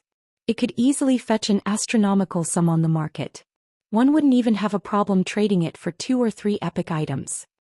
However, Melody quickly discovered that this token was not as simple as it appeared. As she held the token, the ambient mana began to gather around her. As a half-elf, she was far more sensitive to mana than human players. Hence, she could tell that the mana around her had grown at least 20% denser during the brief moment she held the crystal token. This was definitely a priceless treasure. Stop daydreaming. This is the teleportation stone to enter the Tower of 4 Gods. Melody, take dragon with you. Rain, you'll take bamboo. Teleport away from here now. Shifeng barked when he noticed Melody's dazed expression. Although he had blindly picked up loot, he had obtained quite a few items by searching for higher mana density. Among these items he had claimed 5 Tower of 4 Gods teleportation stones. These teleportation stones were incomparably valuable. Not even a mythic-ranked king-class sea monster would drop more than 30 teleportation stones on its first kill, yet Shifeng had claimed 5 for himself. He had profited greatly from this trip. If 13 Thrones people learned this, they'd die from envy. With so many superpowers participating in the raid, even a top-ranked super guild like 13 Thrones would be lucky to claim 3 or 4 teleportation stones after the negotiations. The ordinary superpowers would likely be limited to a single stone. The Tower of 4 Gods had been created by an ancient civilization for the gods. As long as one had one of the tower's teleportation stones, they could enter the tower from anywhere in God's domain, even from a special place like the Thunder God's secret land. A measly Tier 4 magic scroll couldn't disable such a powerful teleportation stone. Hearing Shifeng's orders, realization dawned on Melody and Swimming Dragon, and they flashed the swordsman a grateful look. The Tower of 4 Gods entry slots were beyond precious. The various superpowers' madness to reclaim the teleportation stones made that clear. Receiving an entry slot was akin to encountering a golden opportunity to further one's development, yet most experts would never have such a chance.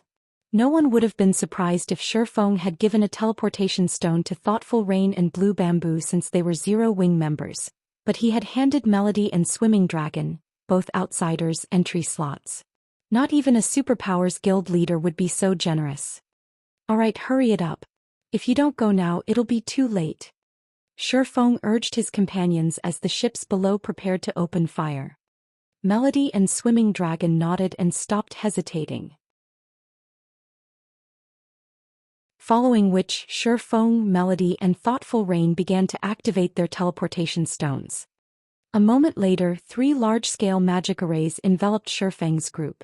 The arrays remained intact even as the various powers' cannon fire struck them. Similarly, Shifeng and his comrades were safe within the magic arrays. What's going on? A defensive magic array. When the players below realized that Shifeng's group hadn't taken any damage from their bombardment, they were stunned. They had fired several thousand cannonballs in addition to a few energy beams from basic mana pulse cannons.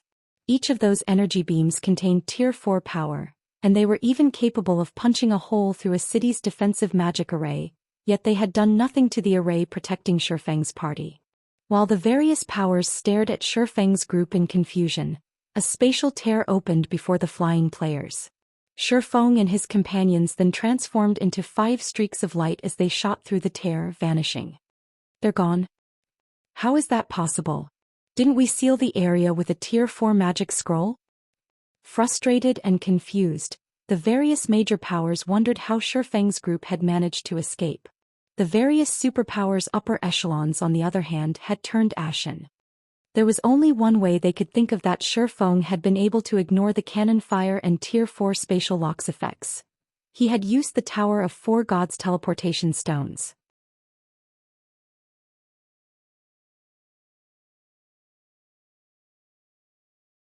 Chapter 2261, Land of Gods. After Shifeng's group had left the sea zone, silence fell over the area. Now that he's used the teleportation stone to escape, there's no point in chasing him, the masked man beside Elder Wu said. With a slight hint of admiration in his tone, he continued. He managed to secure 26 items by himself. He'll likely have benefited the most from raiding the Storm Serpent King. 13 Thrones wasn't even likely to secure 3 teleportation stones after the negotiations, yet Shi Feng had used 3 to escape. Since the swordsman had gotten away with 26 items in total, he had certainly acquired more than just 3 teleportation stones. In other words, Shi Feng had walked away with more teleportation stones than 13 Thrones would see from this raid. The participating powers have severely suffered to slay the Storm Serpent King.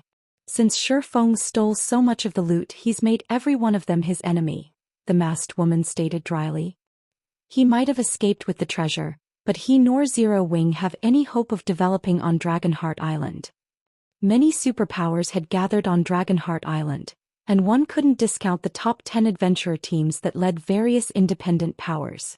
Not even 13 Thrones dared to provoke all of these powers at once, yet Shi Feng had done just that.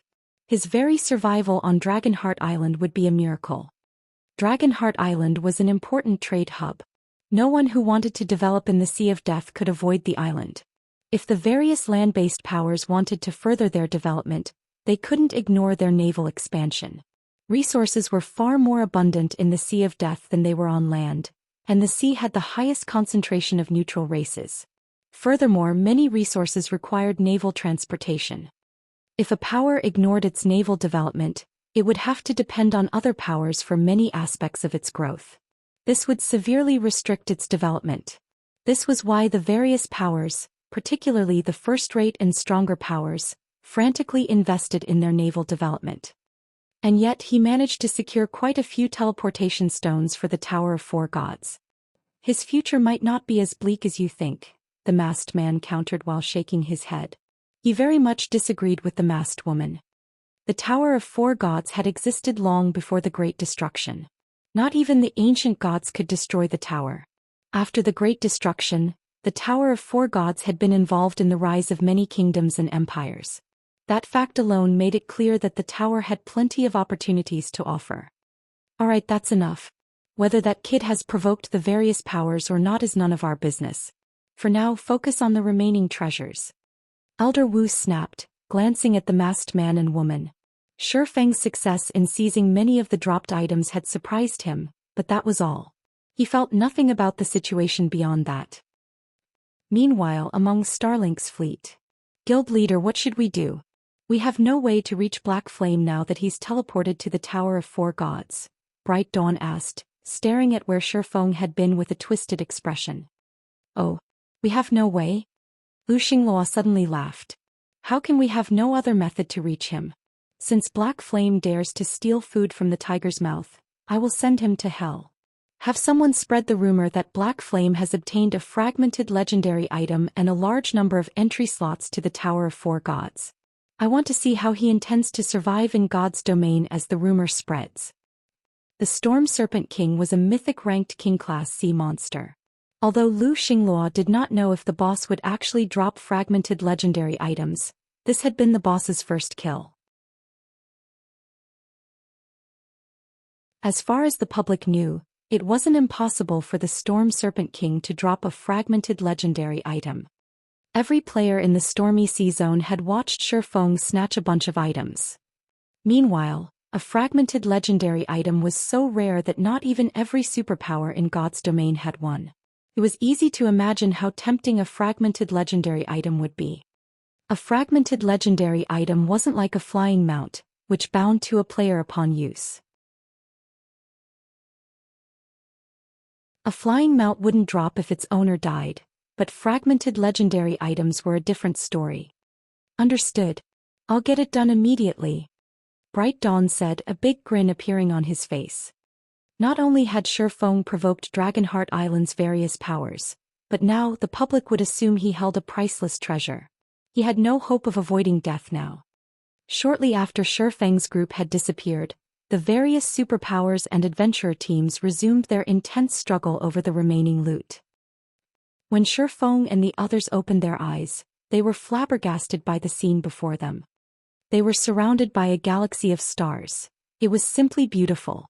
Waiting within the core of this galaxy was a tower of immeasurable height. Not only was the tower's aura unimaginably powerful, but it also felt strangely eternal. The god's divine might couldn't even rival 1/100% of the tower's aura. So this is the Tower of Four Gods. Shi Feng was overwhelmed with emotion as he gazed at the colossal set of golden doors before him. The doors were easily several thousand meters tall.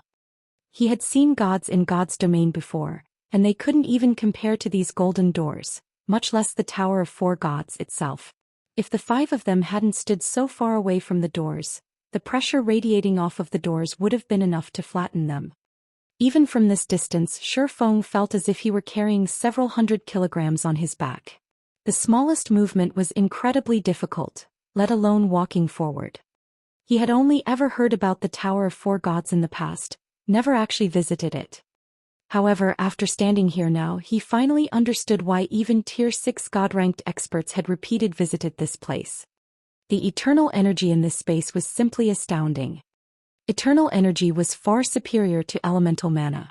Just by being in this space, Shi Feng's mind was unprecedentedly clear. He could now understand and solve many of the problems he had faced before with ease. The Tower of Four Gods was definitely the perfect place for players to improve their combat standards and master their skills and spells. While Shi Feng's group was intoxicated on the eternal energy, the phantom of a man appeared from the void. He was over a dozen meters tall and fully equipped in silver armor. The man also radiated a boundless divine might, yet Shi Feng couldn't discern any details about this NPC. Outsiders, welcome to the Tower of Four Gods. The man lowered his head to look at Shi Feng and the others. Since you have arrived via teleportation stones according to the agreement the ancient gods had made so long ago, you will be allowed into the tower. The Tower of Four Gods had 7 floors, and each has several trials awaiting you. As you clear these trials, you will be able to ascend within the tower. In return you will gain more abundant rewards. Each of you will have 3 chances within the Tower of Four Gods. After 3 deaths, your trial will come to an end, and you will be barred from this place for 360 natural days. I hope you cherish this opportunity. If you don't have any questions, you may enter the tower now. After saying so, the man waved a hand. Shi Feng and his companions then transformed into 5 streaks of light and vanished through the golden doors.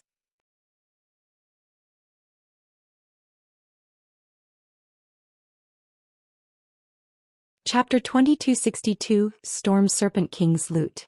After entering the tower, Shi Feng found himself in a vast, endless plain. Packs of wild wolves, each consisting of 3 to 5, wandered this endless plain. These wolves bore 2 heads, and each possessed a pair of glowing green eyes. Scorching flames enveloped their bodies, and the wolves' eerie auras felt as if they had climbed up from the pits of hell in search of fresh souls. Twin-headed Netherfire Wolf. Demonic Creature Lord. Level 93. HP 27-000/27-000-000. As soon as Shi Feng inspected one of the 2-headed wolves, the sound of a system notification reached his ears. System: kill 1,500 twin-headed Netherfire wolves within 3 days. If you fail to complete this task in the stipulated time, the challenge will automatically be regarded as a failure. So this is a trial of the Tower of Four Gods. Shi Feng breathed a sigh of relief after reading the notification. The first floor's trial was not as difficult as he had assumed. Although he hadn't entered the Tower of Four Gods himself, he had heard quite a bit about it during his previous life. The Tower of Four Gods had a total of 7 floors, and each floor was a world of its own. Meanwhile, each world had a total of 3 trials. These trials were straightforward. Players were only required to kill monsters, nothing else. After all, might was right in God's domain, and everything other than strength was inconsequential. Without sufficient might, the various kingdoms and empires wouldn't have defeated the other powerful races and ruled over the God's domain continent for tens of thousands of years. The rewards for clearing the tower's trials were secondary to most expert players. The experience was far more important. Due to the Tower of Four Gods' eternal energy, this was the best place in God's domains for players to train. Not only could players exert their skills and spells to their full potential, but they could also execute combat techniques without worrying about running out of stamina and concentration. Players could rapidly develop their combat standards here. This was also why Tier 6 God-ranked players had still tried to enter the Tower of Four Gods despite their standing. Even for Tier 6 God-ranked players, exerting 100% of Tier 5 skills and spells effects was an extreme challenge, not to mention Tier 6 skills and spells. They had the same issue with their more powerful combat techniques. Unfortunately, not even the mana in a main city could assist Tier 5 and 6 classes. They'd have to rely on a location like the Tower of Four Gods to practice their high-tiered skills, spells and powerful combat techniques. This feature drove any player that visited the tower to remain within it for as long as possible, rather than rushing through the trials. If they missed this opportunity, they'd have to wait 360 natural days before they could enter the tower again. After a glance at the wandering Netherfire wolves, Shifeng sat on the grassy plain and inspected the loot he had obtained from the Storm Serpent King, instead of rushing to kill the nearby monsters. Killing level 93 lords wouldn't be difficult for Shifeng. In fact, this first trial was quite simple. 3 days was more than enough time to kill 1,500 Netherfire wolves.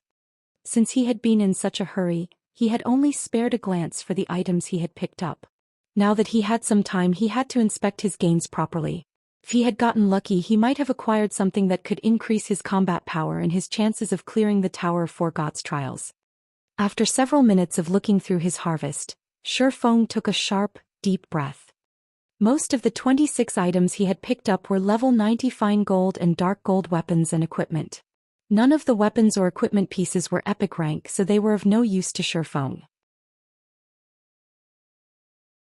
If he sold these items, however, the various major powers would fight over them like madmen. Current players were nowhere near level 90, and top-tier level 90 weapons and equipment would provide the various powers an edge over their rivals. Most of the other items were materials from the Storm Serpent King's body, such as Storm Serpent King's scales. All of these materials were epic rank and could increase sailboats' defenses and durability. Of the two most valuable items, one was the extremely rare epic material Spatial Crystal, and the other was a design for the bronze-ranked Storm Speedboat. If the various powers knew that I picked this up, they'd do everything in their power to kill me, Shifeng said, chuckling as he looked at the Storm Speedboat design. The Spatial Crystal could be used to repair the mysterious iron-ranked Hurricane sailboat, but it wasn't nearly as valuable as the Storm Speedboat design. The Hurricane sailboat might be the strongest ship available at this stage of the game, but it couldn't withstand attacks from several thousand ships. If he had enough materials, however, he could produce an unlimited number of bronze speedboats with the Storm Speedboat design. Not even the various superpowers could form a fleet of bronze speedboats, led by a mysterious iron speedboat, yet now Zero Wing could. For some time now, Zero Wing had been stockpiling ancient origin and diamond wood, the two main materials to construct the Storm Speedboat. Zero Wing could definitely create the strongest player fleet in the game. This would also resolve the guild's lack of naval strength. Thinking up to this point, Shifeng even considered leaving the Tower of Four Gods to start production on the Storm Speedboats immediately. Fortunately, he suppressed the urge. Entering the Tower of Four Gods hadn't been easy, and if he left now, he'd suffer an incredible loss. The environment he was in would even be helpful to Tier 5 and 6 players, not to mention a Tier 2 player like himself. Finished with his loot, Shifeng decided to stop wasting time. He stored the Spatial Crystal and Storm Speedboat design and hastily walked toward the nearest pack of twin-headed Netherfire wolves.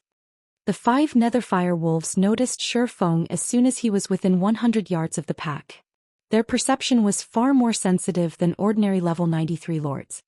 The 5 Netherfire wolves were very smart. Like real wolves, they did not move alone.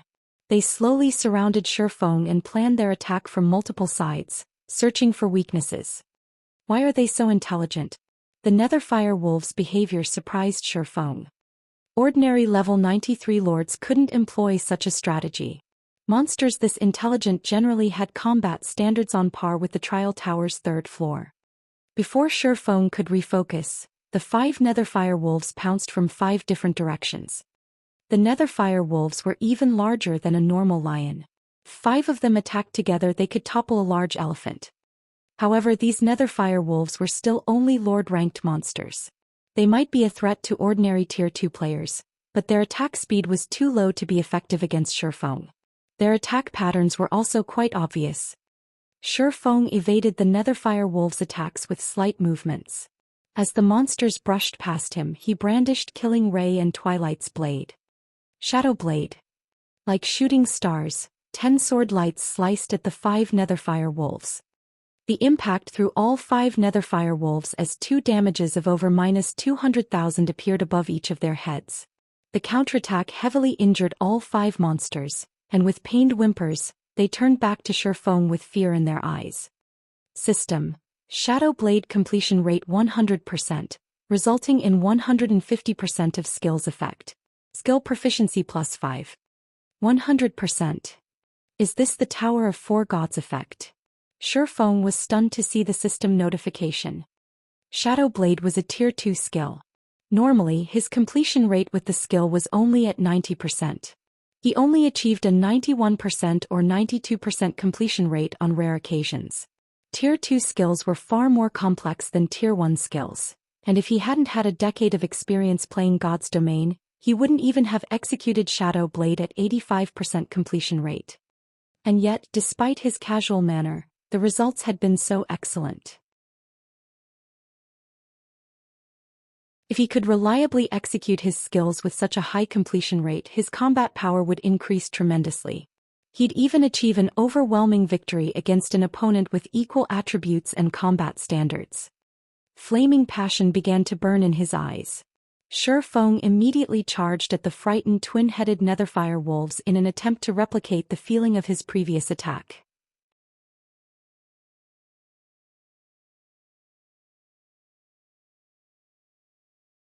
Chapter 2263, Sacred Training Ground.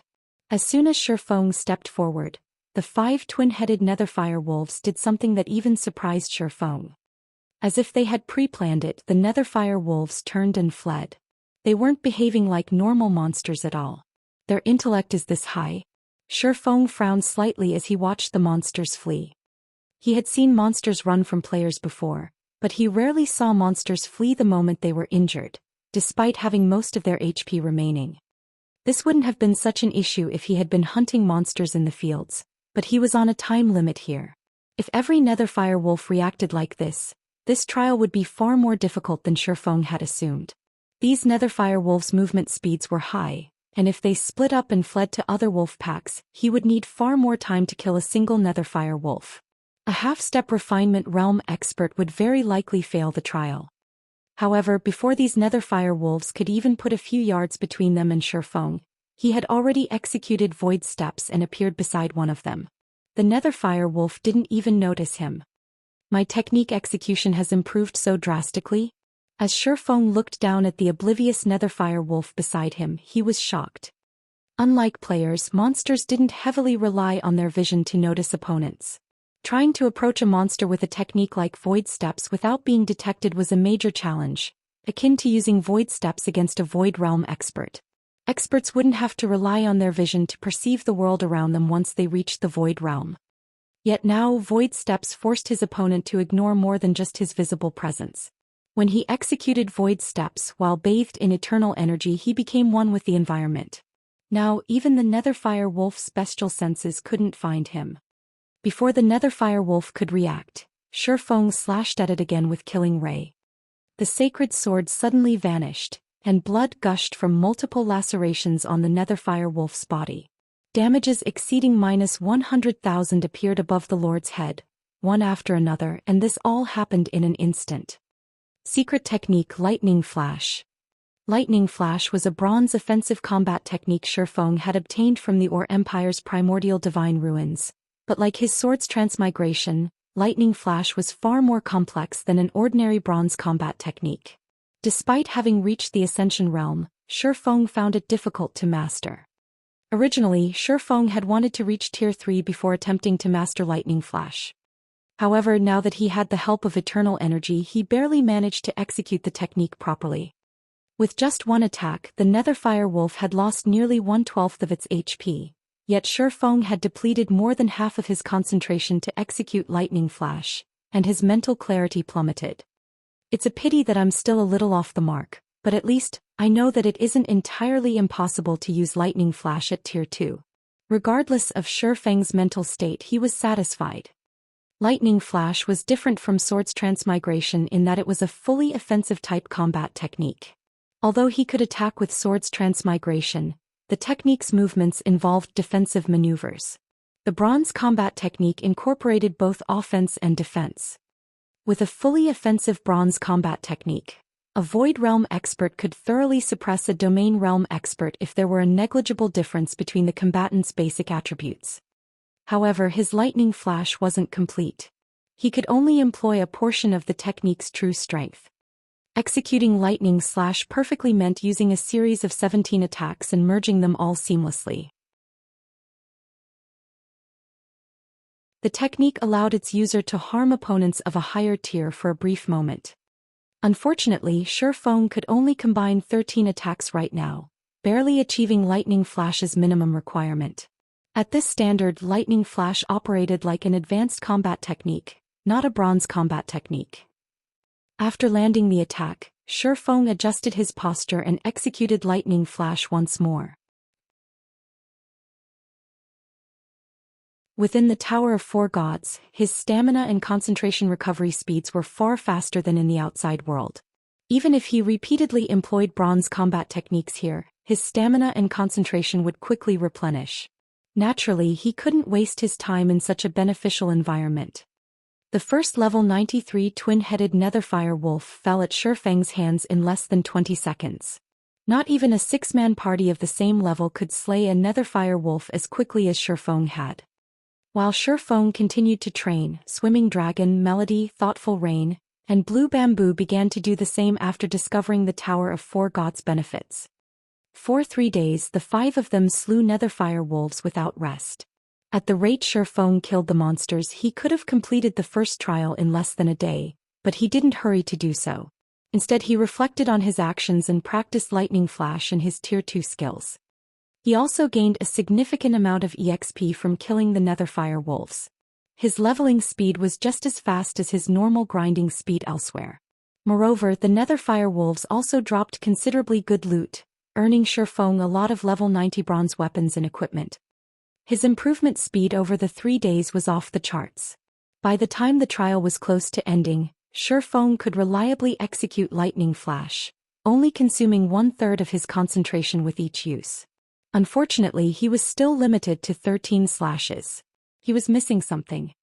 Shi Feng only killed the last Netherfire Wolf as the 3-day time limit was nearly up. As the last twin-headed Netherfire Wolf died, the scenery around Shi Feng changed again. Although he was still in an endless plain, the monsters had changed. Now, ghost warriors roamed the plain carrying weapons and shields. These ghost warriors moved in groups of 6, with some on defense, some focusing on melee offense, and others assigned to ranged attacks. They were like a well-rounded raid party for bosses. Ghost Warrior, Undead Lord. Level 93. HP 30, 000, 000/30, 000/000. System: kill 600 ghost warriors within 3 days. If you fail to complete this task in the stipulated time, the challenge will automatically be regarded as a failure. Wasting no time, Shi Feng charged at a ghost warrior party. The ghost warriors didn't attack the moment they noticed Shi Feng. Instead, the 2 shield-wielding ghost warriors moved to intercept his charge, while the 2 spear-wielding warriors moved behind them. The 2 spear-wielders prepared to attack the instant Shi Feng encountered the tanks. Meanwhile, the 2 ghost warriors carrying bows spread out to attack Shi Feng from the sides. The ghost warriors' combat standards were clearly a cut above the Netherfire Wolves. Using the Trial Tower as a reference, they were at the 3rd floor middle stage standard. If an ordinary Tier 2 expert tried to take on this 6-man monster party, they'd likely struggle to escape, much less defeat their opponents. Fortunately, these ghost warriors were no threat to Shi Feng. Like the previous trial, he continued to practice his Lightning Flash. Fighting humanoid monsters would help him improve far faster than fighting beasts. The ghost warriors also provided better loot and more EXP than the Netherfire Wolves. The Netherfire Wolves hadn't dropped a single piece of mysterious iron equipment, yet the Ghost Warriors did on occasion. As for the EXP, the Ghost Warriors provided 3 times more than the Netherfire Wolves, which had already granted more EXP than ordinary level 93 lords. As a result, Shifeng's experience bar filled rapidly. By the time Shifeng cleared the second trial, he had reached 94. The scene around Shifeng changed after he cleared the second trial, but when he saw his new opponents he was astonished. The third trial took place in an ancient coliseum, which was home to 10 fully armed giants. Every one of these giants was Tier 2. They weren't monsters. They were bona fide Tier 2 NPCs. Giant Gladiator. Giant Tier 2. Level 94. HP 5 400 000/5 400 000. The giant race was a talented one. Not only did giants command immeasurable strength, but their earth affinity was unparalleled as well. They were natural-born warriors. Moreover, unlike players, NPC giants had inherited the giant race's attributes perfectly. They wielded far more combat power than ordinary Tier 2 NPCs. And now Shifeng had to face 10 of them. System: kill 10 giant gladiators within 1 day. If you fail to complete this task in the stipulated time, the challenge will automatically be regarded as a failure.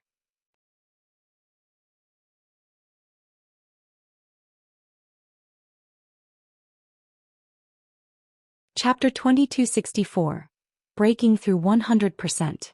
Although the time limit isn't that short, this trial is far more difficult than the last, Shifeng thought as he observed the 10 giant gladiators standing on the elevated platform in the center of the Colosseum. If a half-step refinement realm expert attempted this challenge, they'd likely need a full set of up-to-date dark gold equipment to have a chance of passing. Unlike monsters, NPCs had many skills and spells under their command. Their combat standards were also leagues above monsters. Moreover, there was a huge difference between NPCs' strength within the same tier. This was due to the individual NPC's weapons and equipment. An NPC in full dark gold equipment would undoubtedly have a huge basic attribute advantage over one in bronze equipment. Of the 10 NPC giants on the platform, the weakest wore bronze equipment, while the strongest was geared in fine gold-ranked items. With the giant race's innate talents, a human player's basic attributes might not be as high, even fully geared in dark gold equipment. Players could only clear this trial by relying on their techniques. External items and berserk skills were prohibited within the Tower of Four Gods. Players could only rely on their strength to clear the trials. The third trial's difficulty level made the first 2 trials look like warm-ups, while this was the beginning of the true test. However, Shifeng did not give the matter much thought and approached the elevated platform. After 6 days of training, he had hit a bottleneck. No matter what he tried, he could only perform at most 14 slashes with lightning flash. He had only reduced his concentration consumption to 1/4 of his total as well. He would need far more time to improve with the technique. Hence, instead of wasting an entire day training without seeing any improvement to his combat power, he decided to clear the first floor's trials and move on to the second floor. The moment Shifeng set foot on the platform, one of the NPC giants stepped forward and moved into the platform's center. As the giant reached Shifeng, it swung its 2-handed axe at the swordsman. Dense earth-type mana enveloped the axe. Not only did the earth-type mana increase the axe's weight by a substantial degree, but it also intensified the gravitational force where Shifeng stood, reducing his mobility. A combat technique. Surprise flashed in Shifeng's eyes as the giant's attack approached. Combat techniques were not unique to players. In fact, they had always existed in God's domains. The legacy stone tablets were evidence of this. However, NPCs had a much harder time learning combat techniques than players. Normally, NPCs would only encounter combat techniques after reaching Tier 3. Even so, a small minority were actually capable of executing these combat techniques. Why wouldn't Shifeng be surprised to see this Tier 2 giant use a combat technique against him? Even a basic combat technique could significantly elevate an NPC's combat power. Taking into account that the Tier 2 giant's combat standards were at the Trial Tower's 5th floor early stage, this NPC could easily pummel a half-step refinement realm expert. Only to Shifeng the giant's attack was quite crude. He blocked the giant's axe with a light swing of the twilight blade, countering with a slash from Killing Ray and taking advantage of the giant's blind spot. Shadow Blade. 10 dazzling stars flew toward the Tier 2 giant. Just as they were about to hit their target, their paths intersected as pairs merged. The 5 resulting stars radiated an even more resplendent glow. System. Shadow Blade completion rate 101%, resulting in 170% of skills effect. Skill proficiency plus 10. When the 5 stars collided with the giant, the impact through the NPC and 5 damages of over -200,000 appeared above his head, one after another. By the time the giant hit the ground, he was momentarily paralyzed. What a powerful effect! The result of Shifeng's counterattack astonished him. After 6 days of continuous training, he could reliably execute Shadow Blade with a 100% completion rate. He certainly hadn't expected to break past that now. As a result of crossing the 100% threshold, Shadow Blade had gained a new effect that paralyzed the target for 1 second.